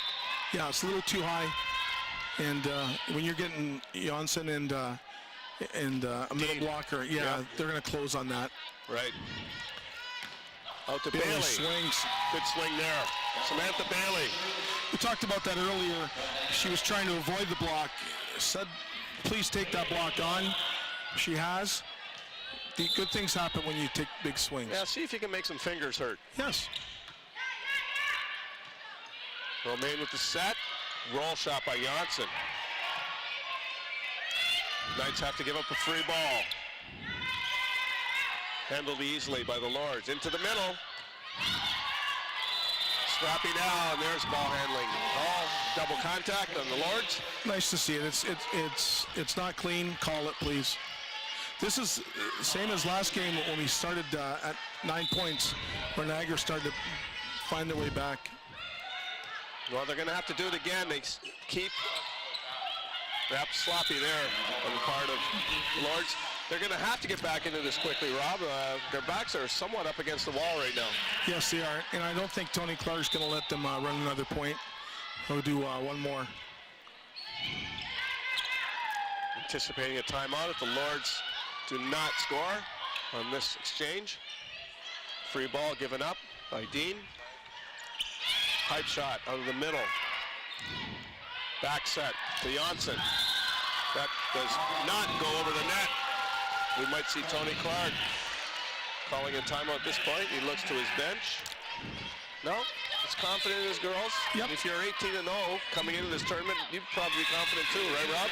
Well, good choice because he let it go and had a net serve. 18-0 in the regular season. They won 3 straight sets last night, although it was a closer game than the score would indicate. For sure. It's Rivers. There's Rivers over top of the shorter blocker. But Davis still touched the ball. Like, respectfully, she's at least deflecting the ball. Yep, Marshall was unable to handle that deflection. Poultry back to serve. Into the net. It's the third one this game. 11-8 Lords. With Johansson. one set under their belt. Janssen back. Wow. Good serve. Do you think she's pumped up?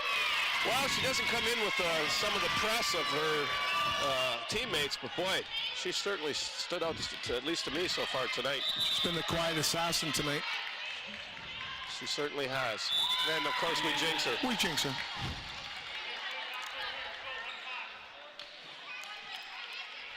But she's talking it up. She wants the ball. Bailey Serve Davis, the the ball. setter for the Knights, back to serve. Look at Kozlowski pointing out the possible hitters, where the setter is. Marshall handles it. They go back. That's a touch at the net. Erin Marshall scores again from the back row. Yep, she's not spectacular, but she just gets the job done, doesn't she? Oh, it was a great outlet. She had to, instead of setting the ball 26 feet, she set the ball 3 feet, and Erin Marshall took care of things. I have to do that now, Rob, because I can't set the ball 26 feet. I can't see 26 feet. There you go. That 31 set doesn't work. It was more like a 51. Yeah, Miss Davis had a little bit of a little problem trying to pull the ball back down into one. Set really wasn't helpful. It was a little bit low. Yep. Shannon Dean to serve. Nice pass by the Knights. Kozlowski. The blockers can't find it. Kallmeyer turned around, hit her in the head. Yeah, Jordan's going to go swing for that. As you can see, nice pass, nice set over top of the block. Kallmeyer's looking for it. Bang, there it is. Yes. Yep. Pass by Marshall. Slide. Kalmeyer can't get it to fall. There's Bailey. That's right. There she is, taking hands again. Samantha Bailey from Bailey Davis. There's Baileys, there's Davises. Yes, there's Deans. And Johanssons. so if we make mistakes, we hope the listening audience will forgive us. Yes. Rachel's a little pumped up there. Took the serve out. 15-11 Durham. I think we're getting into a real danger zone here now for the Knights. Down 15-11. I don't think they can afford to let the second set get away from them. No, not at all. Good dig. Cake there. Over to Marshall. Back row attack coming from Kozlowski. Handled by Johnson. They're like a pro. Yes. Outside. And Bailey tries. Samantha Bailey can't bring that back in.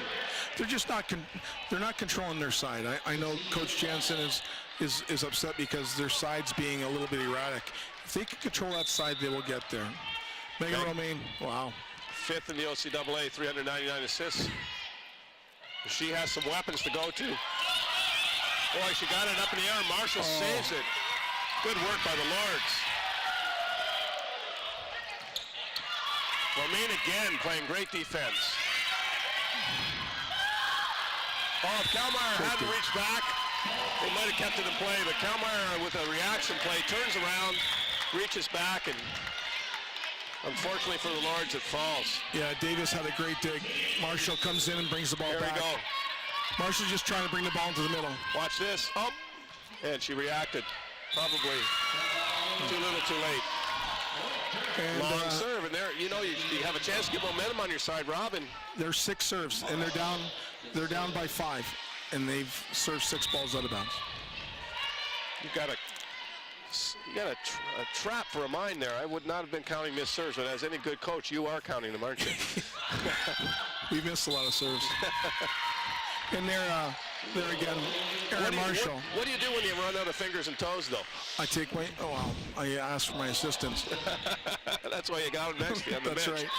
Aaron Marshall is still attempted to dig that ball all the way over in position 4. Good serve by Kozlowski into the middle. Yeah, net call. On Bolchi. She knows it. She nods her head. It's nice being aggressive, though. Amy did a great job trying to reach to get that ball. I would never be upset with that. Coach takes a timeout. Coach Jansen. Timeout. Niagara trying to ice the server. Perhaps they're down 18-13. That I think I've read somewhere, Rob, that the first team to reach 18 wins 75% of all sets. Yes. I want to take this time to thank all of our sponsors here for the OCAA Women's Volleyball Championships presented by Bel Air Direct. Of course, we have a number of local sponsors involved. The Windsor community, Rob, is always great in stepping to the forefront when we have events like this. And St. Clair College itself has really quickly established a great reputation by hosting some of these provincial championships ever since this new complex was built. We have great people behind us, and guys like Kevin Corvo. He's all the kids that he brings in, and all the students that come in and do all their volunteer work for him. Christy Gatto, Jay Schufeld, Ted Beal.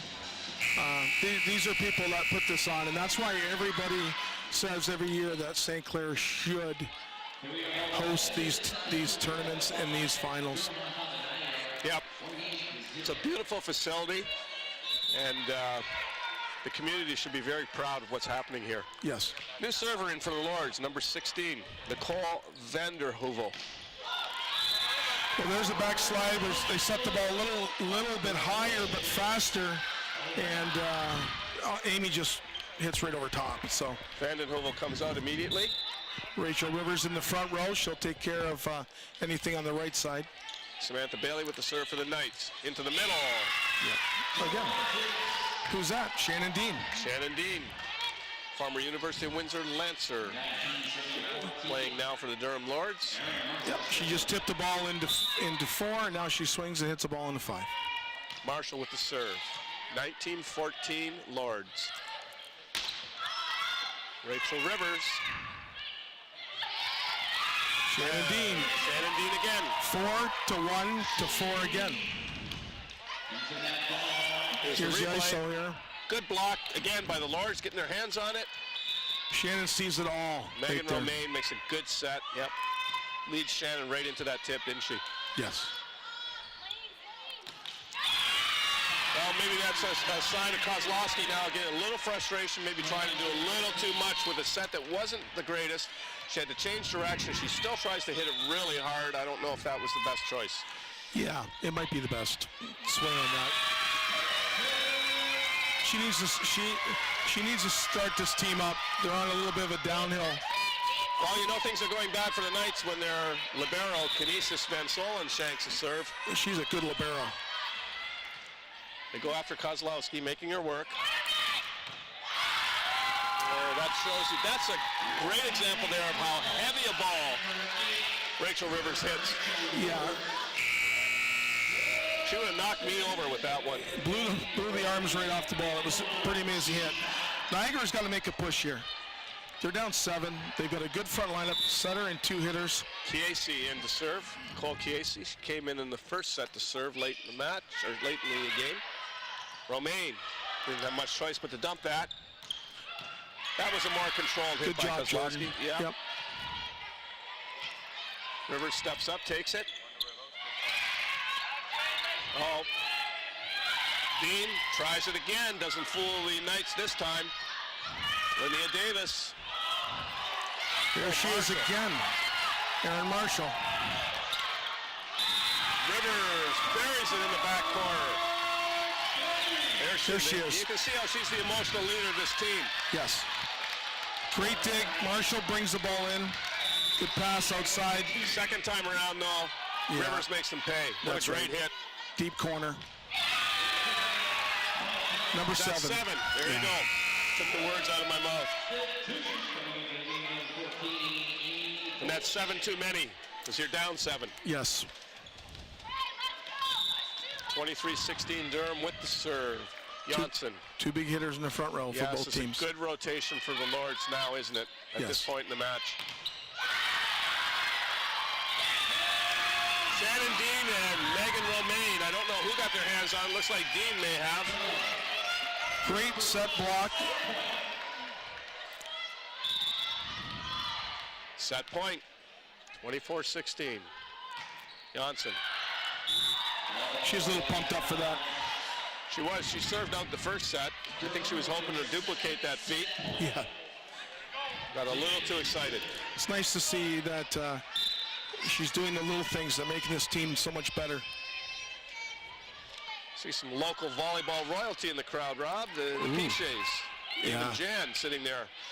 Very, very intelligent volleyball player. Just ask him. Yes.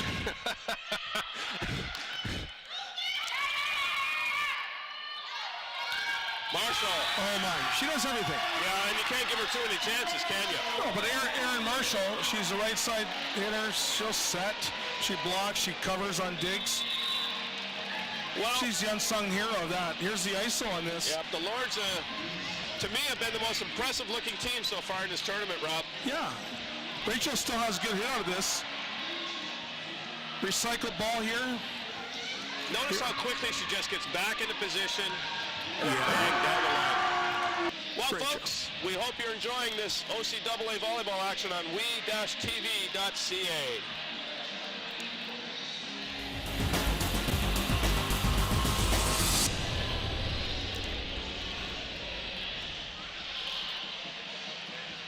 Hello everyone, Joel Quentin. I'd like to express my appreciation for the special opportunity to serve as a keynote speaker for the Westby Awards. It's an honor to be associated with an event that brings together the entire sports community of Windsor for one night while supporting so many great local causes.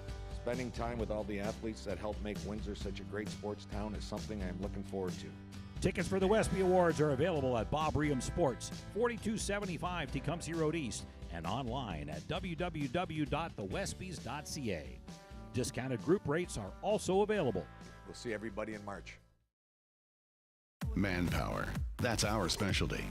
We use it to build infrastructure, like the $1 billion Parkway. That's real manpower in action.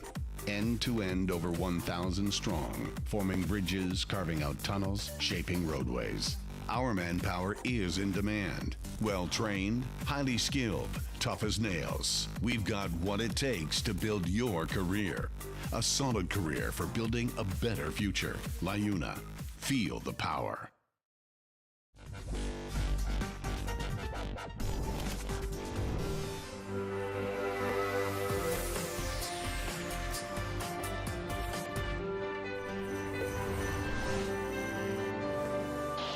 Welcome back to St. Clair College, folks. While we have a break in the action here, I just want to send my love out, say hello to my partner, Suzanne Farrer, who's watching tonight on we-tv.ca, along with a couple of my grandchildren, Jude and Audrey. Rob, is there anyone you want to say hi to?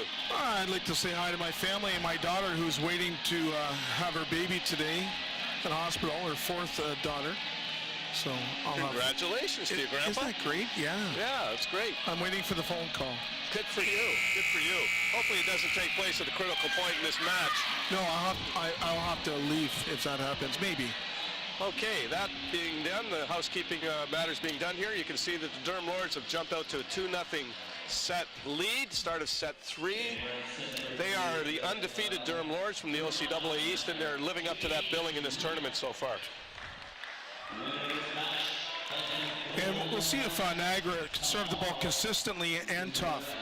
I think Coach Jansen has said that we need to maybe do a little bit of revamping for that. By your count, 7 missed serves. 7 and 2 in the first. Was the Wasn't last too bad. set. So that has certainly hurt their cause tonight. They have to minimize those unforced errors so they're going to stay with this very powerful team. Yes. That was a different look. That's it. Running that ball inside. Lydia Davis out of the middle. Yeah. And that's what they're going to need. A different look, and they're going to need to minimize errors. Yes. Rachel Rivers back to serve. There it is. Kozlowski stuffs Marshall. She's been looked at by the official for pointing, and that may happen. She's pretty pumped up. It's a different start, 2-0 for Niagara. 2-0.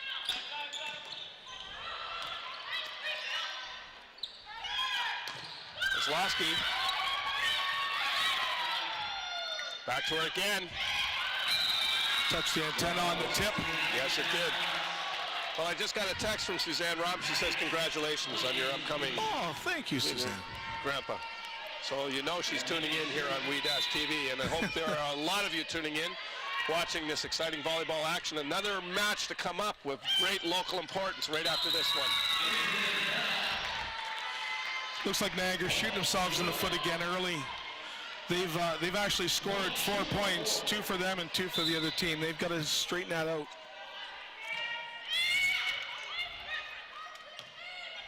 Kozlowski again. But a broken record over here. Double hit. Yep. Samantha Bailey could not convert on the overpass. Double hit. Well judged by the up official, Paul Higgins. I can learn that term in Australia, Rob. Well judged. Well judged. And when you lose in Australia, it's bad luck, always. It's always bad luck. When you're bowling. Bowling, rugby, Australian rules football, volleyball, they love that game over there as well, especially on the beach. Yes. Number 10, Linnea Davis, back to serve.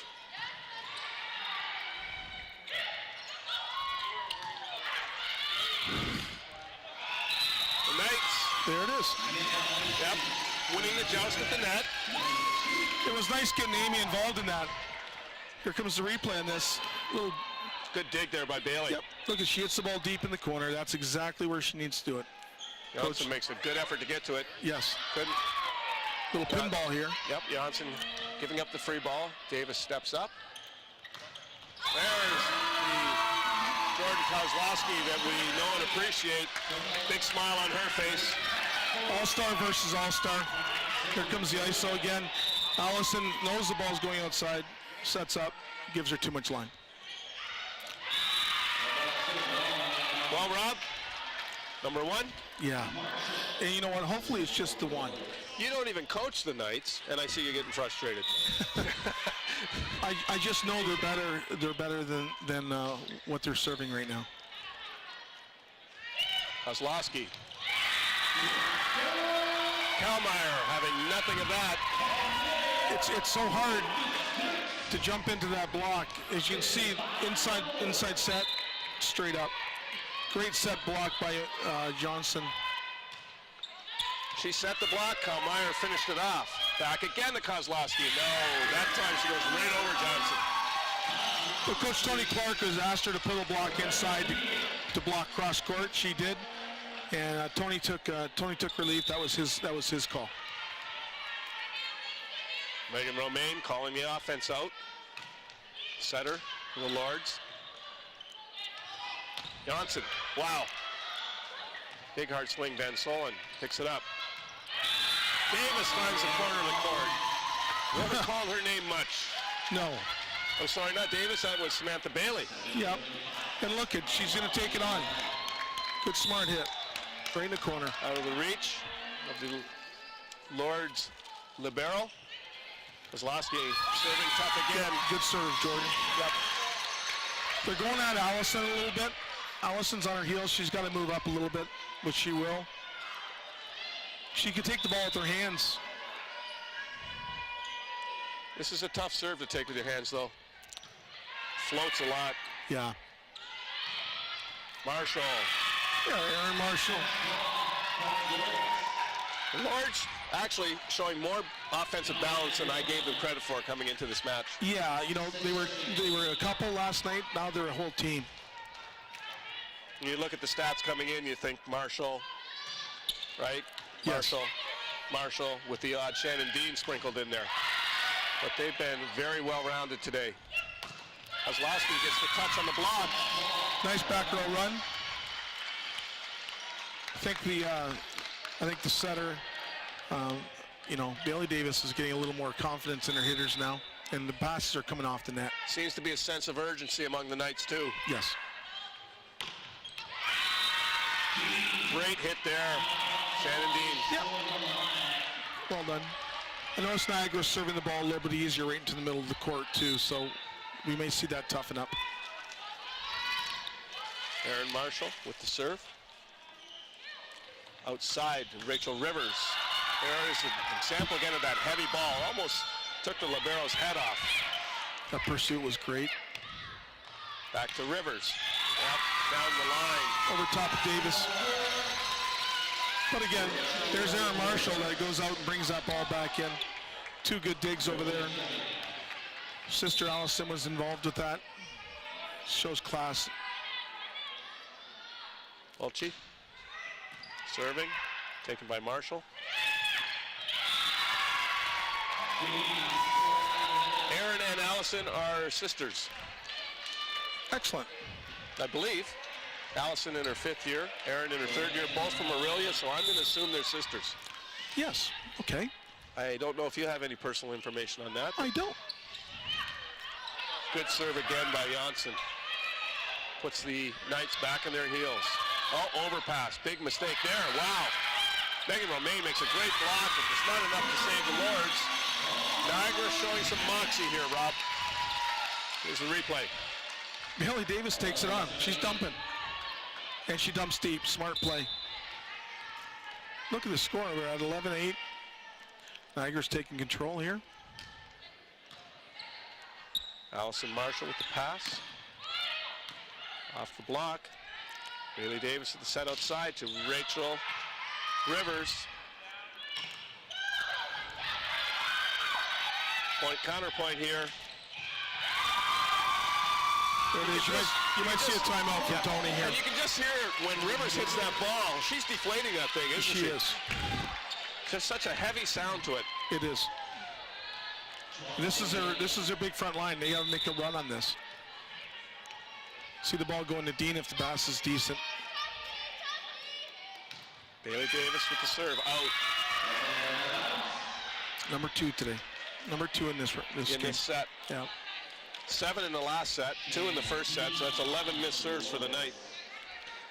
And that if Coach Janssen looks back after a loss tonight, he'll look at that statistic for sure. Shannon Dean. Into the net.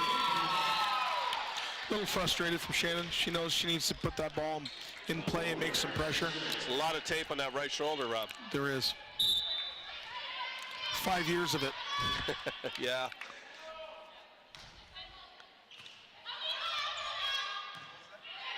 Free ball here. Just a little out of sorts. I think Tony's going to call the timeout. He is going to call a timeout here. Just going to regroup them.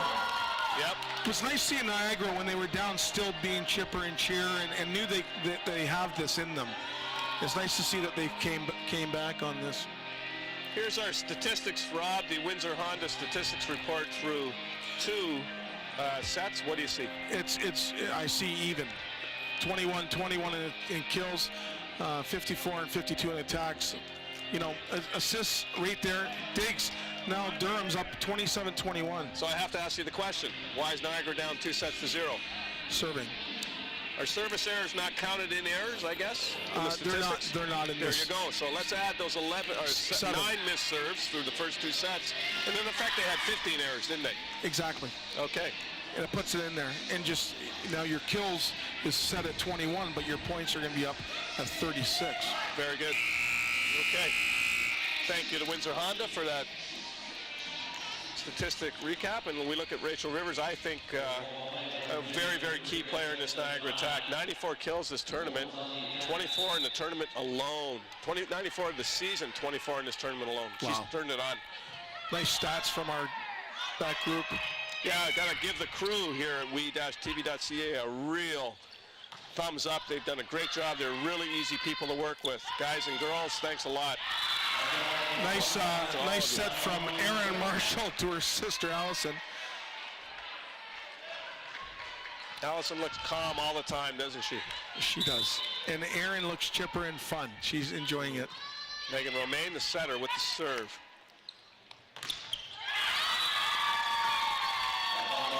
We started to see Linnea Davis. Miss Davis is bringing it now. She needs a couple more balls. She needs to get involved. 5th-year player. There's no future for her if they lose this match. She's used up her eligibility this season. She's done. Net call. Talking to Miss Davis earlier, she said this is her last season, and she wants to go out playing at the national finals. Good for her. Seems like a wonderful young lady. She is. Nice set by Davis. Yes.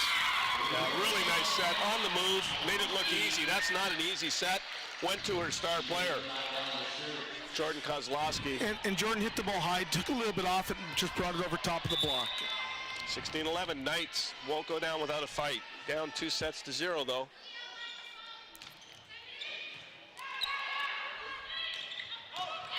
Nice hit there. Kalmeyer, we haven't called her name much on the offensive end. We'll see her. Here she is now. She turns, runs, calls for the ball, gets it, pulls it back. I think she caught this nice by surprise. Yes. Romaine hasn't gone to her often in this match tonight. Rivers with the pass. Slide around by Bolchi. Oh, nice pancake from Lucia, but she just played it off the side. Yeah, and what happened was it hit the net outside the tape, Coach Lynch, and as you know, that's out when it does that. Right, and if she would have used her left hand, that ball would have came back inside. Dean can't get it to fall. Out to Rivers.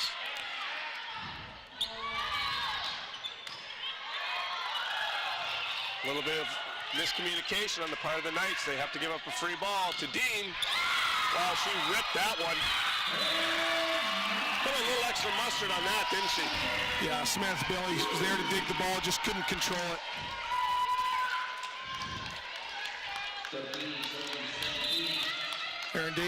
Erin Marshall back. 17-13, sorry. Niagara clinging to the lead, but that's not good. Van Solen shanks that serve. Nathan's not going to let this get away very quick. He'll give it one more shot before he calls a timeout or makes adjustments. Good serve again by Marshall. This time Van Solen handles it, passes a dime. There it is. Over top of the center. Rachel Rivers down the line. Substitution. Kiesi back in. Nicole comes back in. Kiesa. Sorry for the mispronunciation. She's been a serving specialist in each set. Shannon Dean, good hit there. She goes left, she goes right. She can hit it to either corner with authority. Here she comes. You can see she keeps the ball in front of her when she jumps. Just has all kinds of time to hit the ball deep in the corner. Johnson with the serve. Back row attack by Kozlowski. Mishits it. 18-16 Knights. Slowly the Lords chip away. Yes, and guess who's back there serving again? And guess who's in the front row? That's right. All Canadian, Allison Marshall.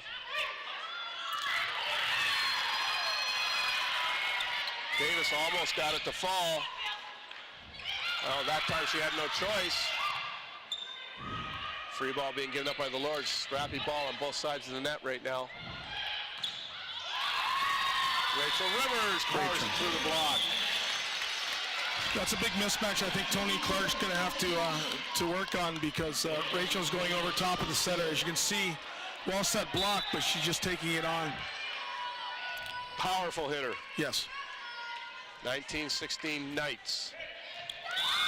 Right in the corner. Great serve by Bailey Davis.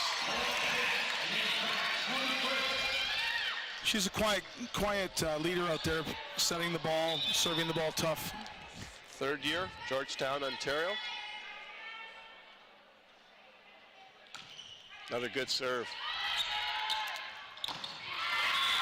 Shannon Dean. She takes two big blocks on. She gets her money's worth when she swings, doesn't she? She no wonder does. there's all that tape on the shoulder. It's bionic, I think. Three great hitters in the front row right now for Niagara. She can run anybody. Kyle Meyer comes to the front row as Dean goes to serve for the Lords. Outside to Kozlowski. Roll shot handled easily by Marshall. Back to her.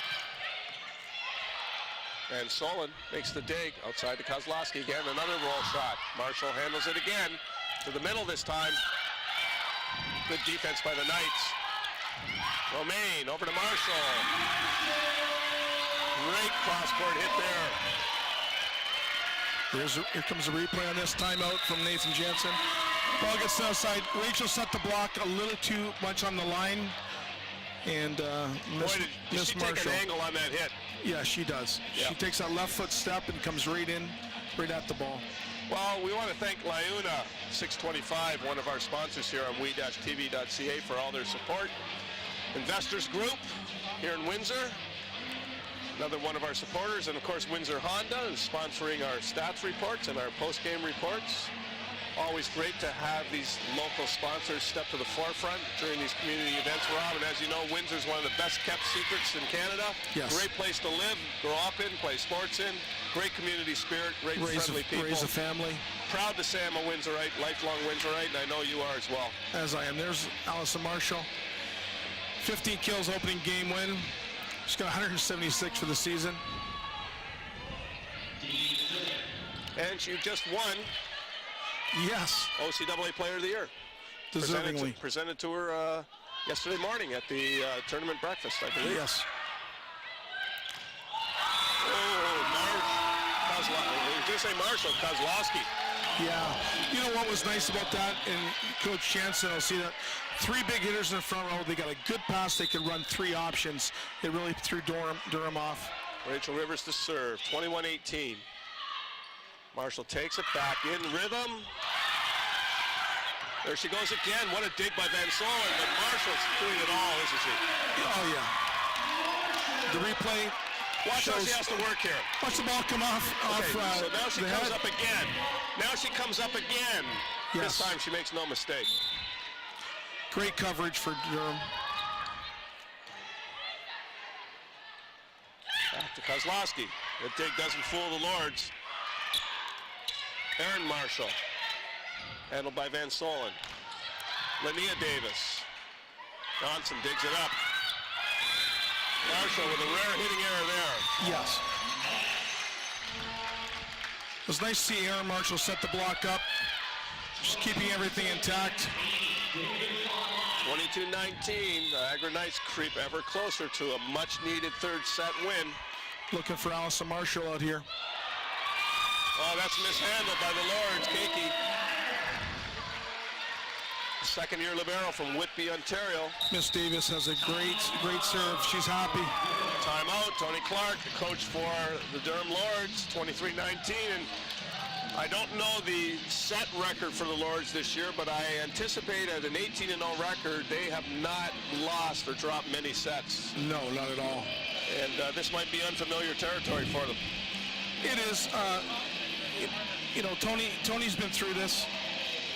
He's even taking a quick timeout. He's not even using. Well, tomorrow we will have 3 broadcasts here for you on we-tv.ca. At 12 o'clock, Fanshawe Falcons will play the Algonquin Thunder for the Consolation Championship. Rob, what do we have in the afternoon? Because that's when it really heats up. Yeah, it'll be Durham and Niagara. The loser here versus the loser of Humber and the Saints playing in the bronze. And of course, gold medal game will be the winner of this game and the winner of the Saints and Hawks playing at 5 o'clock in a packed St. Clair Sportsplex. We hope so. And if you can't join us here at the Sportsplex, watch us on we-tv.ca. Step around. Doesn't work, but the Knights are going to have to give up a free ball. We'll see if the Lords can convert. Back to Marshall. Kozlowski all over it. Big block. Yeah, you can see they move some things around. Here's the Samantha replay. Bailey comes to the right side. Free ball. Samantha's on the right side. Jordan's on the left. She takes care of that. Bad pass. Lords get a swing out of it. Aaron Marshall, There's great Aaron. shot. Yeah, clutch. Aaron Marshall's clutch.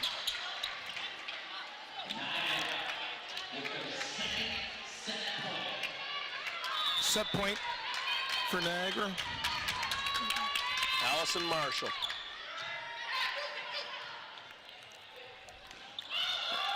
Oh, the roll shot almost fell. Bailey comes down with that. Outside the Johansson. Van Solen makes the dig. Knights have to give up a free ball. Aaron Marshall steps up. And no, that was not Shannon Dean. That was Lucia Kallmeyer with the tip. Learning from her teammate, Shannon Dean. She is, but as you can see, big hit outside. Bailey travels in pursuit. Ball comes over. As soon as they help block, that's what happens. Back to the live action. Johnson. Lords with the roll shot. Outside again to Samantha Bailey. Back to Aaron Marshall. Good defense on both sides here. Kozlowski into the net. See if we're going to get a timeout from Coach Jason. Jensen's going to, yep, he is going to do a timeout. Calling a timeout as his Smart play. Niagara Knights see their lead shrink to 2 points, and they cannot afford to squander this set away. Not at all. They're down 2 sets to 0. Coach Tony is staying away, just letting the girls think. They've only lost 5 sets during the regular season. Yeah. 3 in the first 2 matches. So, yeah, they're in unfamiliar territory, but with his expertise, he could settle them down pretty quickly. They lost only, there we go, our great stats crew with that. They lost only 5 sets what we just during said, the regular season. 3 in the first 2 matches. So they really have lost only 2 sets since about October. Pretty close. Yeah. So if they lose this set, I mean, that's a foreign feeling to them, isn't it? It is. It would be interesting to see if they do lose, how they respond to it. Well, they're trying to ice Allison Marshall's serve. I don't know if that's going to happen. I know she's going to go seam between 5-6. Oh, it floated. Oh, my. Wow. Tough get there for the Knights. Back to Kozlowski. Roll shot, handled by Romaine. Back row attack. Doesn't fall. Back to Kozlowski again. And that tip seemed to be up in the air forever, but it fell, and the Niagara Knights. Tips finally work. Avoid elimination here in this first of our two championship semifinals with a 25-22 victory over the Durham Lords. They had to battle hard for this last point. Watch how long this tip was up in the air. Wow. The Lords back in their heels, expecting the big swing from Kozlowski. Usually Erin gets that. Yep. She stepped away. She's gotten every other one of them, so nothing on her. So we hope you're enjoying this OCAA volleyball action here on we-tv.ca.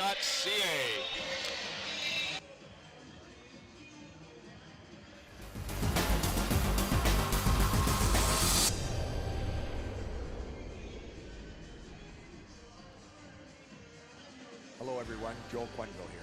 I'd like to express my appreciation for the special opportunity to serve as a keynote speaker for the Westby Awards. It's an honor to be associated with an event that brings together the entire sports community of Windsor for one night while supporting so many great local causes. Spending time with all the athletes that help make Windsor such a great sports town is something I am looking forward to.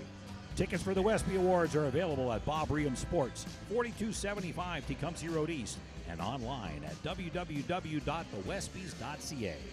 Discounted group rates are also available. We'll see everybody in March. Manpower. That's our specialty. We use it to build infrastructure, like the $1 billion Parkway. That's real manpower in action.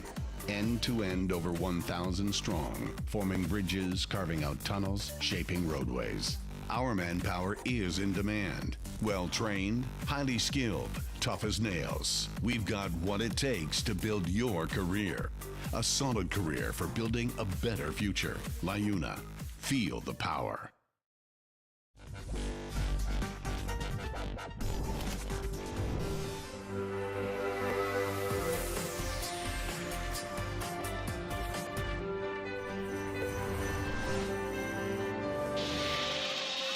Welcome back. You can see the Humber Hawks waiting excitedly on the sideline. Rob, they are up next in the second of our two championship semifinals tonight, and I think even though we're local boosters, I think you got to consider the Humber Hawks a prohibitive favorite tonight, don't you? Yeah, and they play the game so well. Well coached. They've got a great track record. The ladies are really, really close. They come together very, very well. And, you know, like I say again, Chris Wilkins has been a good coach. They've done great things over there. The only thing that's going to be bothering them is coming into this home St. Clair crowd. Yeah, you can see the crowd is building, and we hope if you're not able to come out here to St. Clair College tonight that you're able to at least tune in on we-tv.ca for that second semifinal, which will follow this match about a half an hour after we're finished here. So here we go. Fourth set, Durham leading 2-1. Bailey Davis, the center for the Knights, serving. And a good start for the Knights, exactly what they needed. Yeah, exactly. You know, last set, they won 25-22 and had 2 service errors. Good start. So they'll look to minimize that again. In this set, we've mentioned it frequently throughout the broadcast, the Knights, in order to stay with the Lords, have to minimize mental errors. And there's a mental error on the part of the Durham Lords. And like I said, Rob, they're not used to having sets being taken from them. It'll be interesting to see how they respond. Yeah, they got to play their game. Their game's aggression, and they can't sit back. It would be really interesting to see how they would respond if we would go to a fifth set. Marshall handles it. That is dug by the Knights. Kozlowski with the dump. Over to Aaron Marshall. Oh, and Ania Davis. Here it is. Keep the ball off the net. Don't miss Davis' swing. 3-0 Knights. Exactly the start they wanted. Bailey Davis. Davis to Davis on that last offensive thrust. Again, a poor pass off the serve, but Marshall's going to get a swing at it. Off the block, off the antenna. Fortunate for the Lords there because they were out of system, weren't they? Yeah, but you have Allison Marshall, who's that's her 12th kill. That'll kind of bail you out, won't it? Yes. 13 points up on the scoreboard for her tonight, Rob. Typical, just another night out for Allison on the volleyball court. Nia Davis is long and wide. Well done, establishing the middle. You still have those three great players in the front. 3-2 Knights. Shannon Dean, who spent 4 years here in Windsor at the University of Windsor before going back to her home region. What an addition she has been for Tony Clark's Lords volleyball program. She's originally from Whitby, Ontario, so she's no stranger to the Durham region. Obviously very comfortable coming back home to play volleyball, Rob. Yes. Nothing like home cooking. Yes. Aaron Marshall has to give up the free ball. Vince Owens all over it. Kozlowski reaches with the left fist. Jordan just pushes the ball down over top. Sets a little bit tight. They'll make that adjustment. Bailey's a great setter. She'll bring that ball off. Rachel Rivers to serve.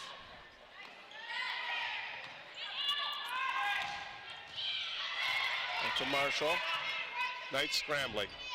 Rivers gives up the free ball. Handled well by the Lords. To the middle. Davis, the setter, has to take it. Kozlowski, long and wide. Ball set a little bit inside. She had a good swing at the ball. She doesn't seem to be too worried. No. Goes right back to her teammates, a smile on her face, and that's, you got to have a short memory It's volleyball. when you're expected to swing about 50 times a night, aren't you? Yes. And that's the burden usually put on her and players like Allison Marshall for the Lords, the go-to players. Their arms get a long and hard workout every match.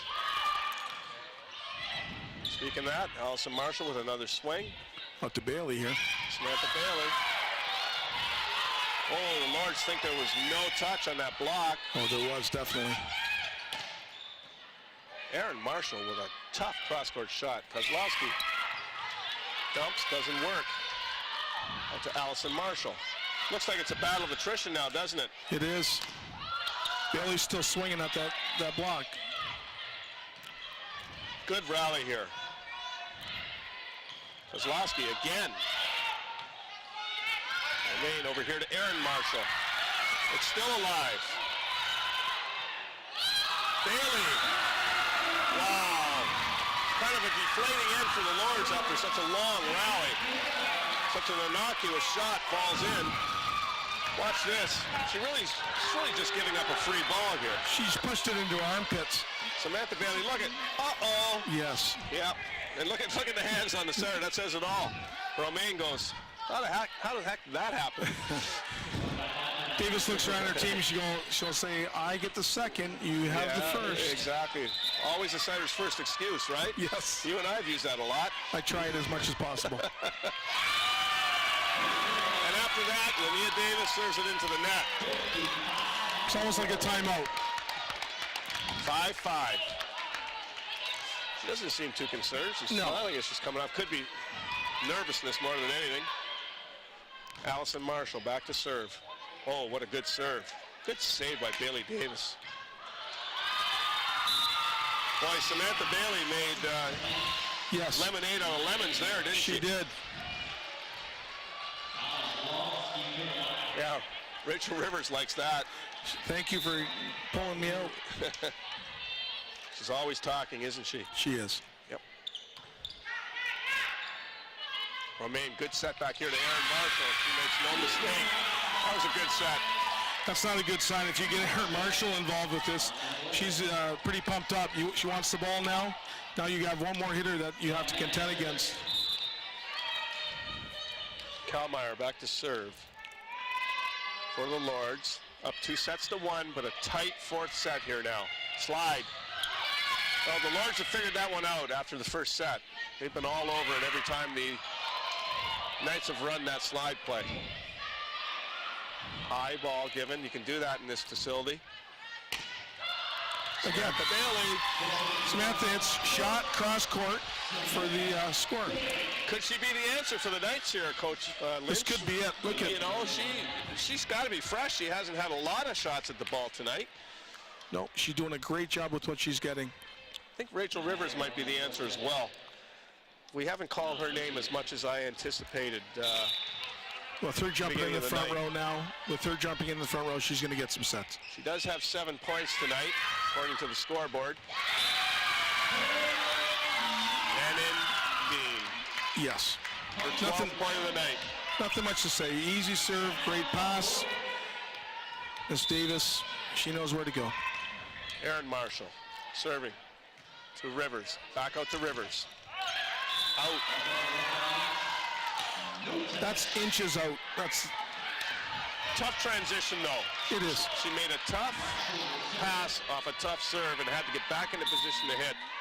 Might not have been the best choice by her setter. Long.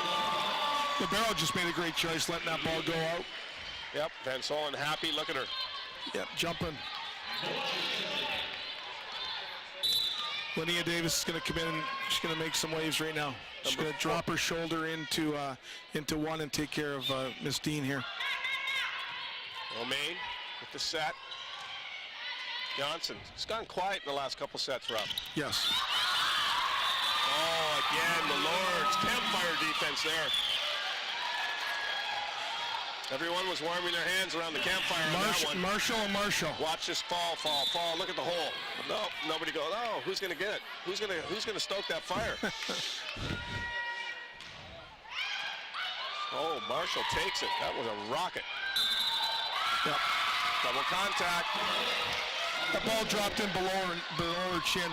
She knows it. Coach Tony's questioning that, but she knows it. Oh, I think I see a little bit in the Knights' faces now. They're starting to believe, aren't they, Rob? Oh, yeah. Starting to believe. They've won the last set to stay alive. Here they are up 10-8 in the 4th set. Could we have another 5-set barn burner here? We'll see. Big, high free ball given up by Allison Marshall. Out of the middle. Kozlowski, but Marshall digs it. To Erin Marshall. That's dug by the Knights. Romaine with the set. Dean can't handle it.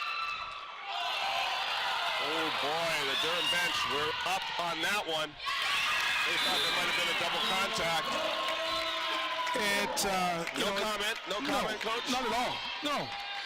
Let them play. It was nice to see that Let's Amy. have a look here. Yeah, here's Amy. Well, there's the long hit. We only get to see the end of the point. That's fine, though. Well struck. Linnea Davis. Her and the Davis girls, they have their timing down now, don't they? It's taken a couple sets to find it, but... And now Niagara has their big front row. They need to make a run here. You can see the intensity in their faces. They realize they're in a match now. That 3rd set victory was so crucial.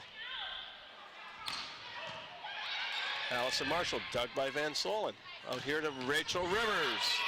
She's dug. Tough set. Bailey Davis there to get it. Oh, Rachel Rivers hits a rocket, but the Lords managed to get it back. Back to Rachel Rivers again. You think they're going to again? I think so. And she just hits ball after ball. The Lords dig it up. Allison Marshall is blocked. Let's try it again. There it is. Rachel Rivers. Oh, the dunk. What a great time. Bailey Davis. What a great decision. I love that Bailey did that late in the match. Kept everybody off the toes. As you can see her, she sees it. She does it late in the match, stays on the ground. Hands there. Very Beautiful much. Hands. I've seen you do that a few hundred times. I just learned that shot from you, though. Of course. Yeah, a few hundred times. My teammates accuse me of that, too. They'd rather hit it. There you go. Linnea Davis. 13-9, Knights. Time out here coming. Nope. Tony might get into a little bit of trouble here with talking to the down official. He's a little frustrated. He just ran a few points off on them. Yep. up official Paul Higgins communicating through Shannon Dean. I think he told Tony, settle down. Higgins showing a little bit of restraint there, I think, not giving a yellow card. That didn't look good, did it? On her approach, looked like her knee collapsed. I thought that might have been an injury there for a second, but she seems fine. Yeah, she just stumbled. She just stumbled. Yeah. Oh, you know what it was? It was that attack line that tripped her. Did you see that? Yeah. It must be freshly painted. Those freshly painted lines will do it every time. Here we are with the Windsor Honda game recap through 3 sets. Well, now we're going to switch to today's schedule. And we'll concentrate now on the left-hand side of the schedule. We know that we have our 2 finalists in the consolation tomorrow. But tonight, right now, Niagara, 1 set, Durham 2. They'll play the winner. The winner of that match will play the winner of the Humber-St. Clair match, which is coming up later. It's been delayed, obviously, because our matches have been so long today. Yes. Here's our third set statistics. Cumulative, of course, and there's not much in it. Yep, it's very close. Assists are up, and again, with that third set, with 2 serving errors by Niagara, it made the big difference. You can't shoot yourself in the foot and expect to win games. They're a great team. Niagara plays the ball so well. They're so well routed and well coached. Jordan Kozlowski, 14 kills, 3 service aces and 2 digs in this match. Playing like the All-Canadian that she is. That's right. Against an All-Canadian. Allison Marshall head-to-head. Both women stalwarts so far in this match. What a good serve by Bailey Davis. And you know, when you have a situation like that with 2 All-Canadians, Rob, it usually comes down to the role players, doesn't it? It sure does. And that's what I'm saying. Aaron Marshall stepped up this match. Earlier in the match, it was Janssen who stepped up for the Lords. Now it's Bailey Davis, the center, and it's Rachel Rivers stepping up for the Knights. Yes. There's a double contact against Megan Romaine. But things go bad, things go rotten for a while. I'm sure this will stop. This is going to be a character builder now for the Lords. I don't know if they've been in this tight of a situation at all this season. At least in OCAA action, they haven't, to my knowledge. All that being said, they're up 2 sets to 1. We say they're in a tough situation. They're trailing 16-10 here in the 4th set. They would go to their first 5-set match this season. Yes. If Niagara can continue this momentum right through to the end of this set. Shannon Dean's ready to put one in play. Rivers has trouble handling it. She's going to get a hit out of it anyways. It's a rocket. I really like what Davis Romaine is doing. She's running the middle. Doesn't matter where the pass is. She's going to run it. She has that much faith in both of her middles. Yes, and Kalmeyer rewards her patience. Yes. Shannon Dean again.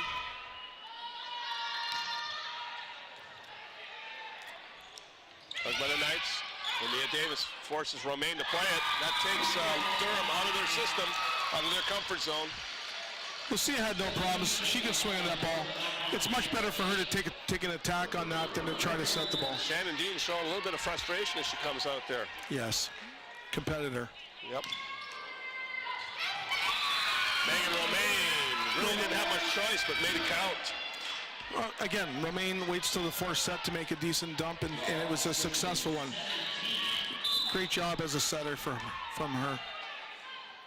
5'5" setter. Megan Romaine. Out of Ajax, Ontario, in her 2nd year. Plays a lot bigger than that 5'5" frame, though, doesn't she, Rob? She sure does. Especially on the block. And the 2 good serves. The Knights don't want to see this slip away. They cannot afford many more mistakes. They're down 2 sets to 1. They're clinging to a 3-point lead here in the 4th set. They have to step up and use their hands on this. Overpass. Oh, but Van Solen rescues her own bad pass. Kozlowski fixes a questionable set tight to the net. And she fixed that. She's happy with herself. Yes.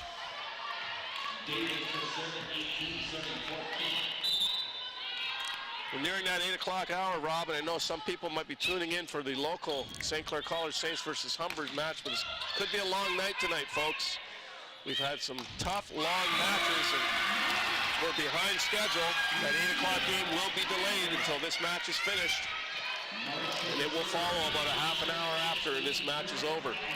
Yes, very much. Megan Romaine just ran a 31 there that I'm in awe about. And it takes a lot to put you in awe. Yes. A little bit of a mini run here by the Durham Lords. Yeah, this might not last too long. There's Allison out there. Yes, Timeout. Jansen, there you go. Great coaches think alike. Nathan Jansen makes the call for the timeout, just as you called it. 11 kills for Allison Marshall in this match. One serving ace, 9 digs. She's playing defense as well. She's up to 13, I think, right as of now. But she's in control. Her sister's there. If it's her sister, it might be because they've yelled at each other a couple times in trying to get the ball up.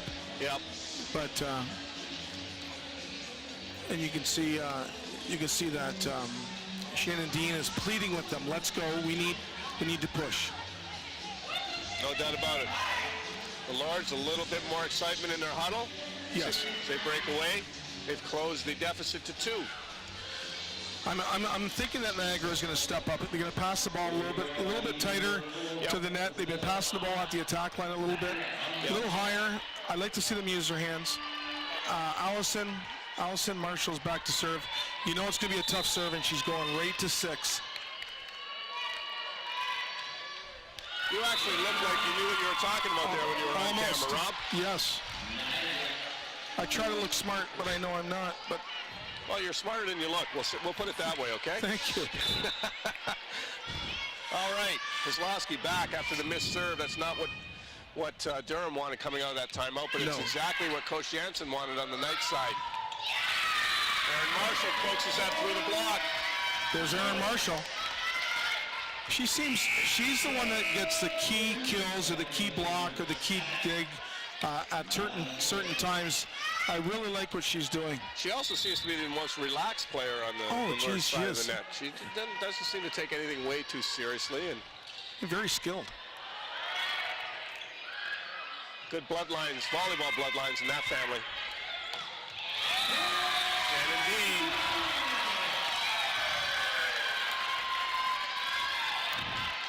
That's a great comeback. You can't let Dean get that ball. You got to make sure the passes are off the net so she can't get that. Durham scratching away. Number 7 serving for the Lords. That's Madeleine Elite from Trenton, Ontario. Her first action tonight. Wow, Dean hits a rocket, but it's dug by the Knights. The tip doesn't work as well, but there's a net touch on the block. Balchi. She hits the ball to the one, she gets dug. She throws the ball to one, she gets dug. She's still going to hit the ball. 19-19. Johnson's outside too. Don't be afraid to get balls outside to her. To Kozlowski. What a dig by Romaine. Out over here to Samantha Bailey. And look at that, look at the emotion on Shannon Dean after that block. And Niagara gets together for a huddle. Erin Marshall sets the block inside, as you see. She's going to set it inside, brings it up, and helps out with that block. Shannon Dean happy. Miss serve Lords. 2020. There's probably a few dry throats out on the floor there now, Rob. For sure. Bailey's back to serve. She's done pretty well from the back line. Sends a floater over, handled by the Lords. Shannon Dean, happy. Boy, she's come to play now late. She's not pulling the ball back into one. She's hitting the ball down into 2.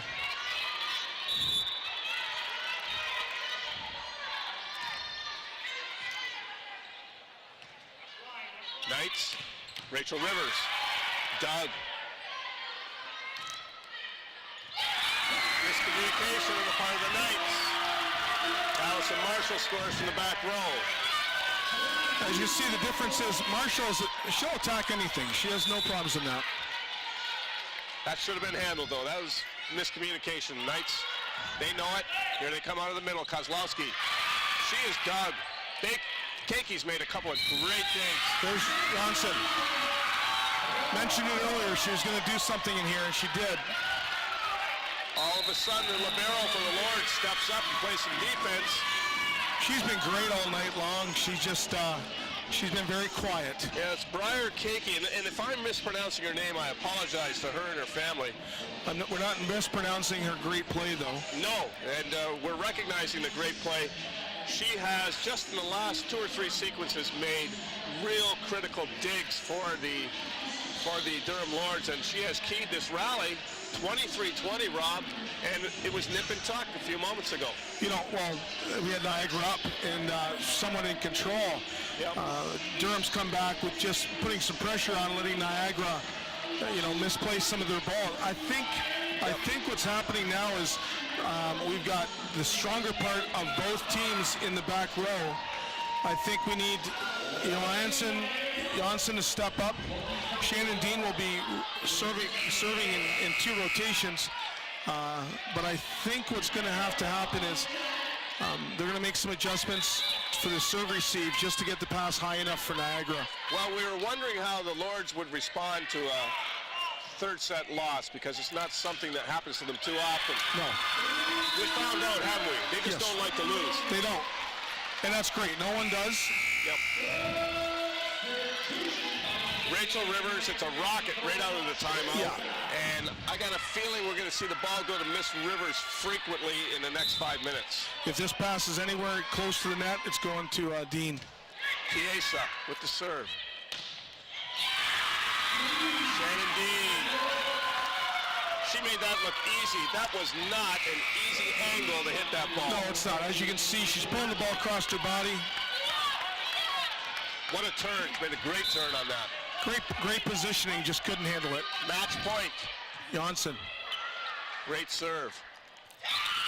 No! Unfortunate for the Niagara Knights, and the Durham Lords are in the gold medal final with an exciting 4-set victory. The 4th set, 25-21. The Niagara Knights gave it their all, but come up short against this very powerful Durham Lords team. Here's Janssen. We talked about her.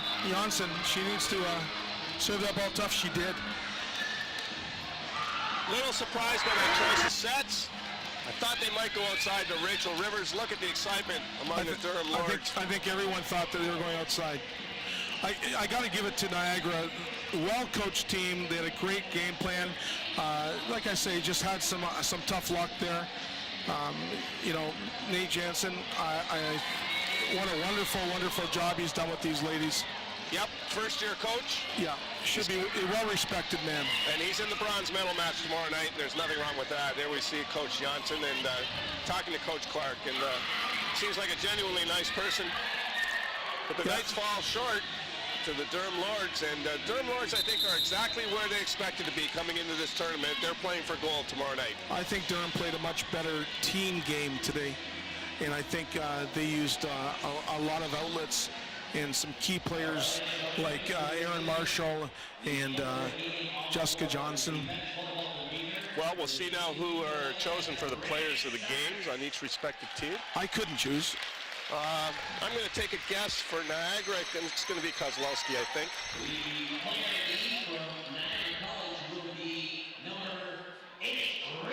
Oh, Rachel Rivers. Well, that's a great choice. Sure we is. talked about how she is so key to this team. It's nice that Ray Sarkis is giving her her swag, because Ray is with Niagara College. Allison Marshall, do you think, for the Lords? Yeah, I think so. I know Shannon Dean won it last night. And, yeah.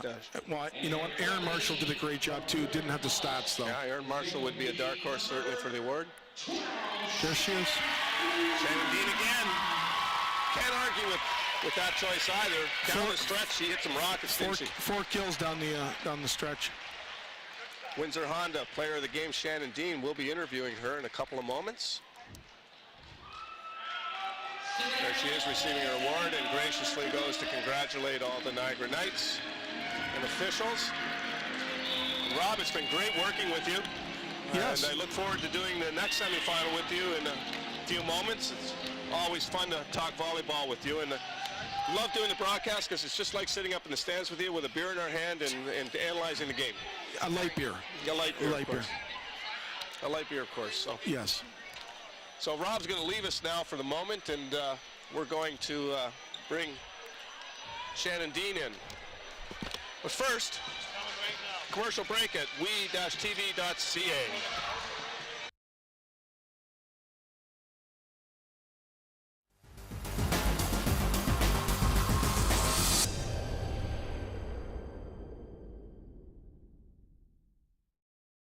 Hello everyone, Joel Quenville here. I'd like to express my appreciation for the special opportunity to serve as a keynote speaker for the Westby Awards. It's an honor to be associated with an event that brings together the entire sports community of Windsor for one night while supporting so many great local causes. Spending time with all the athletes that help make Windsor such a great sports town is something I am looking forward to. Tickets for the Westby Awards are available at Bob Reham Sports, 4275 Tecumseh Road East, and online at www.thewestbys.ca. Discounted group rates are also available. We'll see everybody in March. Manpower. That's our specialty. We use it to build infrastructure, like the $1 billion Parkway. That's real manpower in action. End to end, over 1,000 strong, forming bridges, carving out tunnels, shaping roadways. Our manpower is in demand. Well trained, highly skilled, tough as nails. We've got what it takes to build your career. A solid career for building a better future. LiUNA. Feel the power. Well, welcome back, folks, to the Windsor Honda post-game report, and I'm happy to have with me number 12 from the victorious Durham Lords, Shannon Dean. Congratulations, Shannon. Thank you. Great match. Thank great you. match. We should put your name maybe on this chair. This is 2 nights in a row you've been over here. Yeah. Very humble. How does it feel to come back to Windsor after being here for 4 years with the Lancers, I believe? How does it feel to come back? It feels great. It kind of just feels like I'm coming home to my second home. I've already seen a lot of people that I know that have come out to support, which is awesome, and hopefully I'll see some of my old teammates tomorrow. Yeah, it's awesome. I'm so happy. You're obviously relishing in the atmosphere and being back here. Your play has been spectacular. I noticed down the stretch you really put some mustard on a few of those last shots. What were you thinking? I was just thinking that I really want this game. I want to be in that game tomorrow at whatever time it's at, 5 or 6 o'clock. We all really want that medal as a team. I just was thinking I didn't want to go to a fifth set. The fifth set can kind of go either way, and I just wanted to finish it. So. Well, you're a coach's dream because every coach loves to see that player when the match is on the line at the end. They don't want to see it tipping. Yeah. They want to see you giving it everything, don't they? Yeah. Good for you. Now, you went back to your hometown of Whitby. Yep. Are you living with your parents since you've returned? I am, So yeah. you're getting some home cooking. That's obviously a big help to your play as well. Yeah, it's awesome. Yep. That's great. Well, it's great to have you here again. Congratulations. We look forward to seeing you play again tomorrow night in the final. Yeah. Best of luck to you. Thank you so much. Always great to have you here. Thank you. Thanks, Shannon. So that's Shannon Dean here on the Windsor Honda post-game report. We are running a little bit behind schedule, folks. We're bringing you the second semifinal match tonight on we-tv.ca. The original schedule called for 8 o'clock. That's been set back because of the length of the games today. We'll be starting in about 25 minutes from now, and that'll be the hometown St. Clair Saints against the Humber Hawks, the #1 ranked team in the province, and we expect a full crowd, full house here, a rowdy crowd tonight. If you can't make it down here to St. Clair College, we hope that you watch us here on we-tv.ca. This is Dave Austin signing off for my partner Rob Lynch, and we'll see you again in about 25 minutes.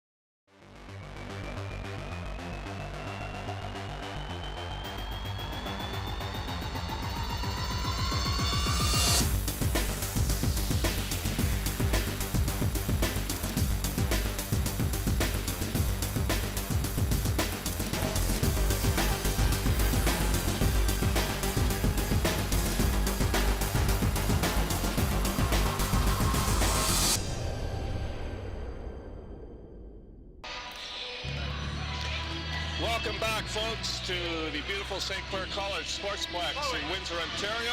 The final match of the OCAA Volleyball Championships on this Saturday, Rob, presented by Bel Air Direct, and it's a big one.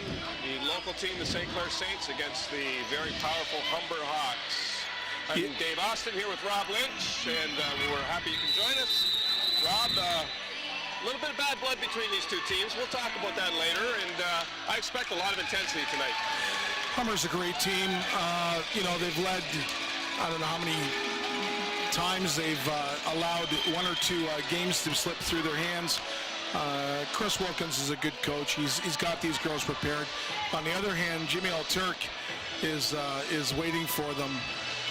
I think that this game is going to be a long, determined outlook match, because Humber is coming in after playing a tough game yesterday, mentally and physically.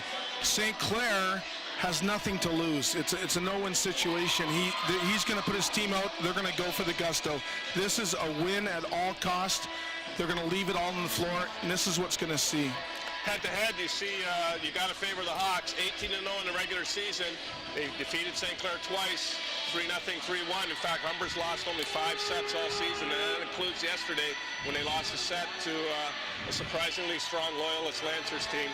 You can see they lead in most categories, and the Saints have their work cut out for them tonight.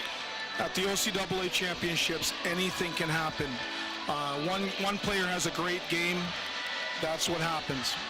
Thank you to the Investors Group for that head-to-head statistical matchup. And you can see the crowd has filled in here nicely at St. Clair College. We expect a raucous crowd, local support, and I'm sure the Humber Hawks coach Chris Wilkins is preparing his team for that. I think that this is going to be a barn burner. All right, folks, we're going to send you off to commercial now. When you come back, we'll have the start of this important semifinal match.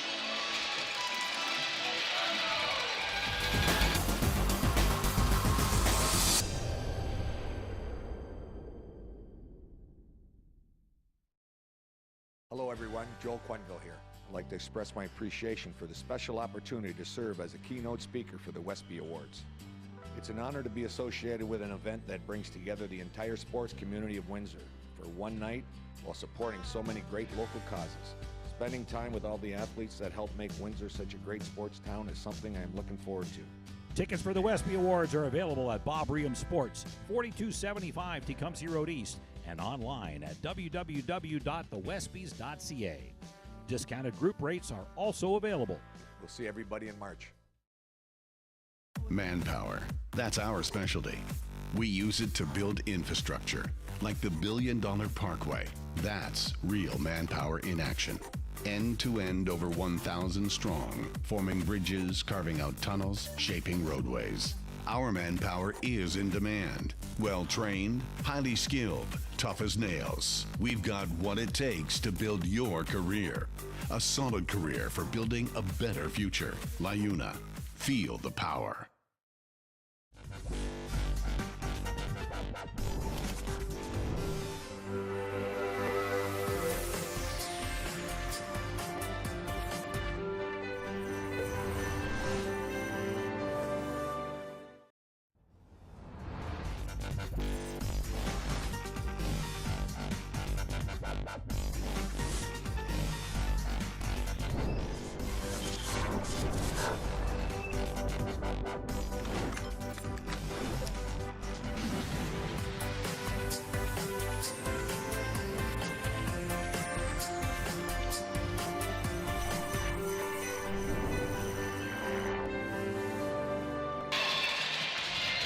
Welcome back, folks. You see the two teams shaking hands after the national anthem. This should be a very exciting scene tonight here, Rob, at St. Clair College. Yeah, it's going to be Powerhouse versus the up-and-comers. Here we see the Humber Hawks starters of note. Number 1, Gabby Militek, a St. Joseph's High School graduate here from Windsor, playing now for Humber. As the important position of center, we should also look at Brianna Goldking, number 10, OCAA Rookie of the Year, and number 12, Devin O'Connor, who was player of the game last night for the Hawks and has been their statistical leader all year. Allie Newman's done a great job for them, too, and there's Coach Chris Wilkins. 20th season with the Hawks. looking to win his 10th consecutive OCAA championship. Quite an record. Yes. Quite an amazing record. St. Clair College Saints. Here's their starting lineup. Look to number 7, Angela Evans, who just arrived here in the Windsor area in January from Panama. And number 11, Kayla Crow, the statistical leader this year for the Saints. They've got 1 gold, 2 silvers, and 1 bronze in the history of women's volleyball. Second-year coach Jimmy L. Turk. Rob, I know you've been impressed with the job he's done. He's done a great job. He's surrounded himself with some great people, with Stephanie Wilson and Victoria Morgan. Colin Lowback comes in and helps him out. He's got a good young group and a good young group coaching, bringing some really good young and energetic energy to the team. Here we go. Get ready to go. Here's Maddie Trotter, the center for the Saints, and we'll see how the Saints handle this pressure cooker of an atmosphere tonight, Rob.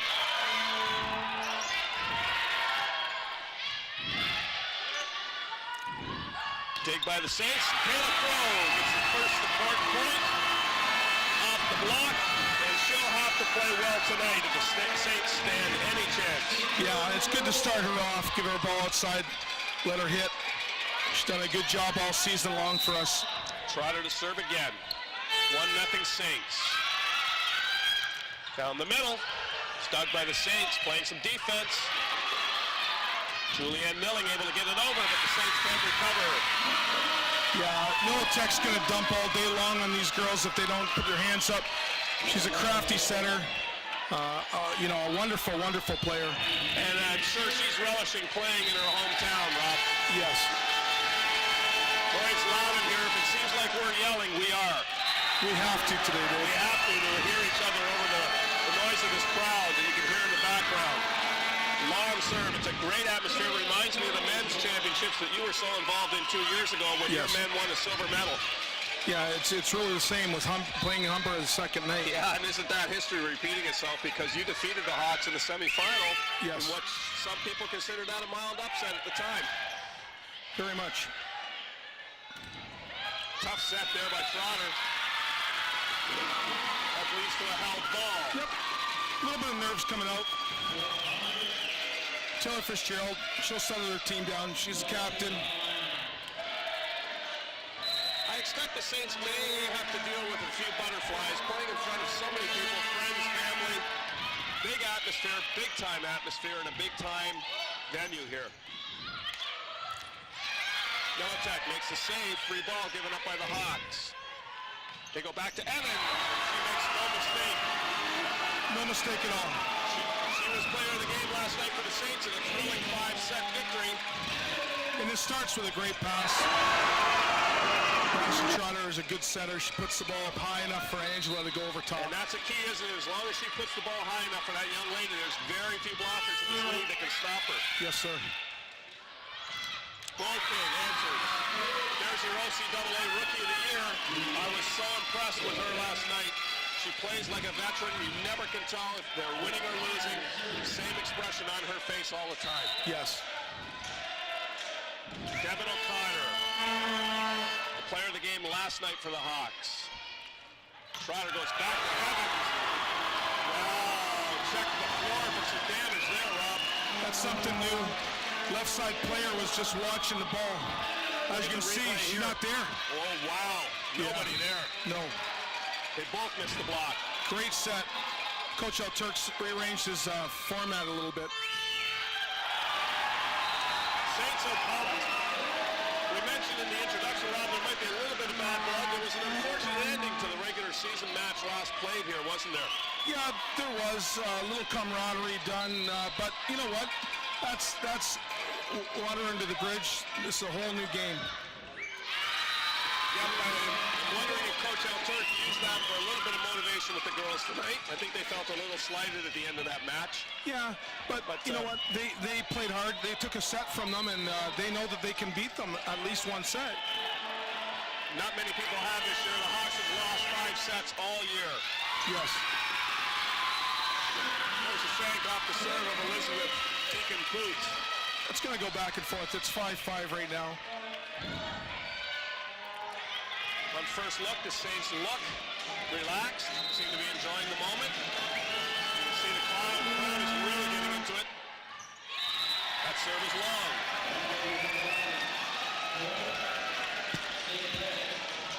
Elizabeth served the ball a little flat, kept the ball up high. She's kind of an unsung hero on that Humber She squad, sure is. isn't she? She sure is. Quietly goes about her business as the middle blocker. Doesn't get a lot of the press that her teammates do. Roll shot, handled by Taylor Fitzgerald. Oh, that's great to see Jessica Moss. The big hit out of the middle. She was quiet last night. They need a little bit more of a middle attack if they're going to stay with these Hawks. Great pass by Taylor. Runs the 31 over top of 2 blockers. And that's 2 big blockers. Good to see Jessica come out swinging. Wonderful girl. Roll shot handled by Milling. Outside to Kayla Crow. And down the line she goes. Right through the hands of Gabby Militek. If that won't happen again, Coach Chris is going to tell him to bring that block inside. Look at her turn on that, right through Militek's hands. Militek's a great defensive player. She's a very good defensive player. I believe she led all setters in the OCAA in digs. Yes.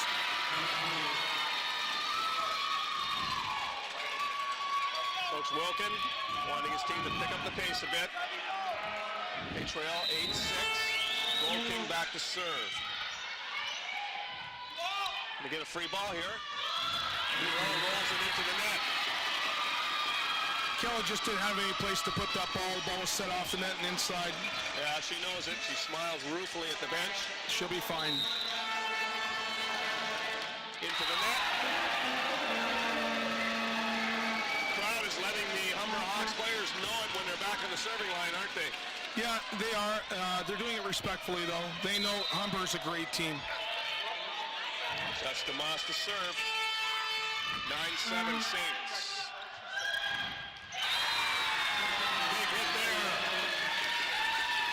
5. Spencer Coleman. 11. Spencer Coleman, yes. Spence Coleman. Wow. Clock was late getting there, wasn't it, Rob? Yeah, it was. And over top of the smaller setter.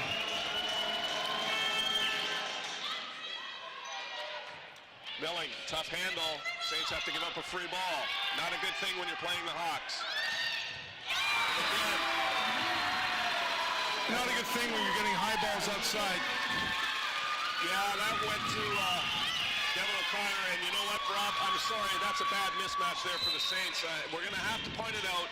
I don't think Trotter can handle her over there tonight. Madison Trotter jumps very well for her size. It's just that Spence Coleman is out there and she's ready to detonate. And now it's even the news is even worse. It's Devin O'Connor out there now. That's right. So long serve, that helps the Saints. 10-10, but I expect we'll see Humber exploit that mismatch all night. Here's our matchup in the front row. 2 hitters against 3 of our big blockers. Yeah, we now get Maddie in the back row, and that improves things for the Saints blocking-wise. Good dig by Trotter in the back row. Great effort. Overpass, Militek. Not able to make it count. She's on the net. Really had no other option with that pass. No, pass was tight and high. She had to get the ball over. Trotter back to serve, and I think this is the rotation the Saints like. Yes. Another overpass. Crow can't get it to fall. Trotter. Out to Crow. Down the line again. She's come out on fire, hasn't she? Down the line again, Kayla. She's going to bury that ball until they stop her. Right down the line. That's 3 times she's gone down the line and scored. Goal King. Militek goes and gets it. O'Connor's blocked. Nothing you can do about that. You're taught to collapse in behind your hitter, and if they get those long blocks, they score almost every time. Miss O'Connor hits the ball so high. Thank goodness Angela can put her hands up higher. Saints making a run on this rotation, exactly what Coach Jimmy Alturk wants. Outside to O'Connor, she has to give the roll shot, handled by Crow. Back again to Evans. Wow! Right down the line, Wilkins can't handle it. Yeah, you know what? Coach is going to take a timeout. Coach Wilkins calls a timeout. Saints all hyped up, and look at the crowd. Watch the line shot here. Yeah. The crowd is just erupted. Humber's in great defensive position. Just Angela overpowered the ball. And as St. Clair comes back, they're getting input from all their coaches. You and I have seen this team a lot this year, Rob, the St. Clair Saints team, and I think the big issue tonight is going to be, can they sustain this type of emotion? Because they've been uneven throughout the year, haven't they? Yeah, they have. Emotionally, this is a draining game. The first game with the crowd, the way it is, Coach Wilkins is going to try to calm his girls down, knowing that they are, you know, the number 1 seed in Ontario, number 2 seed in Canada. Jimmy's telling them, you got to finish. You've got to play your position right. They have to play with emotion, but they also have to keep it under control. And one of their bugaboos this year is that they have gone flat over long stretches, and they can't afford that tonight. No, and Coach Alturk has them prepared. They've been living, eating, and playing volleyball for the last week, just like any other national program or anything else. He does a great job with these girls. Okay, here we come out of the timeout. Trotter on the run from the serve line, 14-10, Saints. She gets it off the tape. Evans can't get it to fall. Good blocks are saving by Militek. Came out of nowhere to get her hands on it. Saints get the ball. Back to Evans again. Handled well by the Hawks. O'Connor with the roll. Milling. That time, Stachow out of the middle. Good to see Chloe getting involved in the offense. That is wrong. Saints making an impressive run here. Madison Trotter had a tough serve there off the top of the tape. She's got to get that ball a little bit higher over top. That's certainly the type of point you want to win coming out of a timeout, don't you? For sure. Big block by the Saints. Wilkins in there to cover. Militek gives it up to the Saints. Out here to Crow. Cross court. Going to be recovered by the Hawks. Wilkins and O'Connor working over there on the left side. Nice little legs play they ran there with Angela coming out of the middle. That was a bit low. Yep. She was a little bit late. It was nice to see that they're running a little combination and mix things up. 15-11 for Windsor St. Clair. Allie Newman back to serve. Handled by Milling. Out here to Evans. Angela caught that off the top of her hand. She paintbrushed it. She comes down smiling. She knows. They're going to have Gabby Militek move that block over a little bit. 15-12. Saints in the lead. Electric atmosphere here at the Sportsplex. That's on the net. Maddie Trotter. Saints have to regroup right here. They can't let this get any faster or any farther. Well, they made such an impressive run. And these are the low spots that they have to learn to avoid. This team from Humber is just too good, too experienced. Out to Evans. Good catch. I got a touch on that. Got a touch. She just swings high into the hands. And it comes right at us. Coach Ritz making the play. 16-13 Saints. Good serve. Wilkins handles it. Out to O'Connor. Good hit. Catches Trotter down the line. Yeah, I gave a little bit too much line. Offset. She just buries the ball down the line. 16-14. Saints clean to a 2-point lead in a very, very noisy atmosphere here at the Sportsplex. Militek back to serve. Gets the overpass. O'Connor's there. A little bit of jousting at the net. Militek settles things down. The Gold King off the block. Good block there by the Saints. Over to Evans, and she scores. Cross court. Crowd loves it. Yeah, they love Angela. See a couple of our Windsor senior volleyball players there in the crowd shot. Kevin Crow and Ted Coomer, Rob. You know them well? Legends. Legends, yes. Senior legends. Chloe Stachow with the serve. She's been serving well all season, hasn't she? She has. Could have called for contact there, but nope. Doesn't matter anyway. Saints get the point. Yeah, the ball doesn't lie there. I thought Chloe might have played her most complete match of the season last night. She was very, very good. Yeah, great to see her step up in such a pressure cooker situation. She complimented the team very well. Of course, we jinx it. We didn't jinx her. She was going for the tough serve. Coach Turk wants that serve to be in a certain position, and the girls are working hard on doing that. 18-15 now. Saints in the lead. They've been in the lead most of this first set. See if they can sustain it. Yeah, Devin O'Connor's been the killer for the Saints today.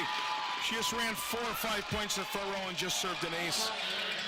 Well, she was the killer last night for the Hawks when they finally subdued their opponents in 4 sets.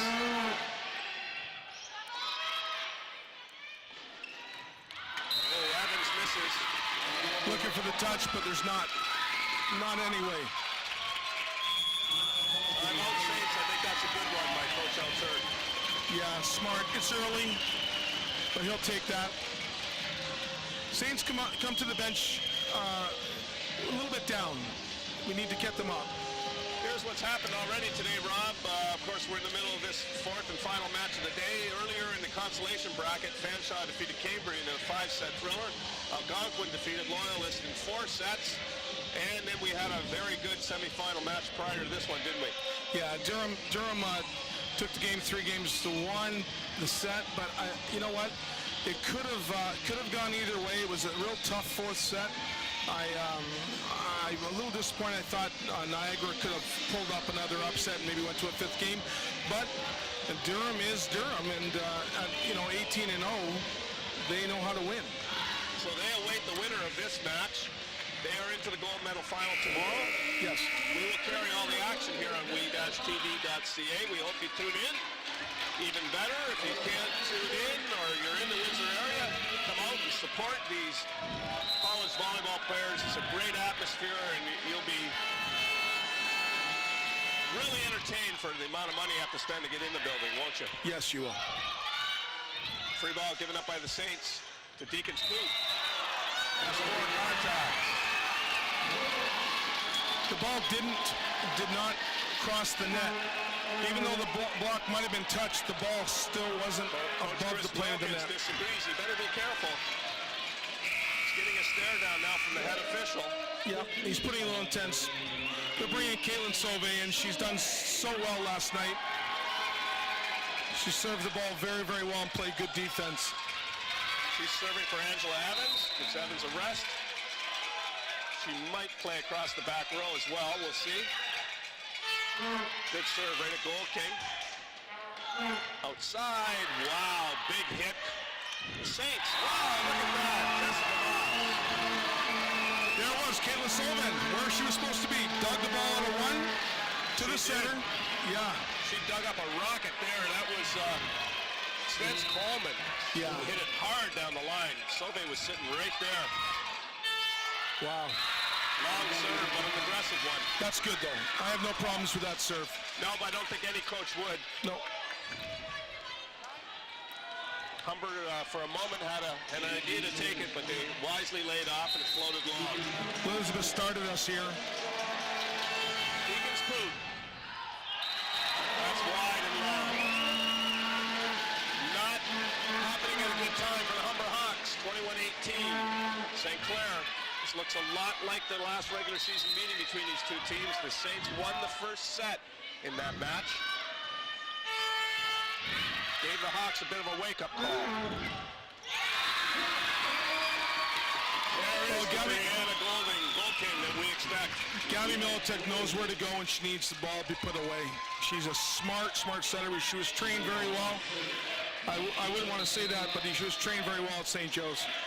And who was the coach there? I think Mr. Patterson was. Mr. Pat Patterson, yes. And he can take credit for 2 of the players on the floor tonight. Yes. Corey Stackshall from the Saints also played at St. Joe's. That's right. Patterson has been around the game longer than he should admit. Yes. 21-20, it tightens up. Saints clinging to the lead. They've never given it up. Changing the centers here. Interesting, Rob. Quintanilla in. Goes to Crow with the first set. Back to Gold King. That ball's in. Yeah, buries the ball in the back corner. Again, Militek, intelligence. She sees where it is. There's a 3-foot set behind her. Goldie puts it right there. Long big break for the Saints. Action happening fast and furious here. We'll have to apologize to our viewers if we can't keep up with it. This is a fast-paced game. They bring Nikki in, Nikki Tygate to come in. Another good server for Good Jimmy. server and a great defensive player as well. She is. Makes the serve. Wilkins handles it. Oh, I thought that was up. Nice hit. Spence Coleman has come out on fire, hasn't she? Yeah, Brienne's really feeling it right now. That's a big swing. Good finish. Went right over the center for the Saints, Kimberly Quintanilla. 22-22, we have a barn burner to start the night. Quintanilla digs it. Saints have to give up a free ball. Big hit there. Run the backslide on the right side. Scored 4 points out of the right side in the last 6. Allie Newman with the slide. Saints fall behind for the first time in this set. And not a good time for it. It looks like they have to give up another free ball.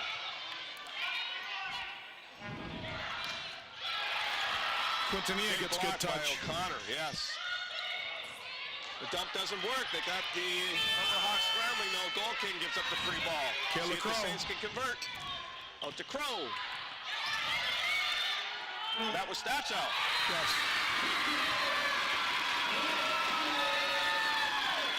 Very favorable run by Humber. And Coach Jimmy Just takes a timeout. Very favorable net. As you can see, runs a little quick ball, hits the top of the tape and falls over. When you're good, you're also lucky. Yeah, and you know what? The offense, they're not only good, but they're balanced. They Some sure of are. the key shots coming down the stretch here have come from Bryn Spence Coleman, number 11, and Gold the King. number 13, Allie Newman, and they're usually the people in the shadows for Humber. Yeah, Allie Newman did that, so. We have upcoming on March the 7th, Tuesday, March the 7th, the Komodo Club, one of the biggest events in the Windsor sports calendar, and that is the 12th Annual Westby Awards. It could be the biggest event, Rob, and this year it's even bigger with our featured guest, keynote guest, Joel Kenville. Love I'm Joel. biased, I'm a Blackhawks fan, he's the best coach in the NHL. He sure is. So you can attend at the Komodo Club by getting your tickets at Bob Ream Sports or online. Doors open at 6 p.m. Here comes Kaylee Wilkins. She is the heart and soul of this team. Coach's daughter, and Could be. Libero, who's Yes. certainly earned her spot. Made a couple of great digs already tonight. She's going to dig one up here for a point. They need it. Allie Newman with the serve. Saints in the system. Crow was cross-court. Doug. The Hawks have picked up their defense. Back to Crow again, and that will not work at all. Last shot was a little bit off the net. She tried to roll inside the attack line and just missed. The Saints looked golden for much of that match, Rob, but unfortunately, a very bad stretch of volleyball on the last 5 points. And you still see the respect. Double block. They have lots of coverage out there. Hitting error there by Crow, followed by, in the previous points, a couple of service reception errors, and the Saints fall. So we're going to send you off to commercial here. You're watching OCAA volleyball action on we-tv.ca.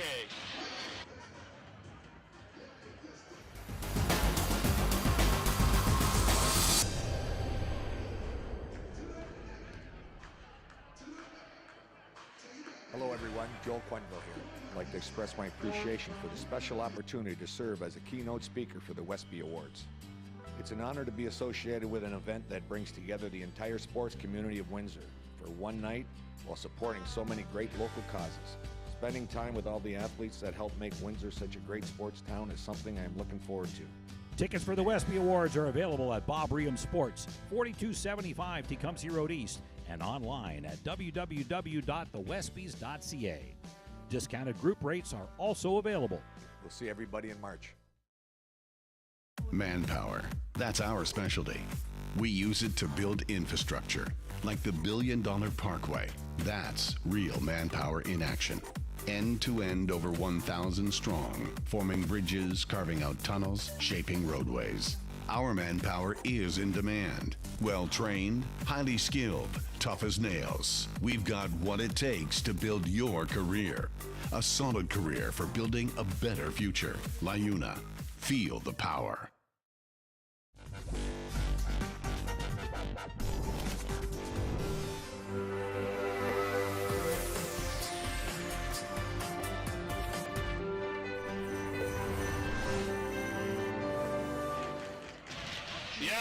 We were just talking in the timeout, Coach Lynch and myself, and we thought the Saints might have given that one away, Rob.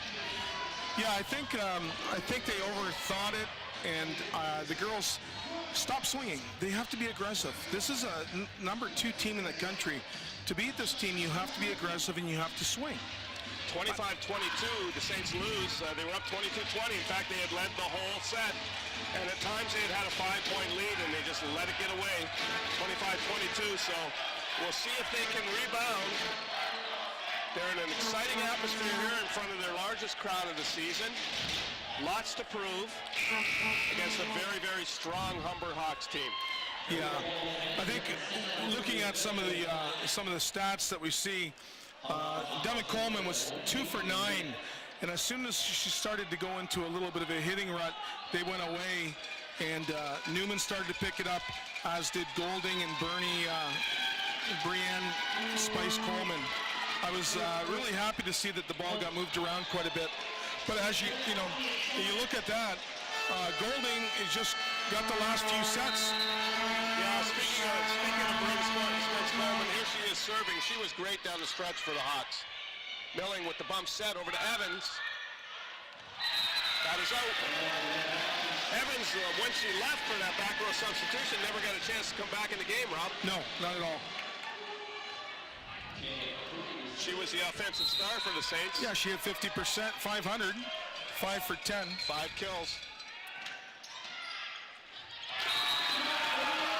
Dumped by Militek again. She's using it early and often, and that is a problem because Taylor's gonna have to take that. I know she was second team All-Star, Coach Lynch, but I think she's first. in the OCAA West. I think so. I think Gabby Militek is one of the best setters around. She has a brother that's a wonderful, wonderful volleyball player, Julian. She has a father that is a legend in his own mind, too. Walter, yeah. who we used to play against in Womble. Yes. Shout out to him. And his wife, wonderful people. Miscommunication on the part of the Hawks. 2-1 Saints as they establish a slim lead again. There's going to be some talking going on. Just questioning questioning calls. If you start questioning, judgment calls or ball handling calls from the official, it's not going to be good. Coach Wilkins delaying the game here. He better be careful. He's got to get a direct enunciation of what's happening. Captain Allie Newman pleading her case with the head official. And the crowd getting a little impatient, aren't they? Well, they are. They want to get this game going. This has gone a little long, but Coach Alturk is worried because he just won a point and he wants to go back and serve.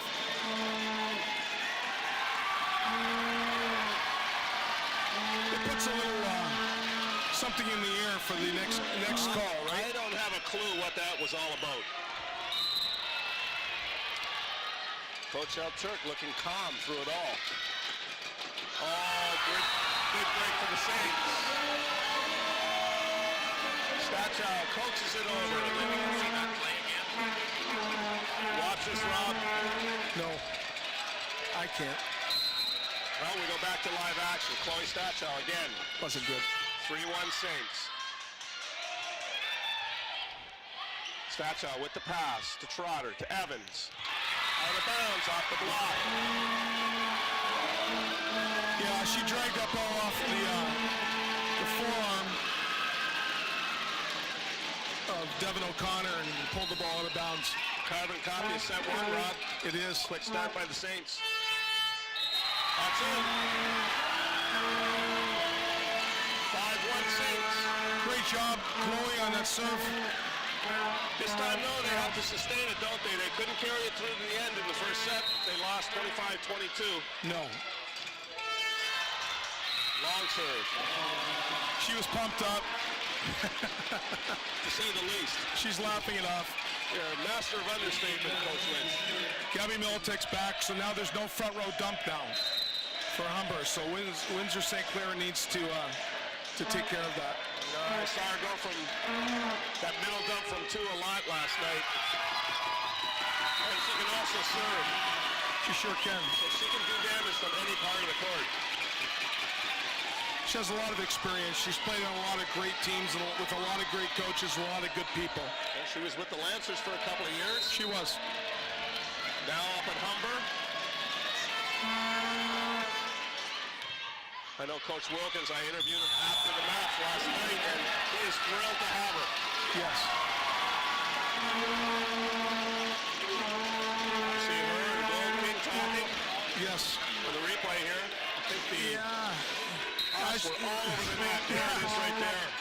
Well, 2 of them there, both wanting the glory shot. It was a high five at the net. Yeah. For both teams. Nice. Evans has got to serve better than that. She does. That's why they put a serving specialist in late in the game for her. And Jimmy's telling her, hey, it's okay. We'll get this back. Trotter in the front row, the center for the Saints. This is where Humber's done their damage, haven't they? Very much so, but Madison did a great job setting Jessica Moss up. Yep. And pulls the ball back. What they got to do is cycle through these next 3 rotations quickly, because the Hawks have exposed the weakness. Yes, which is Madison's blocking. She's shorter, she's undersized. I'm surprised they don't go back over her way, but hey, listen, we're behind the Saints here. Yes, we'll take that. Madison puts up a soft block, just a little bit over the net. She's actually a good blocker physically and mentally. It's just it's not getting high enough over the net. Down the line, Taylor Fitzgerald is there.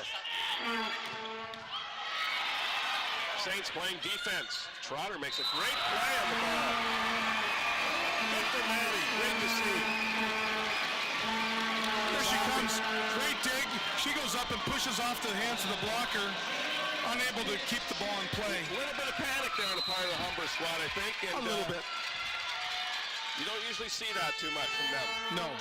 Wilkins with kind of an ordinary pass goes outside. Saints playing defense. That's not going to be taken very well by the head official. Double contact on Julianne Milling. I like what Coach Alturk's doing, though. He's putting one of his best defensive players, which is Taylor Fitzgerald, on that line to dig one.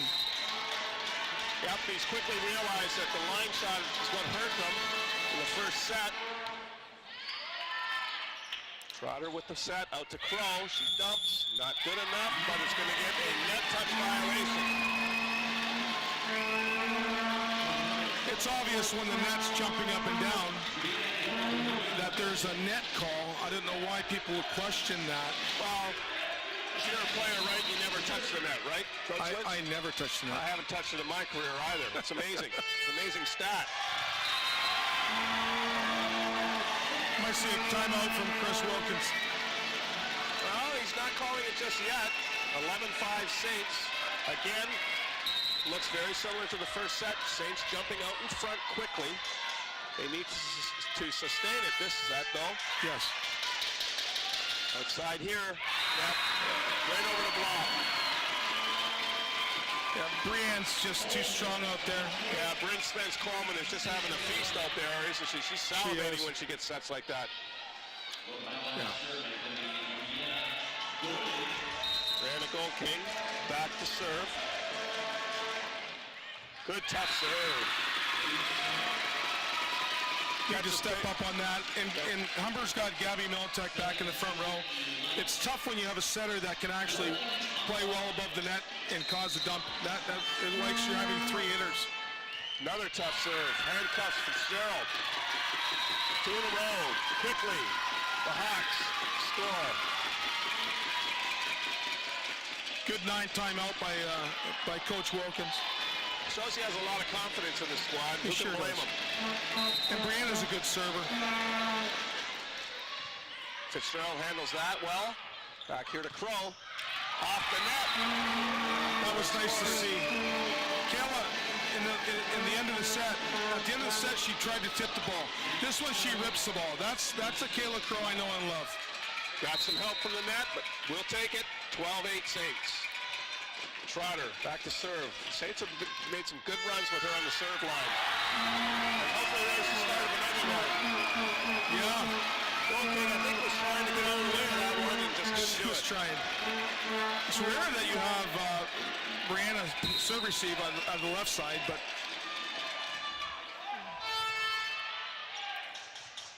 Out over here. Great shot there by Spence Coleman. She's been swinging hard all night, and she lays off the rubber there, catches the Saints back on their heels. really good off-speed shot. Now she's going to go back and try to serve some points. Really, really valuable player. Handled by the Saints. Trotter with the bump set out to Evans. We need her to be more consistent, Rob. Yeah, and the ball, if the ball gets higher, she's going to get a better swing at it. But Madison had to pass the ball with the forearms. She's just trying to keep it in. Another forearm pass. That's higher, though. Gold King up to make the dig. Out here to Devin O'Connor. There's a good pass from Milling outside. Evans. Wilkins there. To O'Connor again. Trotter on the line. To Crow. Tough hit. Oh, she panicked a bit, but she caught the Hawks off guard. Trotter. They're letting him play now, aren't they? Got to let him play in this rally. Good dig by Wilkins. What a great cover on her hitter. Saints there. Milling with the bump pass. Wilkins digs it again. We saw that tip coming. Again, Milling out to Evans. No. Another lapse in concentration there on the part of the Saints. Yeah, a little tough on that. I would have liked to see Gabby, here's the replay, I would like to see Gabby maybe set that ball instead of rolling it. She should have the perfect time to do that dunk.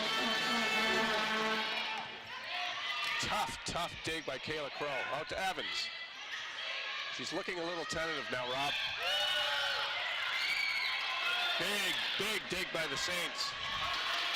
Wilkins is looking great as the libero, isn't she, for the Hawks? She sure is. She's picking up everything the Saints are throwing at them. That's a good replay. I see a timeout from Coach Alturk here. Wow, the Humber bench erupts after that one. We're down 13-8, scored 4 straight. That's a Just timeout. trying to settle his team.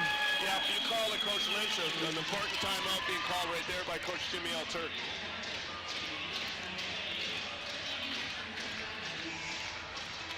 Here's the stats after the first set, Rob. It was a close one, so I would expect the stats are very even, but there's one glaring one in there, isn't there? Those errors.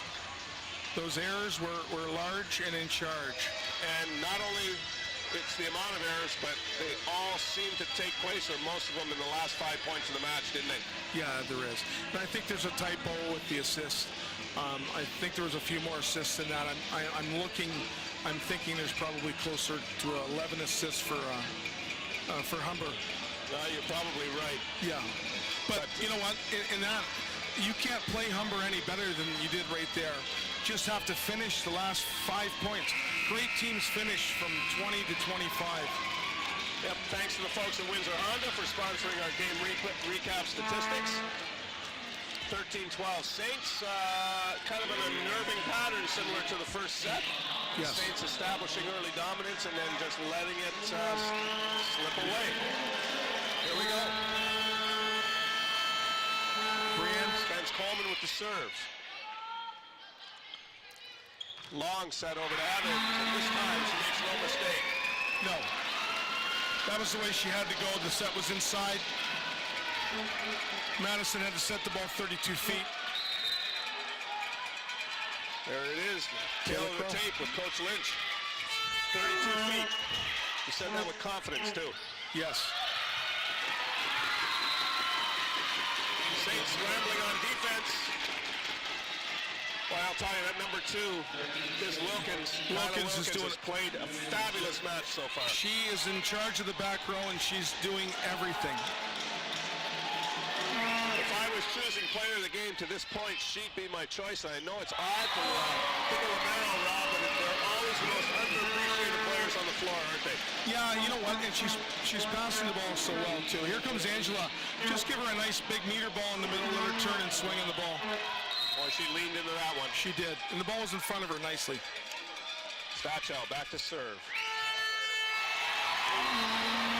That's what she does best. She does most of her damage from the serve line for the Saints. Timeout Hawks. Coach Wilkins didn't like what happened there. They're serving the ball into the seam 5-6 with their left side. And Brianna's got to pass that ball a little better or step up and use her hands. So the Saints now reestablish a little bit of an edge, a little bit of breathing room. Got a little too close for comfort a couple of points ago. Coach Elter called a timely timeout. Now Coach Wilkins responds, doesn't want to see it slip back away. They trail 16-13.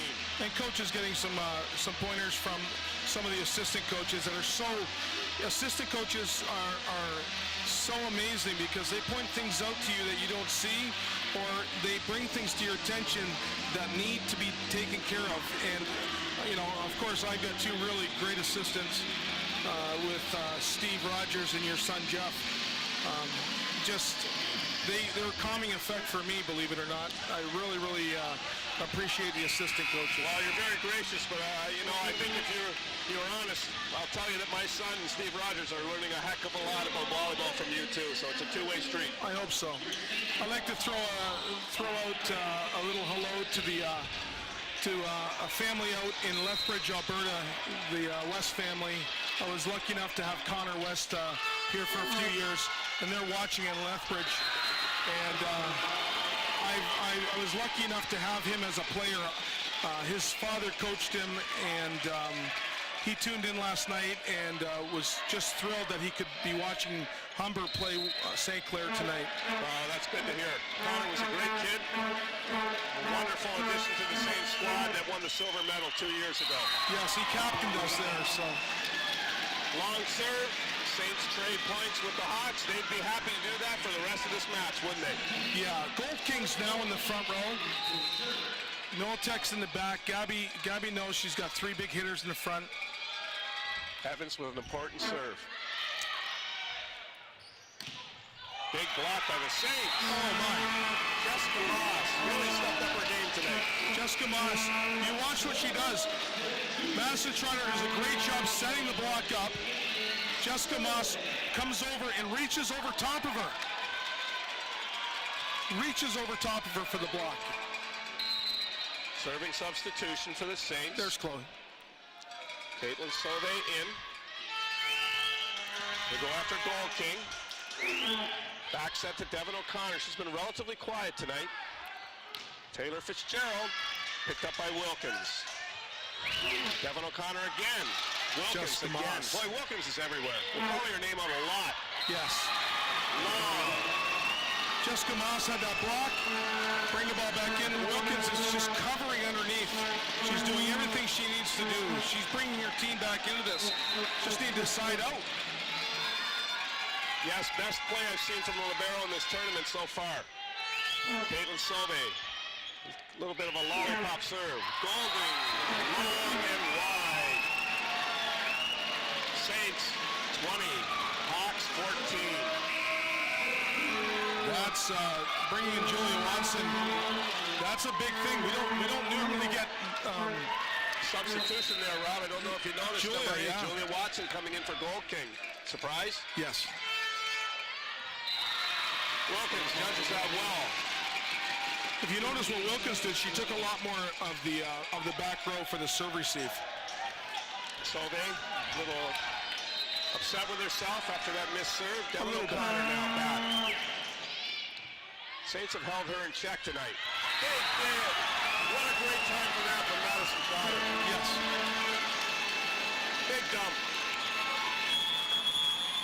And that causes, when Coach Chris Wilkins calls timeout. There's a timeout. Let's look at that replay, Rob. Perfect timing on this. She has not attempted one of these dumps yet tonight. That's right. That's why you do it a little bit later on in the thing. Here we go. Turns and just dumps inside. Yep, the left hand comes up in the last second. You know how effective it is when you're off the net to use that dump. See the big crowd, and let's take a look at our sponsors for this 2017 edition of the OCAA Women's Volleyball Championships, presented by Bel Air Direct. Of course, along with WeTV that you're getting this broadcast from, a number of local sponsors, and once again, a great job by St. Clair College and all the associations and councils associated with the college. Yeah, Maria's been supplying us with some players' eateries, and the food has been wonderful for Maria's, and Riverside Tavern's done a good job for us too. Yes, I was talking to some OCAA officials earlier tonight, Rob, and I'll get to that in a second. Kayla Crow, West Division second team All-Star, 172 kills. She's been a little bit quiet tonight, but the rest of the Saints have picked up the slack. She's gonna pick it up right here. I'll get back to the OCAA officials in a second when I get a moment as we get back to action. That's a dig by Taylor Fitzgerald. Goes low for that. On the net, I believe, Saints, Jessica Moss. Jessica Moss trying to reach over, but the thing is they dumped the ball over Caitlin Sauve. Great dig. I was talking to a few OCAA officials earlier tonight, Rob, and they said they are so pleased with the way this has been run, all the little touches in this tournament, and I heard a couple of them say it should be here every year. Yes. They love the facility, they love the community, they love the enthusiasm, and it's just a credit to the athletic department here at St. Clair College, and I know you've had a hand in the organization, so congratulations to you as well. It's nice just to volunteer for these people. Here we go, crunch time, 22-16 Saints. They have a little bit more of a cushion this time than they did in the first set. It was 22-18 in the first set, and unfortunately they ended up losing. So we'll see if they can hang on this time. Ty Gate with a great serve. Yeah, Nikki's a good server. Well, there's been the offensive star tonight for the Humber Hawks, and that's Bryn Spence-Coleman.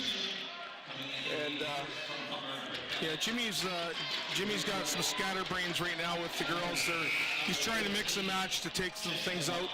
Here's the replay here. Out to Bryn Spence-Coleman. She's not been getting cheated tonight, has she? She's been swinging hard all night. Goal King back in the serve. She's got a tough serve. Milling. Saints have to give up a free ball. Goal King with the pass. Out to Spence-Coleman. She continues to score. Substitution coming in. Kim's coming in for Madison just to get a little bit of a different look. She needs one side out to go back and serve. Well, my memory hasn't failed me yet, Rob. I look at the scoreboard, and Spence-Coleman is leading in points for the Hawks. She has 7 points to this stage. In comes Quintanilla to set. Again, interesting substitution by Coach Alturk. We'll see if she can stem the tide here. To the middle. That's a net violation of the Hawks. Double block on Kayla Crow. She has no problem putting that away. Yep, good high set to her, and Quintanilla comes back out, does the job, stems that run by the Hawks. Double substitution. We get Angela Evans back into the front row, and we're welcome to see that. Yeah, Jimmy's used all 6 of his substitutions right now. He's got everything on the floor he needs. 23-18, Trotter to serve. We like this rotation for the Saints. Tough pass. Boy, Militek did well to keep that in play. Trotter with the bump set, out to Crow. Handled by Goal King. Militek, good set there. Yeah. Nice little run. You know what? Jam in the middle. Allie Newman, watch her. She trusts her center. Yep, Militek finds her. Yep. Militek finds her. Can't say enough about Gabby's play. 23-19. Good pass by Milling. Outside to Evans. Wilkins with a great dig. Devin O'Connor. Handled by the Saints. Saints on the net. Newman. Yeah, Chloe reached behind her, didn't see. Saints thought there was a net violation on the Hawks, I think, on that one, or they thought maybe there was interference over the net. As you can see, it could have been both. I know Chloe went into it, but was she brought into the ball? I don't know about that. And official holds his ground. It's 23-20. It's getting tight around the necks again.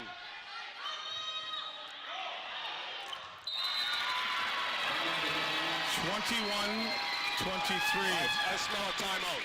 Yep. Yeah. There we go. You have a great nose. A nose for timeouts, 23-21. This is looking in an unnerving way. It's looking just like the first set, isn't it?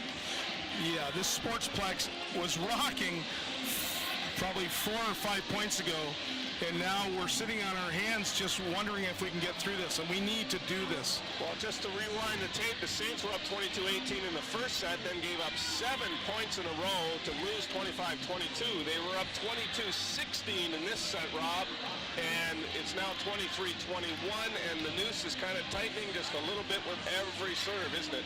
Yeah, it is. And, you know, when Humber's serving tough balls, but also the defense being played, again, with Wilkins, you know, in the back row, digging every ball. She's digging everything off a block. She's very much in control there. Yep, Humber looks calm. Now, Coach Lynch, where do you expect this set to go if they can stay in system coming out of the Yeah, it's got to go out to Angela. Gabby Militek is in the front row. You're going to have to go against her. She's a smaller block. Good pass. Goes out to Evans. And, yes, Angela's just missing that. 23-22. Yeah, we have to pass the ball towards the center of the court. Kayla Crow's sitting out here. She's itching for a ball right now. We'll see if they go to her. Trotter has to save a bad pass off the serve. Out here to Devin O'Connor. Saints struggling, but they keep it in play. Wilkins to O'Connor. Roll shot. O'Connor not looking as confident tonight. Crow. Handled by Gold King. They go back row to her. Miscommunication on the part of the Saints, and now all of a sudden we're tied, 23-23. Chloe backed off. As you can see, Chloe backed off and just played it with the forearms instead of taking it with her hands. Fitzgerald was there ready to take it, but she was confused by Stachow in front of her. Watch out, Dave. There's the first save of the night by Coach Lynch. Yes. Saving my headset there from being hit. Yeah, this is going just off the right arm.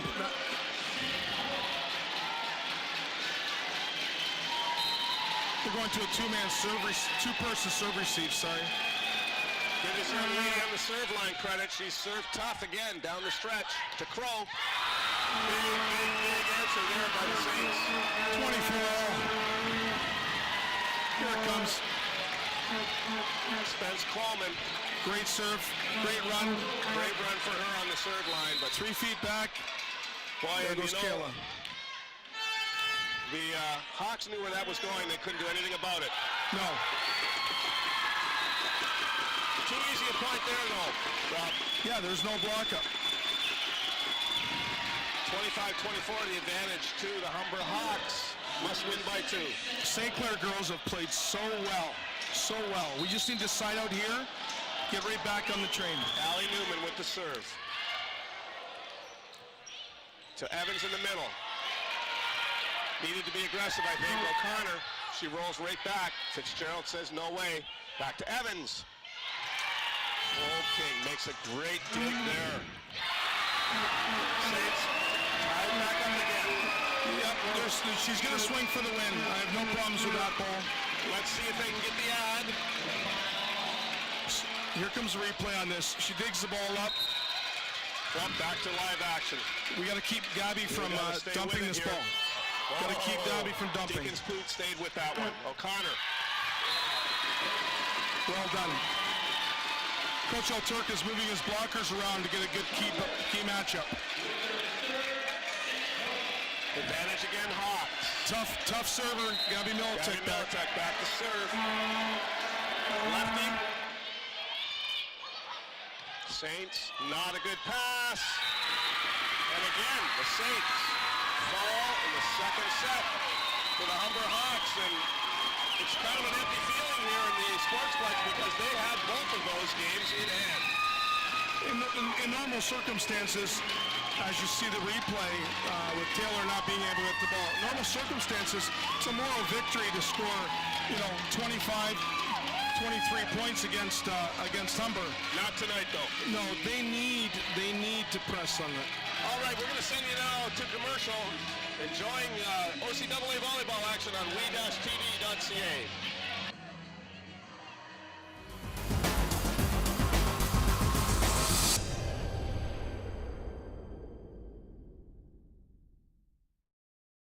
Hello everyone, Joel Quenville here. I'd like to express my appreciation for the special opportunity to serve as a keynote speaker for the Westby Awards. It's an honor to be associated with an event that brings together the entire sports community of Windsor for one night while supporting so many great local causes. Spending time with all the athletes that help make Windsor such a great sports town is something I'm looking forward to. Tickets for the Westby Awards are available at Bob Reham Sports, 4275 Tecumseh Road East, and online at www.thewestbys.ca. Discounted group rates are also available. We'll see everybody in March. Manpower. That's our specialty. We use it to build infrastructure, like the $1 billion Parkway. That's real manpower in action. End to end, over 1,000 strong, forming bridges, carving out tunnels, shaping roadways.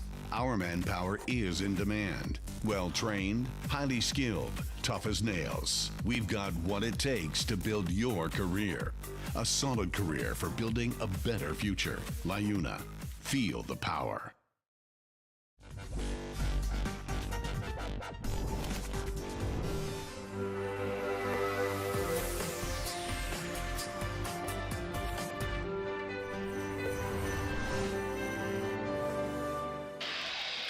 Welcome back to St. Clair College. Two thrilling sets behind us. The Humber Hawks on the winning end of both of them.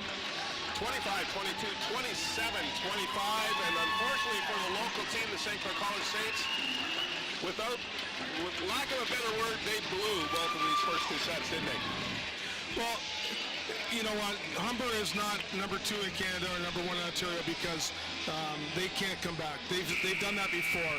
I just wish I would have saw St. Clair come out a little stronger at the end and press. Great teams win from 20 to 25. To be honest, though, the Saints were up 22-18, 22-16. If they want to be gold medalists in this tournament, you have to put teams away. Yes, you do. So, we'll call a spade a shovel. Yep. And let's hope the girls can rebound from that. They've got the crowd behind them still. Here. Yes. And let's see if they can stand this emotional high. You're right. They're playing some of their best volleyball of the season, but it's just not enough. Coach Alturk has prepared them for this game. You got 24 hours to prepare for the next game. It's very, very tough. Madison Trotter's going to go back to serve first ball. Saints jumped out of the box quickly, both sets. We'll see if they do it again. Evans, blocked. Humber, they're happy about that. That's the first time they've had the stuff block off Angela. Angela tonight. I don't think she's worried about that. Both throw-over passes weren't good. She seems to be pretty calm, pretty level-headed. Allie Newman with the serve.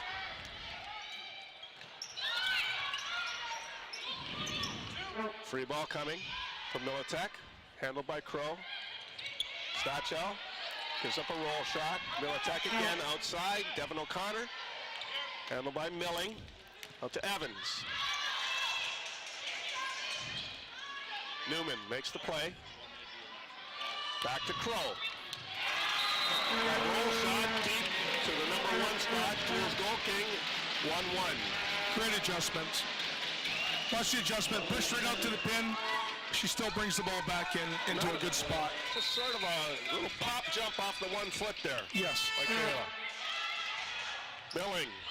Great dump. Handled by the Saints. Outside to Newman. Sorry, not Newman, O'Connor. Again to O'Connor.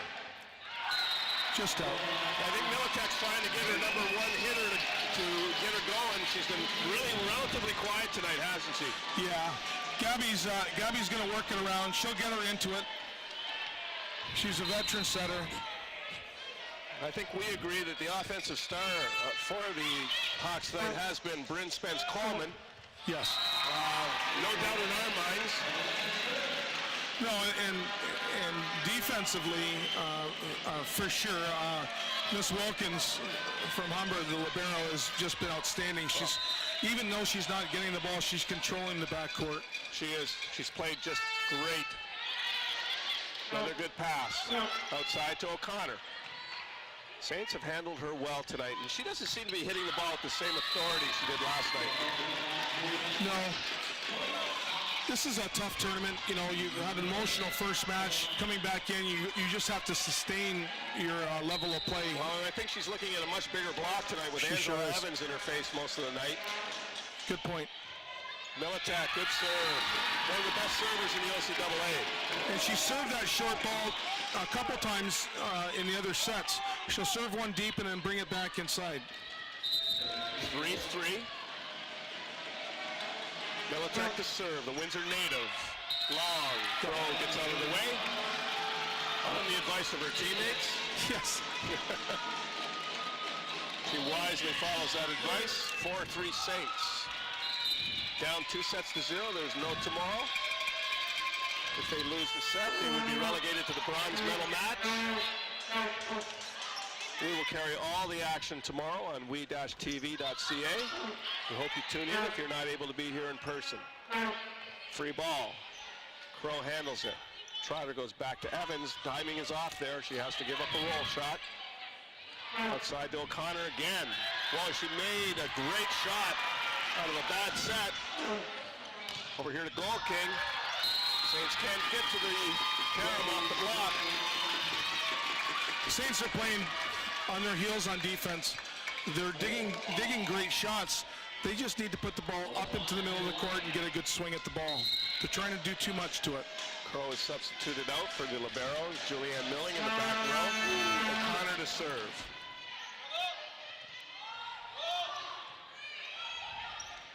Wilkins steps right up. Perfect pass again.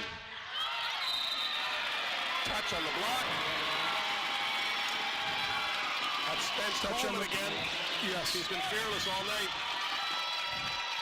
She's hitting blocks. She's hitting balls down the line. She's pinning over top. She's doing everything. Devin O'Connor, long. That's keeping the Saints in this third set, isn't it? It sure is. Two service errors at 5 points already. Angela Evans, sometimes substituted out by Jimmy Turk, the second-year coach from Windsor. Wilkins spot on again with a pass. And you know what? Bryn Spence-Coleman, she has been the recipient of a lot of those, roundabout way through a lot of those great passes tonight, hasn't she? Yeah. Bryn's got it on a roll right now. She's getting her money's worth. Another missed serve by the Hawks. Yes. Maybe a lapse in concentration here. Well, they're trying to hit the corners, as you can see. They're giving respect to the Saints. Taylor Fitzgerald, number 16, back to serve for the Saints. Massey graduate. Wilkins again with the pass. How many times have we said that tonight, Rob? Yes. Again, Wilkins with the pass. Does she take everything in the back row? She is. She's basically doing that, isn't she? She is. And she's passing the ball to a target. Like, she's passing the ball 3 feet off the net. Gabby Militak can run anybody she can. There she is there. We don't often talk enough about the player in the opposite uniform, opposite color to her teammates, but no. Good coaches know what an important position that is. Yes. And there's our St. Clair College Saints, Julianne Milling, who's playing a fine game herself. Yeah, she is. But they're keeping the ball away from her. Spence Coleman again. Spence Coleman leading the Hawks tonight offensively. Long serve, that's 4. I'll mark it for you on your sheet, Coach. Yeah, you gotta. I forgot to mark that one down. Coach Lynch is marking off all the missed serves here like any good coach would. Outside to Spence Coleman. Yep. On the net. Points at herself, says my fault. Yep, you respect that. It gives a center a sense that, hey, listen, I didn't set the ball perfectly, but my hitter took blame for that. Jessica Moss, one of the poor passes tonight by Wilkins. You don't see that often. First one only. Big hit by Chloe Stacho. But you can't pass and set the ball tight and inside. Nope, that's what's going to happen. That block had a lot of time to form. A lot of time. 9-8 Humber. Spence Coleman back to serve. Timeout. Saints. Spence Coleman looking very relaxed, as well she should be. She's going to start tonight. She's been the offensive star. She has, and Kayla Wilkins has been the defensive star. Lyuna 625. Proud sponsors of this tournament, along with Investors Group and of course Windsor Honda, who are providing us with all our in-game stats and also post-game reports. As you get a wide shot of this very raucous crowd here tonight at the St. Clair College Athletic Complex. The Saints trailing the Hawks 2-0, but it hasn't been for lack of excitement, hasn't it? No, it hasn't. And you know what? Coach Alturk is in here. Just explain to him, listen, we've come a long way. We deserve to be here. You guys have to play like champions. You have to go out and get it. Yeah, there's Coach Alturk right there. He's a lot bigger there. His twin brother in the audience. A lot of your Saints players over there, Coach Lynch. My setter Joey Laporte is holding the sign up. Good to see a good student turnout tonight. Yes.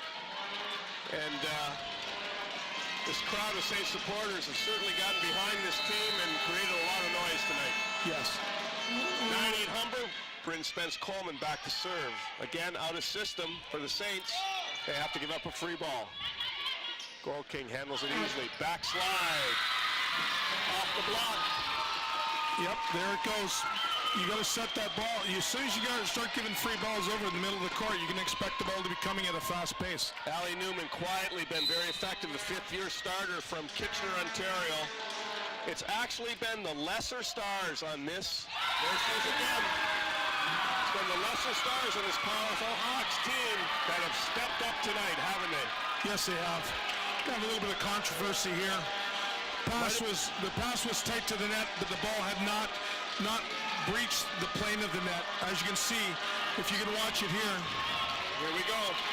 The ball wasn't over the net, and she reached over and hit it. The ball had not breached the plane.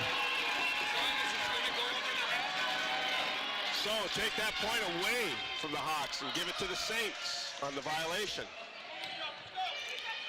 Free ball given up to the Saints. Back set to Evans. Trotter was there with the dig, but she didn't get any support. Yeah, she did a good job on that. Really, really good block out there, though. Devin O'Connor. She's been really quiet tonight. I see, looking up at the scoreboard, she's got the lowest point total of all the starters here.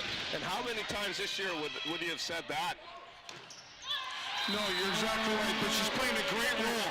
If she's not going to be the leading leader in kills, she's going to set the blocks. She's doing everything very quietly. Yep, showing a lot of maturity, as any four-year player would. Number 12, Devin O'Connor. Last night's player of the game for the Hawks. Yes. 12-10 Humber on that missed serve by Kayla Crow. Kayla's gone quiet after that first set. We need to pass the ball a little more consistently. And I'm sure that St. Clair will side out. Militek with the serve. Handled by Milling. Evans out of the middle. Scores. Wilkins didn't get to it. She's just going up and swinging it into a double block. She's going to make sure things happen. I love it. Stachow back to serve. Good serve. Handled by Golkin. Over here to O'Connor. Saints going to have to give up a roll shot. And Taylor Fitzgerald. block. 12-12. This is it. The Saints are staying with them. Good to see it. Would have been easy just to fold the tent after those first two losses. There's the O'Connor that we know. Yes, very, very good shot. Saw the single block up, pulled the ball inside. Madison Trotter had to play a little deep because they had hit the ball deep the last previous 3 times. 13-12, O'Connor back to serve. Good, tough serve. Nice save by Trotter, but missed timing. Jessica Moss, I think, should have laid off there a little bit when she saw her setter in trouble. Yeah. Tough set for Maddie Trotter. She did a good job saving it and staying off the net. Devin O'Connor's stats, as good as anybody in the league. 149 kills, 110 digs. She's a complete player. That serve is long. Humber's being nice enough to St. Clair to keep him in the game by missing 5 serves so far. Yeah, I know Coach Wilkins is probably... he'll be as bald as you and I are if this keeps up. Wilkins. Tough pass. But she went a long way to get that, didn't she? I mean, everybody else sort of stepped out of the way, and this is the danger. She's been taking so much of the back row passes that the others sort of look like they look like they just shied away, didn't they? There again, she steps right in front of Devin O'Connor to take it. Fitzgerald. Stacho gives out the free ball. Tough set. Goal King just manages to pop it over to Morass. That was telegraphed a little too much. Yep. Golding. Yep. John Fitzgerald put a really good block up there. Just couldn't control it, as you can see. Taylor Fitzgerald brings the ball back in, but just couldn't do it. Momentum carried her out of bounds. Just falls out. Amanda Deaconspoot. We haven't called her name much tonight. Been very, very quiet. But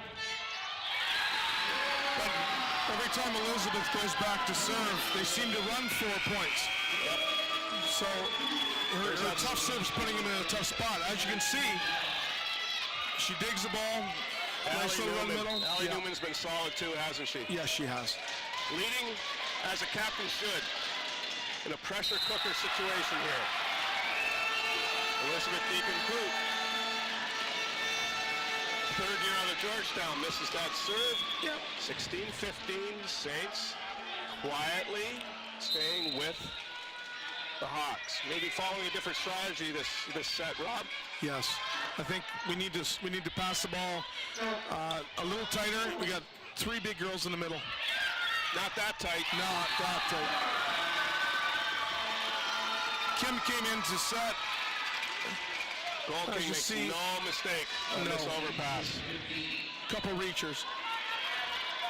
We got to run 3s in the middle to establish and get outside quickly. Just misses long. That is number 7. Number 7. The coach's nightmare.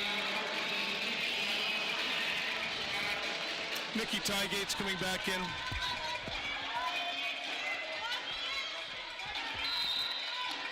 Tygate to serve. Defensive specialist for the Saints. She's going to try to serve line here. Makes a good serve. Militek, all she can do to pop it over. Out to Crow. That falls. Gold King stretching out that long frame in an attempt to reach that tip. Got there too late. Wilkins is taking the whole court actually right now. They're trying to serve down the line, and she's jumping in front. Tygate again. O'Connor passes it. Backslide. Newman misses out and wide. Saints put their nose out front. 18-17. First time they've been ahead in this set. You might see Gabby go outside. She's going to go to Spence Coleman.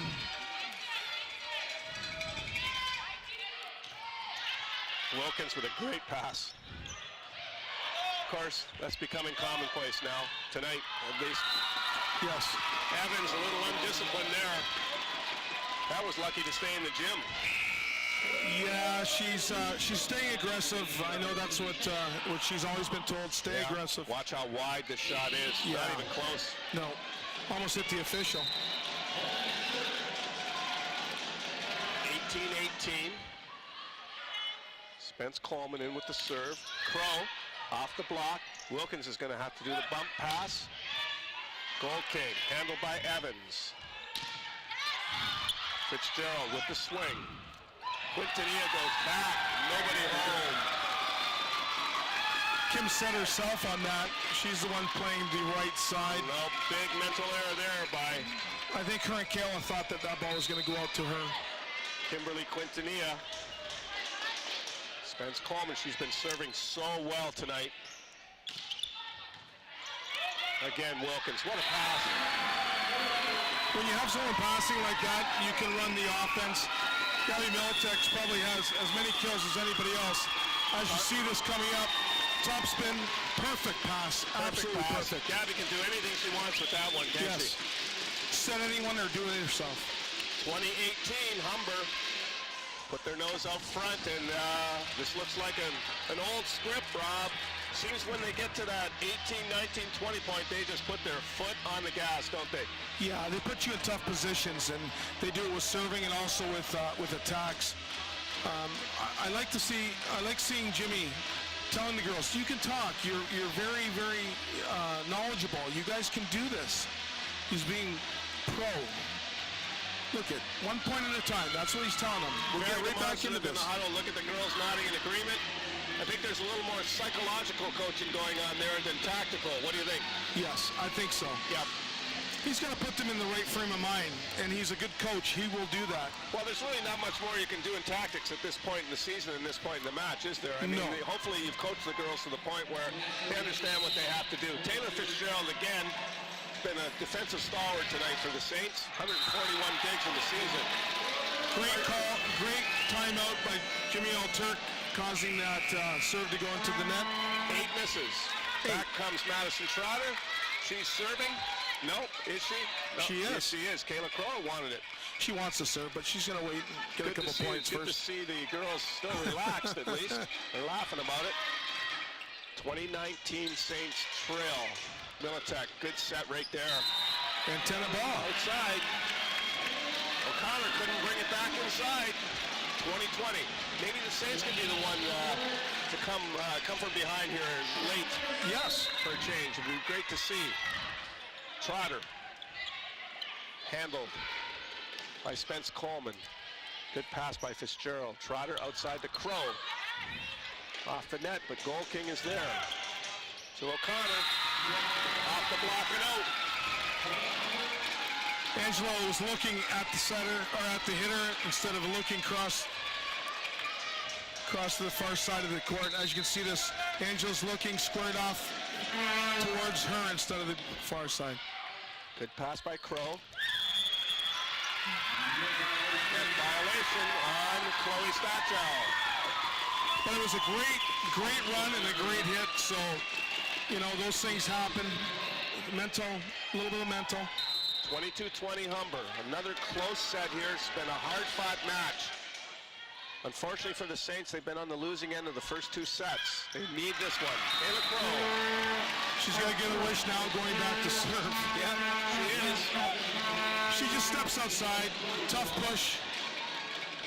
She's got that little dance hop, doesn't she? She does. Every time she must have learned that from her father, Kevin. For sure. Misses long. Kyla Wilkins judges it well. Well, they're trying to stay away from Miss Wilkins, and they're trying to go in the corner. I'm afraid that's almost impossible. It is. She's got the whole backcourt she's covered. cut down the whole court, hasn't she? Yes. Gabby Militek, tough server in her own right. Good pass to Trotter. Evans off the block. Nice triple block. Triple block. Yeah.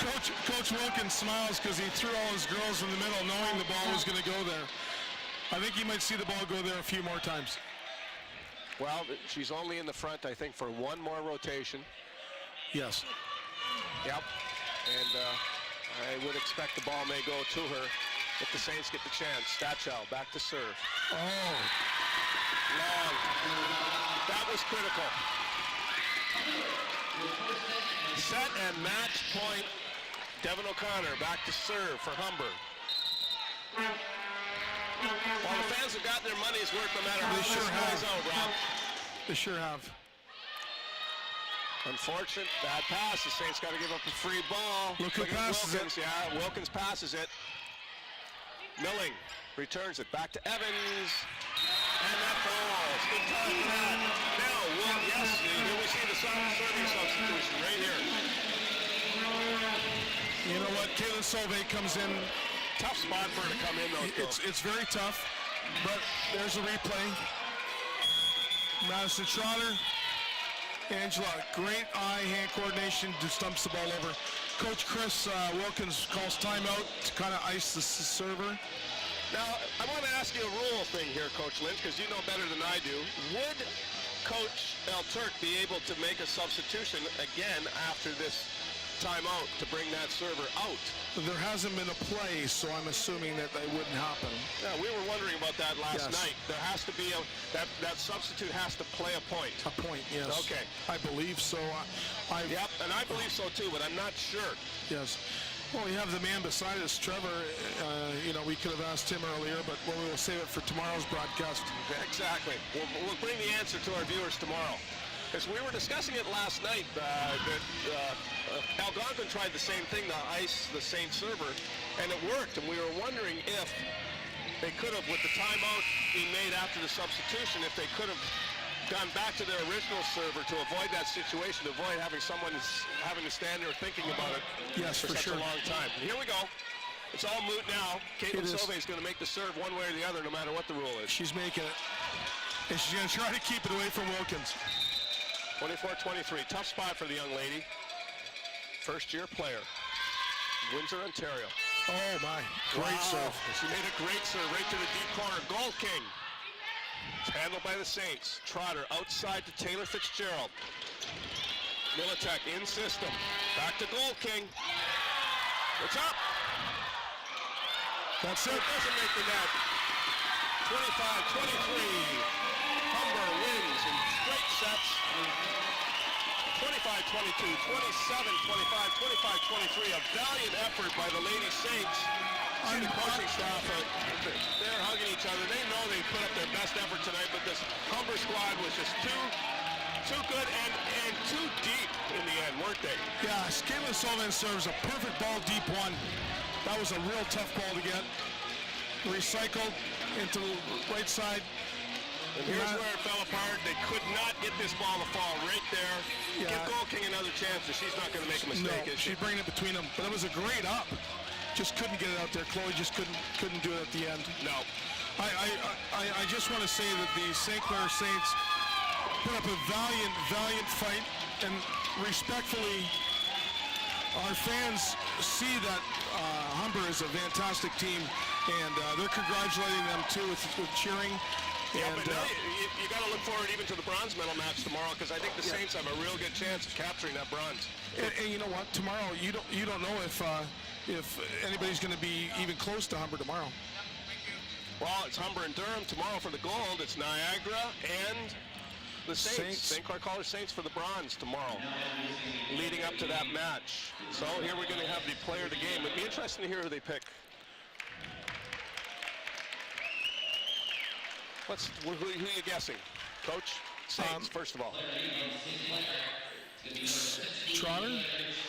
Taylor Fitzgerald. Taylor Fitzgerald. Played a good all-around game tonight.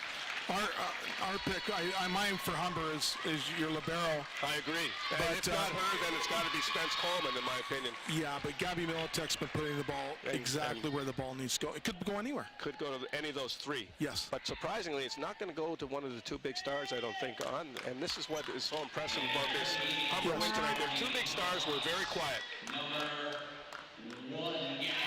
Gabby Militek. Well deserved. Local product from Windsor. Distributed the ball well tonight. She's deserving as well. She is. And she's a wonderful young lady, too. Great family. Has played with some of the girls on the Saints team. So the Saints go down to the Humber Hawks 25 25-22, 27-25, and 25-23. Tomorrow's games are now all set. At 12 o'clock, we have the Constellation Championship between the Fanshawe Falcons and the Algonquin Thunder. At 2:30, the bronze medal match between Niagara Knights and the St. Clair College Saints. And finally, at 5 p.m., the marquee matchup between two undefeated teams, the Durham Lords and the Humber Hawks. We'll send you off to commercial at this time. When we come back, we'll have an interview for you on the Honda post-game report.